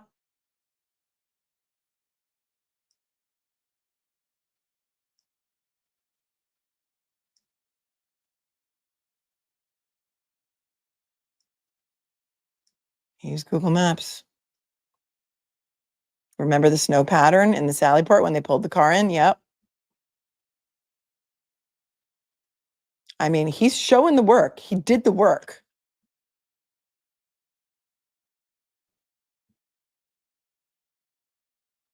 And he tried to reverse engineer it, but he says, while this data change is consistent with a pedestrian impact, it cannot be confirmed as the cause of the data change.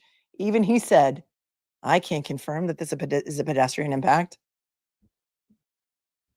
And they still went ahead with the charges. Well, this tech stream data wasn't pulled until February 2023, so do the right thing. We got to make it intentional because if she didn't take a plea, it's going to be a whole other episode. And there's another chart here with some red circles. May the force be with you, says they tried to bamboozle us and they underestimate how distrusting we are when things don't pass the sniff test. Right.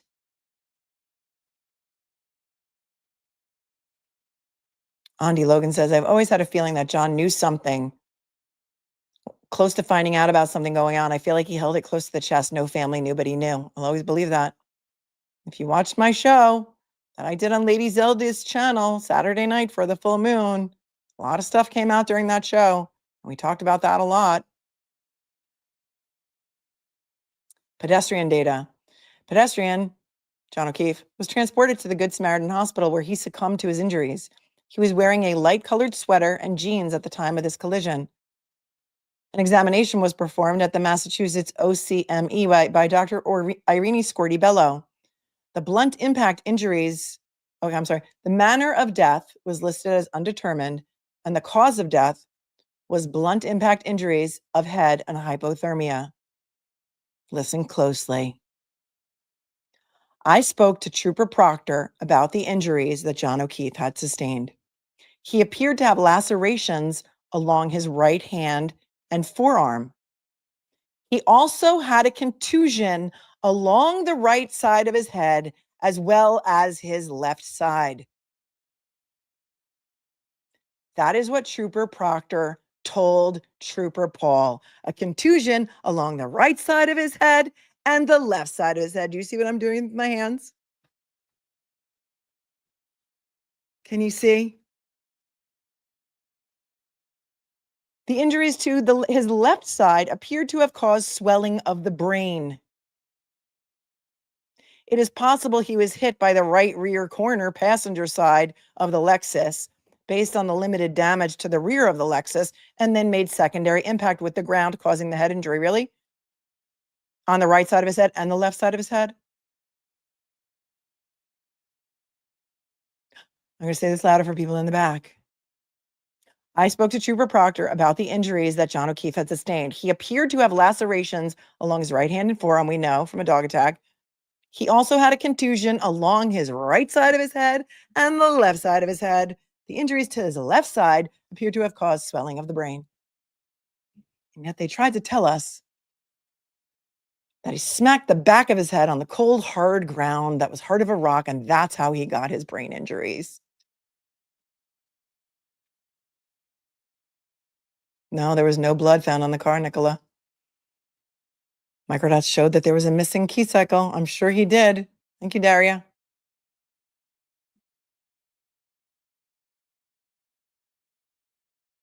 Kinematics analysis. Well, remember when Alan Jackson during the first trial, because of course Trooper Poe was not called back for the second trial, asked about kinematics, and he didn't even understand what kinematics was, and he couldn't define it.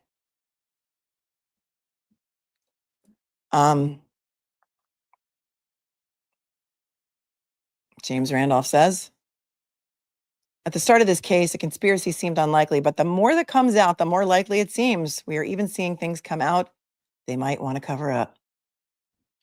True that.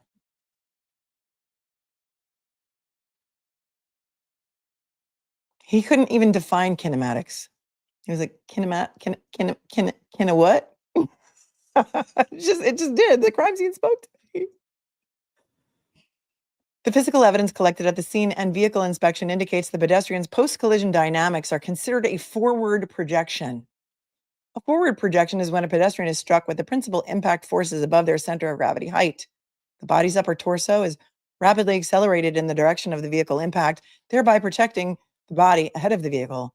The body then falls to the roadway and scuffs to final rest. Remember, there were no scuff marks on his body, though, were there?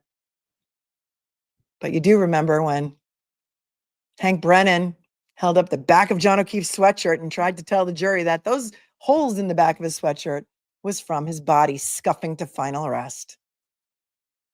And we know that they were caused by one of the crime scene techs who cut holes in the back of the sweatshirt. Why did they even cut holes in the back of the sweatshirt anyway? Why? Did we ever find out why the holes were cut in the back of his sweatshirt? Was there blood on the back of his sweatshirt? Is that where she swabbed for dog DNA on the back of his sweatshirt? I still don't know what those cuts were from. Oh, thank you, Dakota girl. I'll allow you to be late. Your excuse is accepted. Your content and how you speak unapologetically is the reason I chose to watch you. I choose to watch you. Thanks for being awesome. Thank you. Thanks for asking. It definitely was not, they were not cuts from the hospital. They were cuts from, there was blood on his back, says Virginia. If he hit the ground, was the dirt on either side, was the dirt on either side of his face or head? Gravel, tiny scratches from the ground? No. Nope. No road rash. No road rash. The holes were caused by scissors, yes. But I don't know why she cut into the back of the sweatshirt. Josh says if he was hit by her reversing, wouldn't he have been projected rearward like Rescue Randy was? Well, see, according to the little diagram that he has here, the Rescue Randy in this diagram is facing with his back to the car. See? So in that scenario, if she backed into him and he was facing away from the car, it would be a forward projection of the body, right? But I guess if he was facing towards the car, it would be. He doesn't even know what kinematics was, and I'm supposed to interpret this. That was not directed at you, Josh, but to all of us. Like, it's ridiculous. He says the pedestrian in this collision may not have assumed a significant portion of the speed of the striking vehicle due to the pedestrian striking the right rear corner. He was projected forward and to the side, as in a side swipe manner, and not in line with center mass. There's the side swipe. The VCH data shows the Lexus backing up at a high rate of speed. Using this data can show the distance the Lexus traveled and the approximate distance from the Lexus was from the pedestrian when it began to accelerate. The VCH data shows a possible impact speed of 24.2 miles an hour. That's where that came from. The pedestrian would have been approximately 62.51 feet from where the vehicle had started to accelerate in reverse. And he's showing all of his work.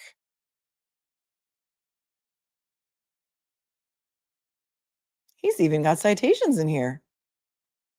Textbooks, Fundamentals of Pedestrian Cyclist Traffic Crash Reconstruction. Distances were calculated based on the time and speed from the text stream data. Garbage in, garbage out. Visibility analysis. A visibility analysis was conducted on February 1, 2022 at approximately 1300 hours at the Canton PD. The weather at the time of this analysis was cloudy, 30 degrees Fahrenheit, and the asphalt roadway was wet. Lighting condition was daytime, which is complete opposite conditions of when they say this alleged motor vehicle accident happened. Everything was working properly, all of the mirrors and the cameras and the sensors, and a trooper was placed behind the Lexus, and then the vehicle was shifted into reverse. This activated the rear view camera as well as the 360-degree camera. The trooper was visible on both cameras. We then placed a dummy behind the Lexus. I backed the vehicle towards the dummy. As I got closer to the dummy, the backup sensor set off an audible alarm inside the vehicle. As the Lexus got closer, the alarm beeped faster. The dashboard and infotainment system screen also had visual warnings that appeared as the vehicle became closer to the dummy. Based on these tests, the cameras and backup sensors appeared to be working properly and were clean of any debris. It was also noted that when you place a pedestrian next to the vehicle and in the area of the right rear corner, the same area where the pedestrian was struck, the view of them would be blocked by the side mirror, rear view mirror, and if the operator was looking through the back window, the pedestrian was then moved back 5 feet. This is when the pedestrian could have been seen by the operator looking through the side mirror, rear view mirror, and the back window. Because if we're going to charge her with intentional murder, we got to make sure she was able to see him. Make sure you reverse engineer it so that she was able to see him. Hold on.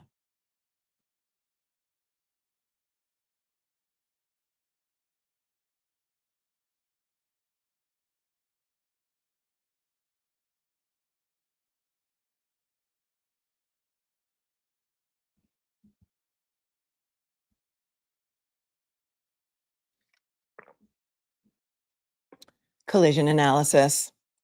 Based on this investigation, the following series of events occurred. It's not that you write a report. You can say it is my opinion that this is what occurred, but he's saying this is what occurred. Investigation reveals on January 29th, 2022 at approximately 12:45 a.m. So he's changed now. Initially he said 12:15. Now it's 12:45 a.m. I don't know where he got that time from. A 2021 Lexus LX570 was being operated by Karen Reed. The Lexus was stopped along the southbound travel lane in front and along the left side of 34 Fairview Road in the town of Canton. At this time, passenger John O'Keefe had exited the vehicle. The Lexus traveled forward and stopped along the southbound travel lane. The Lexus then went into reverse and traveled backwards. After traveling for approximately 62 feet, the Lexus struck the pedestrian John O'Keefe along the shoulder of the southbound travel lane with its right rear.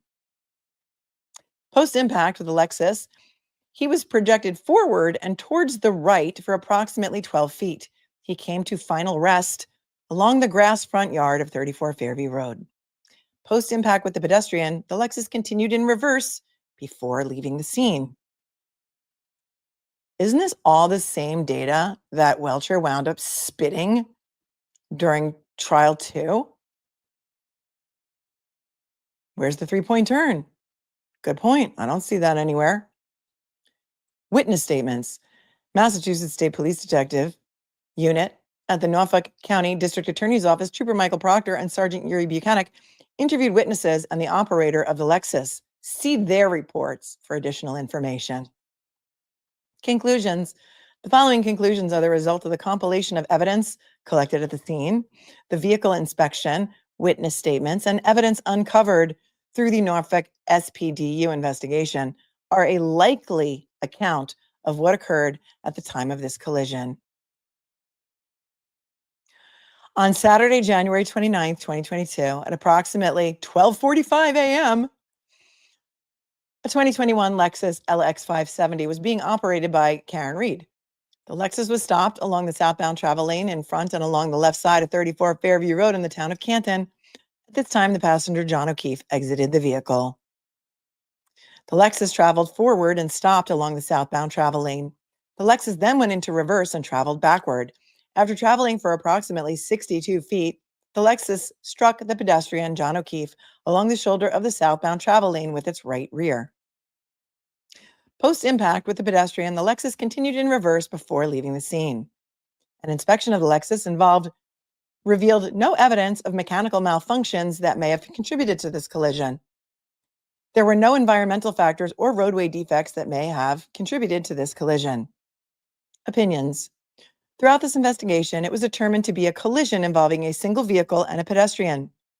Throughout this investigation, from like minute one of this lack of an investigation, you mean? The primary cause being the Lexus operator, Karen Reed, had accelerated the vehicle at a high rate and struck the pedestrian, John O'Keefe, along the roadway. She then left the injured pedestrian at the scene without providing any type of medical assistance. If all of the backup safety systems in this vehicle was either covered by snow or defective in any manner, an attentive and reasonable operator would not have backed the vehicle up. An attentive and reasonable operator would have made sure they could see what is behind them, e.g., clean the cameras, sensors, and mirrors of any material that would impede their operation before they proceed to travel in reverse. The fairy tale unit. Good one, Mitchell. He's kind of giving them an out there to say, if her camera was covered by snow, how could this have been intentional? But, they didn't take it. The operator in this collision knew the pedestrian, John O'Keefe, had exited her vehicle. An attentive and reasonable operator would not have backed the vehicle up at such a high rate of speed with knowing the possibility of a pedestrian in the area and the snowy road conditions. That sounds like a conclusion of law to me, but respectfully submitted, XOXO, Trooper Joe Paul. Right, Smurf Anna. But you mean to tell me that Welcher didn't get any information from Trooper Paul's report? Sure, Jan. I mean, he literally, word for word, practically spit out this ridiculousness, right? And Rosemary Gallagher points out that falling backwards would never cause his pocket to rip open. XOXO, Trooper Paul. No date on it. We don't know. Okay, so here's the supplemental report. So the supplemental report, we'll find out when it was conducted. This is after trial one. And I remember when they did an exchange of discovery after trial one, and they turned this over and they said, supplemental report of Trooper Paul, dated whatever, however many pages. Here it is. On the morning of January 29th, 2022, Karen Reed was backing her vehicle, 2021 Lexus LX 570, out of the right side of the garage at One Meadows residence. John O'Keefe's vehicle was a 2019 Chevy Traverse, was parked along the right side of the driveway. As she was backing up along the driveway, the right rear side of her vehicle struck the rear of his vehicle. They finally admitted it. Remember, for how long did they say those cars did not make contact? She then pulled forward and left the residence. This interaction was recorded on a surveillance camera. Oh, I put notes in the margin here. I'm so excited to see what they say because I forgot. Norfolk County District Attorney's Office requested my assistance in analyzing this video to see if the interaction between the Chevy and the Lexus is where the Lexus's right rear taillight was broken. On July 24th of 2024, if you're keeping track, that's 23 days after the mistrial was declared, at approximately 10 a.m., I inspected John O'Keefe's personal vehicle and Karen Reed's personal vehicle at H3 Foxborough Barracks. I was assisted by Sergeant Yuri Buchanan and Trooper Zach Clark from Norfolk SPDU. Trooper Zach Clark photographed the vehicle. And I said, Morrissey sends an email regarding Welcher at 10:19 a.m., 7/24/24, 19 minutes after Trooper Paul reported to the Foxborough Barracks to inspect John O'Keefe's vehicle 2.5 years after this alleged accident to see if there's any damage from that. Are you kidding me? They had Trooper Paul go out and do the work, but they needed to hire an expert to deliver it for trial number 2 because they realized from reading everything on social media that everyone thought that Trooper Paul was a buffoon. We're in Narnia. We are in Narnia. We are in the upside down, inside out, Norfolk County, Michigas. And that is why we're also in the land of the lost. And sometimes we need Chaka in the upper corner. There he is. Chaka's our mascot because we're in the land of the lost. Because you can't make it up.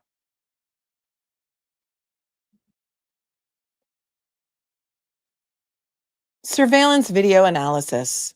There is a camera that was facing. This is in July of 2024. This is after trial number 1. They're sending Trooper Paul out there to reconstruct this accident between Karen's car and John O'Keefe's Traverse, which apparently they still have. And do you remember that in the trial number 2, Jennifer McCabe said, oh, I went over after John's death the next day and everyone was at the house. The auto mechanic was there, or the auto body guy was there too.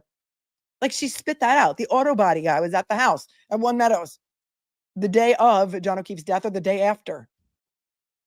Remember, dude, where's my car? This camera was located above and between the 2 garage doors. The driveway is located along the right side of the house. The Chevrolet was parked along the right side of the driveway and was closer towards the backyard fence. The Lexus was backing out of the right side garage door or the garage door that is closest to the back of the house.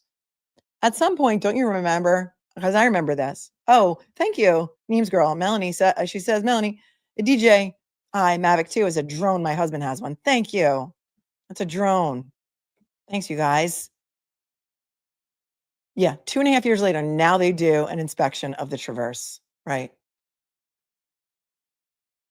Tully told him, just do it. It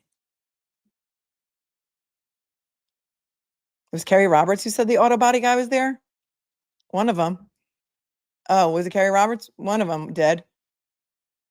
It was a slip up for sure. The auto body car. The auto body guy was there too. Even everyone was there. Who's the auto body guy? One of their schoolmates? I don't know.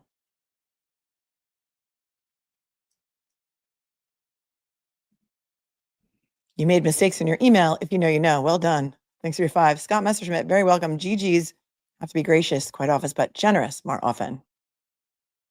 Well done. Thank you for your super chat. Thank you, Diane, for your super sticker. Michelle Edwards says, I think her Lexus was one that would auto stop if something was too close to the car. So how did she hit him if it would auto stop? I don't, during the, this, I may be late on this, but the report that we read, I don't know if it said it auto stop, but it definitely said that it was beeping and everything was in working order with regard to the warning system. 2021, did they make that one that would auto stop? I don't know, Michelle. I don't think it was in the report, but that's a great point. Tracy says maybe Trooper Paul's new career as a stunt driver because he knows nothing about kinematics. Thank you very much, Tracy. And you made mistakes in your email. If you know, you know. Gifted 5 memberships. Thank you so very much for your very generous and kind contribution. And Michelle says, if her car isn't running when Karen gets it back, can she sue them for damages? It only has 12,500 miles on it. Well, no, I mean, they took out the entire EDR system or whatever it was. And I don't know if it's running. And typically you can't sue for damages. If the police come in to execute a search warrant and they destroy your house in the process, you typically cannot sue the police for the damages to your house. She probably could auction that car off for a lot of money because there's somebody out there who would want to buy it as just a, piece of history, perhaps. But her civil lawsuits against the county and the PD and the MSP and the DA. It could be very lucrative. That could be an element of damages, maybe, but likely not, I would say. And look at this. Look at FYR, pilot's wife, gifted 20 memberships. Wow, that is super generous. Thank you so very much. Fire pilot's wife. She's a fire pilot's wife. 20 memberships. Thank you so much. And to the 20 gifted memberships, our new members, congratulations. Welcome. And we have special emojis, mostly for this trial, but also some Grateful Dead ones and some Dave Matthews ones and Alice and Scobuffs. So enjoy. Give her car back. That'd make a motion. Thank you so much. Proctor is telling him everything. Tony said, the forensics team cut random pieces of the shirt to test for DNA. Ed Wallace said that is typical. Random pieces on the back of the sweatshirt? Right. And there were unknown male contributors. Remember? Unknown male contributors to the back of his sweatshirt. Well, isn't that interesting, Tony? Thank you. People in here are very generous. We have the most generous, kind, snarky chat on the tubes of you, in my opinion. Loaded Hot put this up earlier. The key cycles alone should have ended this case, among many other things. The key cycle they based their evidence off of was when the tow truck driver put the SUV on the rig. I believe that too. I believe that.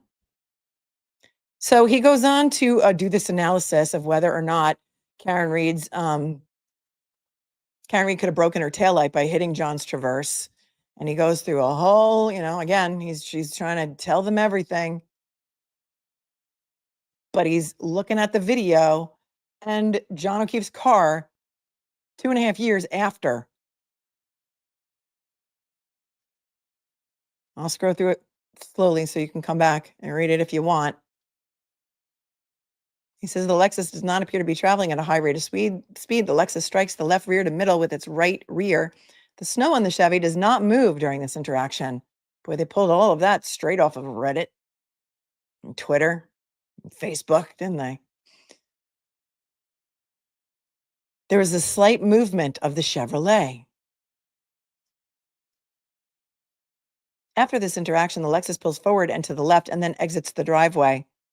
The rear of the Lexus is visible, and the right rear taillight appears to be missing a part of the red outer cover. Well, this is funny too, because look, he attaches this doctored photo, maybe, of this alleged broken taillight and then puts a red arrow. Remember, 2.5 years later, who knows how many iterations of this video have been put through the machine, opened and closed, and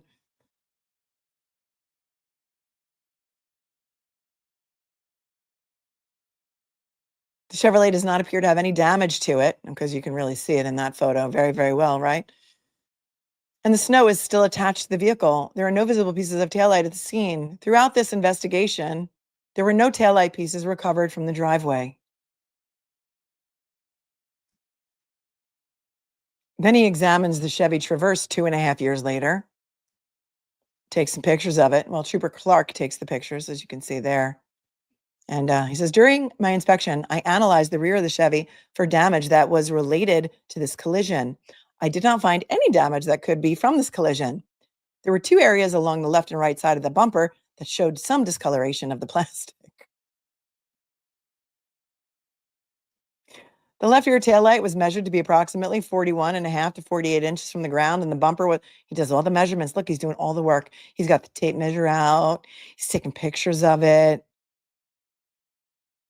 Oh, there's a sticker on the back window of his car with his shield number on it. Somebody's probably has been driving that car in the 2.5 years, right? Since before the inspection. He's got the tape measure. He's doing all the measurements. And then he's got the measurements of the Lexus from February 1st of 2022. He's going to compare everything. He's telling him everything. He says the Lexus's right rear taillight was not attached at the time of this inspection. The scratches along the right rear bumper and the scratches and dent above the taillight were still visible. Some people have pointed out that they looks like there's some tool marks on the inside of this housing where the taillight would go, but as you can see, the entire thing is gone. There he is doing again. He's got his tape measure out, doing the measurements, all the measurements. Then he's doing a Chevy and Lexus contact analysis. But the problem that I have with this contact analysis is that the Chevy and the Lexus were placed with the left rear of both vehicles lined up. Well, that's not what happened here. What happened here was the left rear of the Traverse and the right rear of the Lexus. I don't know. I'm not an accident reconstructionist, but I do have common sense. And that's just wrong. The Lexus's left tail light was in the same area as the left tail light of the Chevy. Lining up the vehicles in this manner shows the areas where these vehicles would contact each other. Well, it was her right, yeah. But the right taillight was not there at the time they did this, so they had to improvise. But science, it's not supposed to be accurate. And here he's got pictures of the two cars lined up. And then he says both vehicles were then placed with the left rears of both vehicles touching each other. The Chevy's bumper has an indentation along the middle. This curve could be contributed. The scratch marks along the Lexus's right rear. Well, so many things are wrong with this that I don't need to point them out to you because I know that you too have common sense. There could also have been some scratches to the Chevy's bumper or the indentation that could have happened in the 2.5 years since Karen Reed's car made contact with that vehicle in the driveway at One Meadows. This is insane, and Trooper Paul was set up to fail, says Mimi. This is this is laughable. Okay? It would also matter, thank you for pointing this out, Karen T, what the height and angle of the pavement was in John's driveway. Right. Thank you. But he's doing the work. I mean, he's out here, he's taking photos, he's taking measurements. And then he says the vehicles were lined up. So the right rear of the Lexus was lined up with the left rear of the Chevy. Okay, we're getting somewhere. This would put the vehicles in the same position they were in the video. But again, the taillight on the Lexus has been removed, so it's not very accurate.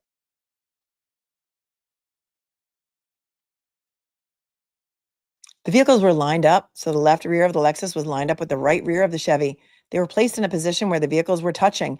If the Lexus's right tail light had struck the Chevy would have damage in the area of its left tail light or along the chrome trim.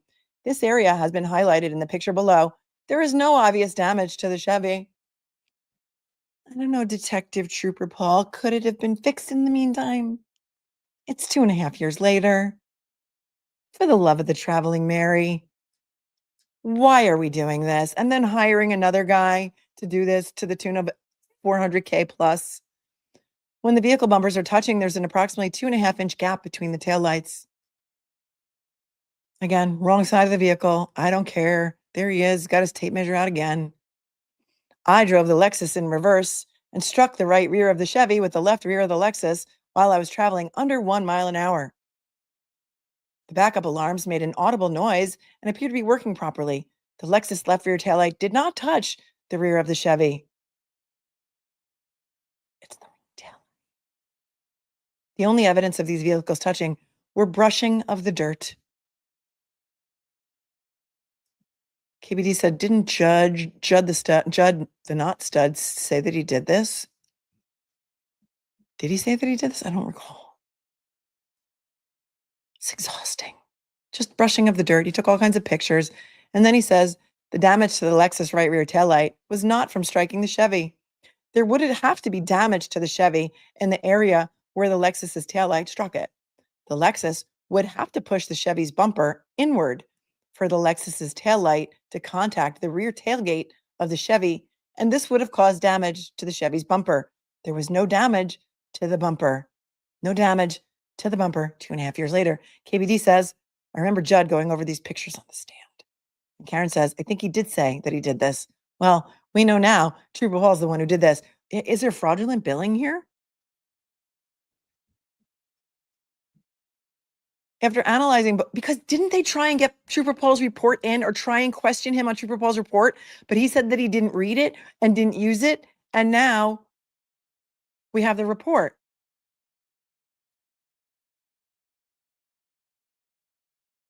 I remember who crossed Welcher. Was it Alessi trying to get Trooper Paul's report in or trying to question him on Trooper's report, and the judge would not allow it? Yep. The judge would not allow it. Bingo. Bingo. She wouldn't allow it. And they knew, the defense knew that this was Trooper Paul's supplemental report, not Welcher's report. And he had his own laptop on the stand, right? And he was communicating with God knows who. It was Alessi. It's all coming back to me now. Thanks, Kooky Carolinian.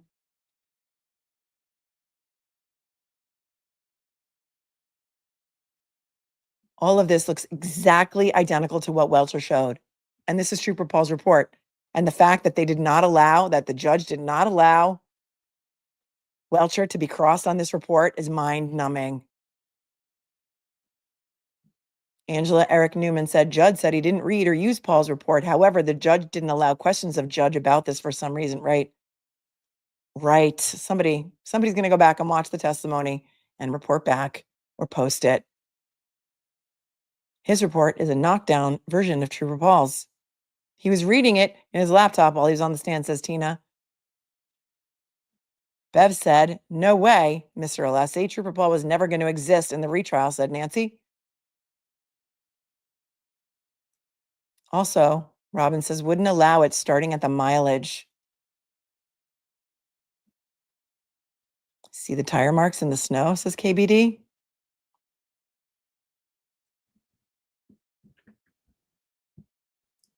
Rainbow 9 says, this is absolutely insane. Mimi says, I've wondered many times if Welcher helped Trooper Paul. Yes, in season 1. No, I think the opposite, Mimi. I think Welcher stole Trooper Paul's work. What do you think? That's what I think. I don't think Welcher helped Trooper Paul in number 1. I think they had a guy in-house to do it. There was a photo of the dash of the Lexus. What did it say? I don't remember. Thanks, Robin. And I remember that. And somebody's pointing out that it might be like the wrong mileage or something. Somebody will go put all the dots together for me later. I can't do all the work. I can just bring it to your attention and you guys can go do the heavy lifting. Kept pulling devices out of his butt. I know. Tom Brady lived at Marina Bay. Oh, thank you, Maureen, for telling us. It's beautiful there. Wow. It must be a nice development. And Chrissy Painter's daughter said, yes. Welcher said he did not want confirmation bias. Welcher did nothing that Trooper Paul didn't do, says Tony.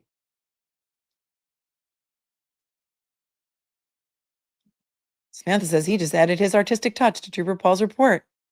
Defense tried to get the mileage in. Wouldn't allow it. She wouldn't allow it.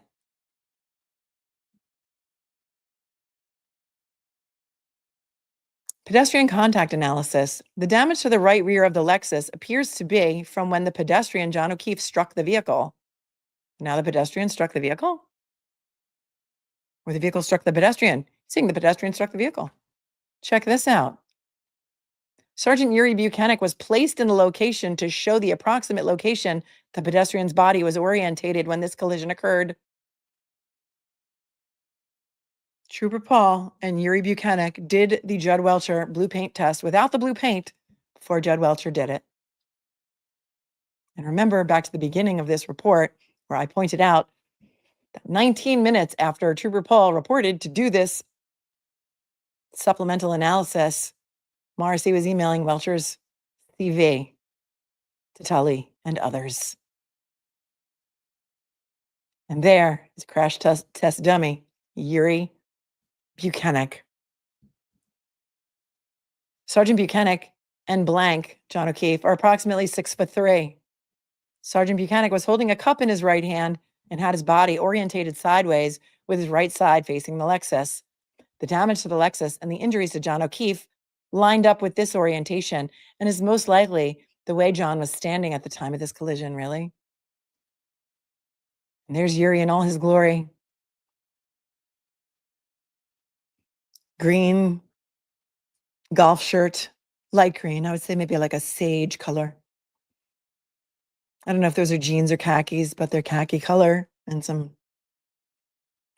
terribly worn shoes that need a shining.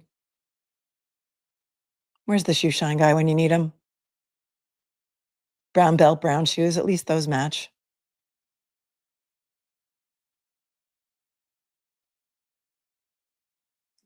Here he is holding that cup up, but it's not really the same cup. It looks like a tall glass. And we know that was a short rocks glass that allegedly was found. Pout on point. And here he is doing all the work for whatever his yearly salary was. Can anybody look up how much money Trooper Paul made in, let's say, 2022, 2023, and 2024? It's out there somewhere. You can find it. I know you can. Any cup, allegedly. Any cup will do. And then, oh, look at this. Okay, now he's got his elbow out. Yuri does. Arm contact, and there's an arrow. Glass contact, and there's an arrow saying that the glass must have contacted here and made a dent, and the hand must have contacted here and made another dent. But you know what? The hand wasn't shattered either. There were no broken bones in the hand. They're calling this the Yuri dip. Craft says the Yuri dip. The hand wasn't shattered. There were no broken bones in the arm. How do we know? Because the x-rays all of a sudden surfaced. X-rays revealed themselves in trial number 2. And there were no fractures in the arm at all. They couldn't pick, Swatsy's mom says they couldn't pick a spot without the tower reflected in the glass by Yuri's hand. No, they couldn't. The Eiffel Tower in the background. And that girl 7177 says he's doing the devil's work. Welcher's emotional support laptop is here and says Welcher equals Trooper Paul with blue paint, a John O'Keefe costume, and a pissy attitude. And a much bigger bill. Oh, thank you, Smurfana, coming in. Smurfana coming in with the figures. She's got the figures. Paul made $117,217.40 in 2022. That is like 25% of what they paid Aperture. There were no injuries from the fabricated collision, says Got Milk for me. He made less than Adam Lally. Wait, and then 2023, look at Smurfana. 2023, he got a raise. He made $130,589. Little bit of raise, maybe some overtime. All right, Anna, 2024. Talk to me. Talk to me, 2024, when he did this supplemental report. He went from 130K to, we'll find out.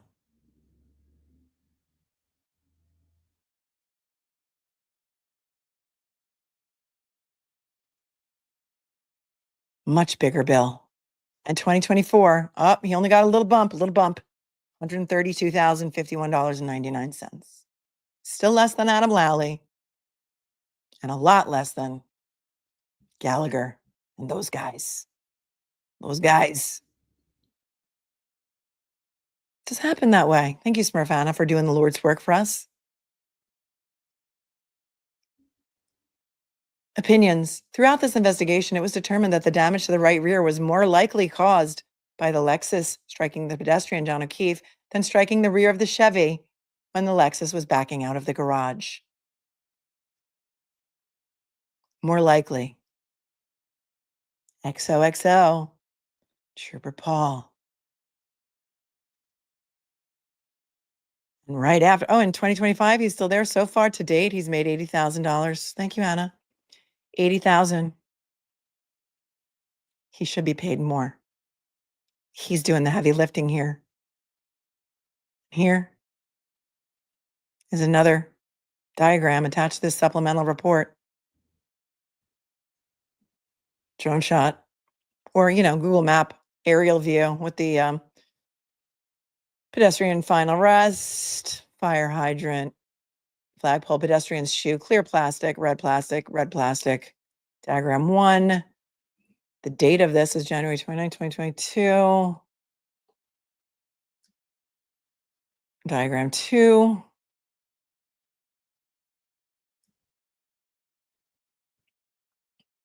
a zoomed in version of where everything allegedly was found. Diagram 3. And here is the Bosch crash data retrieval file information. It says that they did the EDR data imaging on February 1st of 2022.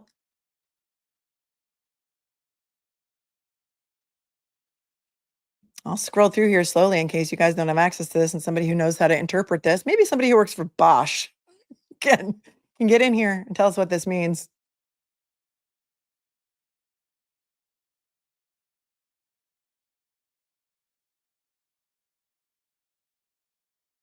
Comments 2122 Canton PD 2021 Lexus LX plate number for Norfolk detectives. RE single vehicle pedestrian code 16. Damage to right rear, no airbags deployed, seatbelts, no sign of operator usage or non-usage, OEM tire, no modifications to vehicle, attempt through DLC port. And there's a lot of sections on data limitations. Looks like Bosch type instructions, data element sign conversions. That's a little Greek to me. Yeah, so basically, Judd did nothing. They just needed someone else to read Trooper Joe's report, Trooper Paul's report. And here's some system status at the time of retrieval.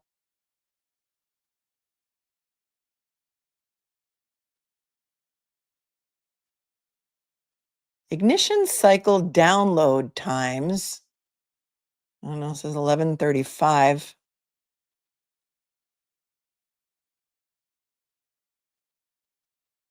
Events recorded, none. None, right here, none.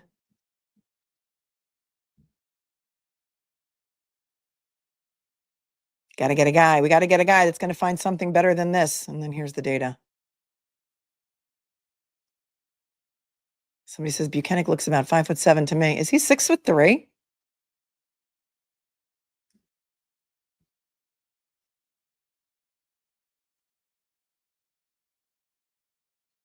And that is printed on Wednesday, May 10th, 2023 at 2:53 p.m. because they waited over a year to extract anything from the vehicle.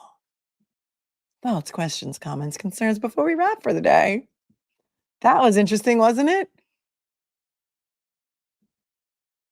Bruce West, off topic. Jen McCabe said she did not go into the house because she had to see if she could help John O'Keefe.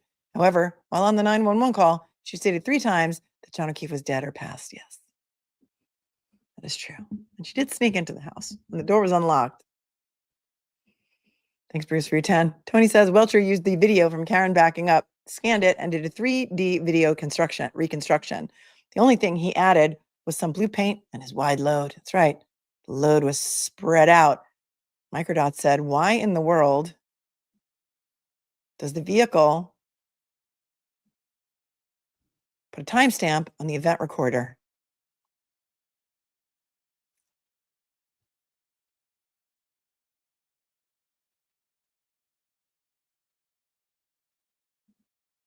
Smurfana has all the salary information from 2022 and year to date. And there it is for your viewing pleasure regarding Trooper Paul. Thank you, Smurfana, for being an amazing researcher. Thank you, Tony. Oops, for your 10. And then Tony says, did you see the receipts that show Welcher sourced and bought the same underwear that John O'Keefe was wearing? Can't make this up. I did. And what was, oh, my hat says microdots. Is it inverted? No, you could probably say it. It's microdots. You don't follow microdots on every platform, please do. And he's here and he says, sorry, not put a timestamp. Why do they not put a timestamp? I don't know. It would be just too obvious and too important, I guess. And again, was this just the data that Trooper Paul was given, or is this the real data? I have so many questions, but Karen Reed is freed. And all of this is going to, this is a Microdots hat. See my logo and see his logo on the screen. If you know, you know. It's a great hat. I love it. I'm representing Richie. Karen Reed has been freed, but all the stuff that's being uncovered now is going to go towards her civil rights action, which is yet to be filed, in my opinion, Section 1983. action, which is likely to be filed soon. Alan Jackson is joining the civil team for the wrongful death action, as always representing. Oh, thanks, Reggie. I said that when I was on Lady Zelda's show the other day. Like, Richie, she said she read your cards, that you wanted her to read your cards, and that she read your cards, and that, like, not on, not live or anything, but she said that she likes you so much. And I said I had the privilege to meet you in person, and that you have such great energy, and that you're so nice, and that you're easy to look at. And I could say that, and you could say that, and we'll take it as a compliment. I'll take it from wherever it comes. Thanks, Richie. I appreciate you very much. Let's get Chaka out of there. And we had Proctor sometimes as our mascot, but now we have Proctor's glow down. Proctor had a glow down. Jennifer McCabe had a glow up, and Proctor had a glow down. And he said that Lady Zelda's reading was awesome. Lady Zelda's reading was mind-blowing. And Lady Zelda Kelly says, "Love you, darling microdots." If you guys did not see the show that I did with Lady Zelda Kelly on her channel on Saturday night for the full moon, go watch it. It was incredible. John O'Keefe was speaking to us. He was telling us lots of things. He was telling us everything. A lot of people have tried to put a lot of the pieces together since then, Zelda, and they've come up with some mind-blowing theories about all the words that came up in the spirit box, and it was crazy. And you too can get a private reading from Lady Zelda Kelly. If you go to her channel, it probably says how to contact her there. And you can do that. That girl says, "Did you go over Trooper Paul's report where he said he was assigned to reconstruct 12922 at 2:30 p.m.? Oh, yes, I did. Right at the very beginning of the report. So you have to go back and watch it. But yeah, he was assigned to reconstruct the accident that nobody even knew happened, because that was at 2:30 when Trooper Proctor called, well, formerly disgraced, dishonorably discharged Trooper Proctor called Dighton PD and said, I need a guy. I got to get a guy. I got to get a guy to come meet me in Dighton because I'm going to tow a car that was involved in a fatal motor vehicle accident. 2:30 was the time he made that call to Dighton. He hadn't seen the car yet. No taillight had been found yet, but he knew he was going to pin it on the girl at 2:30. And that's when Trooper Paul was actually assigned that assignment. He was given the assignment. And I mean, I guess he chose to accept it because he was only paid, what, 100 and whatever for the year? Like, not a lot of money. 110, I think we decided that year. John's elbow would have been smashed. Not even a bruise. Not even a bruise. No. No broken bones at all. We learned it. We learned it. Kathy bought me 10 matcha lattes. You're the greatest. Says Weebles wobble and they eventually fall down. Thank you, Kathy, for 10 matcha lattes. I'm going to need it. Loud Mouse bought 3 matcha lattes and says, thanks for spending the day with us. Who would I rather spend the day with than you guys? Nobody. I mean, it's a beautiful day out. And trust me, I'm going to go out there and get some sun because I have teenagers and they always know what the UV level is. If you have teenage girls, you will know every single day what the UV is. It's like, the UV is 9. Get out here, get out here, get out here. You look pale. I'm like, I know.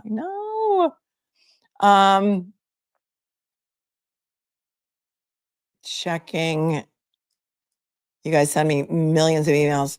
Yes, I will be going live tomorrow with the Miles King hearing. That will be happening at 9 a.m. We're going to do it. We're doing it. It is not going to be an evidentiary hearing. Don't get your hopes up and think that Lally's coming in and Proctor's coming in to testify. They are not. So it's supposed to happen at 9. I'm going to have to check the docket and make sure it's happening at 9 and they didn't move it to later in the day. But do not expect to see them coming in to testify because it's not going to be happening tomorrow. It is a non-evidentiary hearing. They're just supposed to report back to see what it is that they could agree on and stuff like that. So there's that. Okay. All right. Any future thoughts, questions, comments, concerns before we wrap for the day? Because we've been here for almost 5 hours. It's like a trial day. Make sure you're subscribed. Make sure that it's free. Make sure you have your notifications set. Make sure they're set to all so that you'll know exactly what time we're going to cover the hearing tomorrow. Hopefully there's going to be a camera in the courtroom so we can stream a real news feed and we're not stuck with a Zoom that is not very good audio and stuff. Turtle Boy's next hearing is The 13th. So let me see. Tomorrow's the 12th, which is the Miles King hearing. And then there's also a hearing at 2. There's supposed to be a hearing at 2 for all of the communications of proctors that were supposed to be destroyed for all of the cases, including Walsh, etc. That is supposed to happen tomorrow at 2. And then Aiden has court Wednesday. I will absolutely be streaming that. I have it in my calendar for 2 p.m. If anybody knows whether that is not 2 p.m., I have it in my calendar for 2 p.m. I'm going to, of course, have to check the court feed, the court docket to make sure that it's right. So make sure you have everything. Do all the things that YouTube likes. Please smash the like button and share the stream out and comment respectfully and subscribe and like. And thank you, moderators, for keeping it classy today, because this is a very, very difficult case to cover because the trolls are always out in full force and we know you're all watching. So peace. Have a great rest of your day. Karma knows your address. And I don't know. Everything always works out in the end, right, folks? Stay cool, stay kind, stay classy, and see you tomorrow. Peace.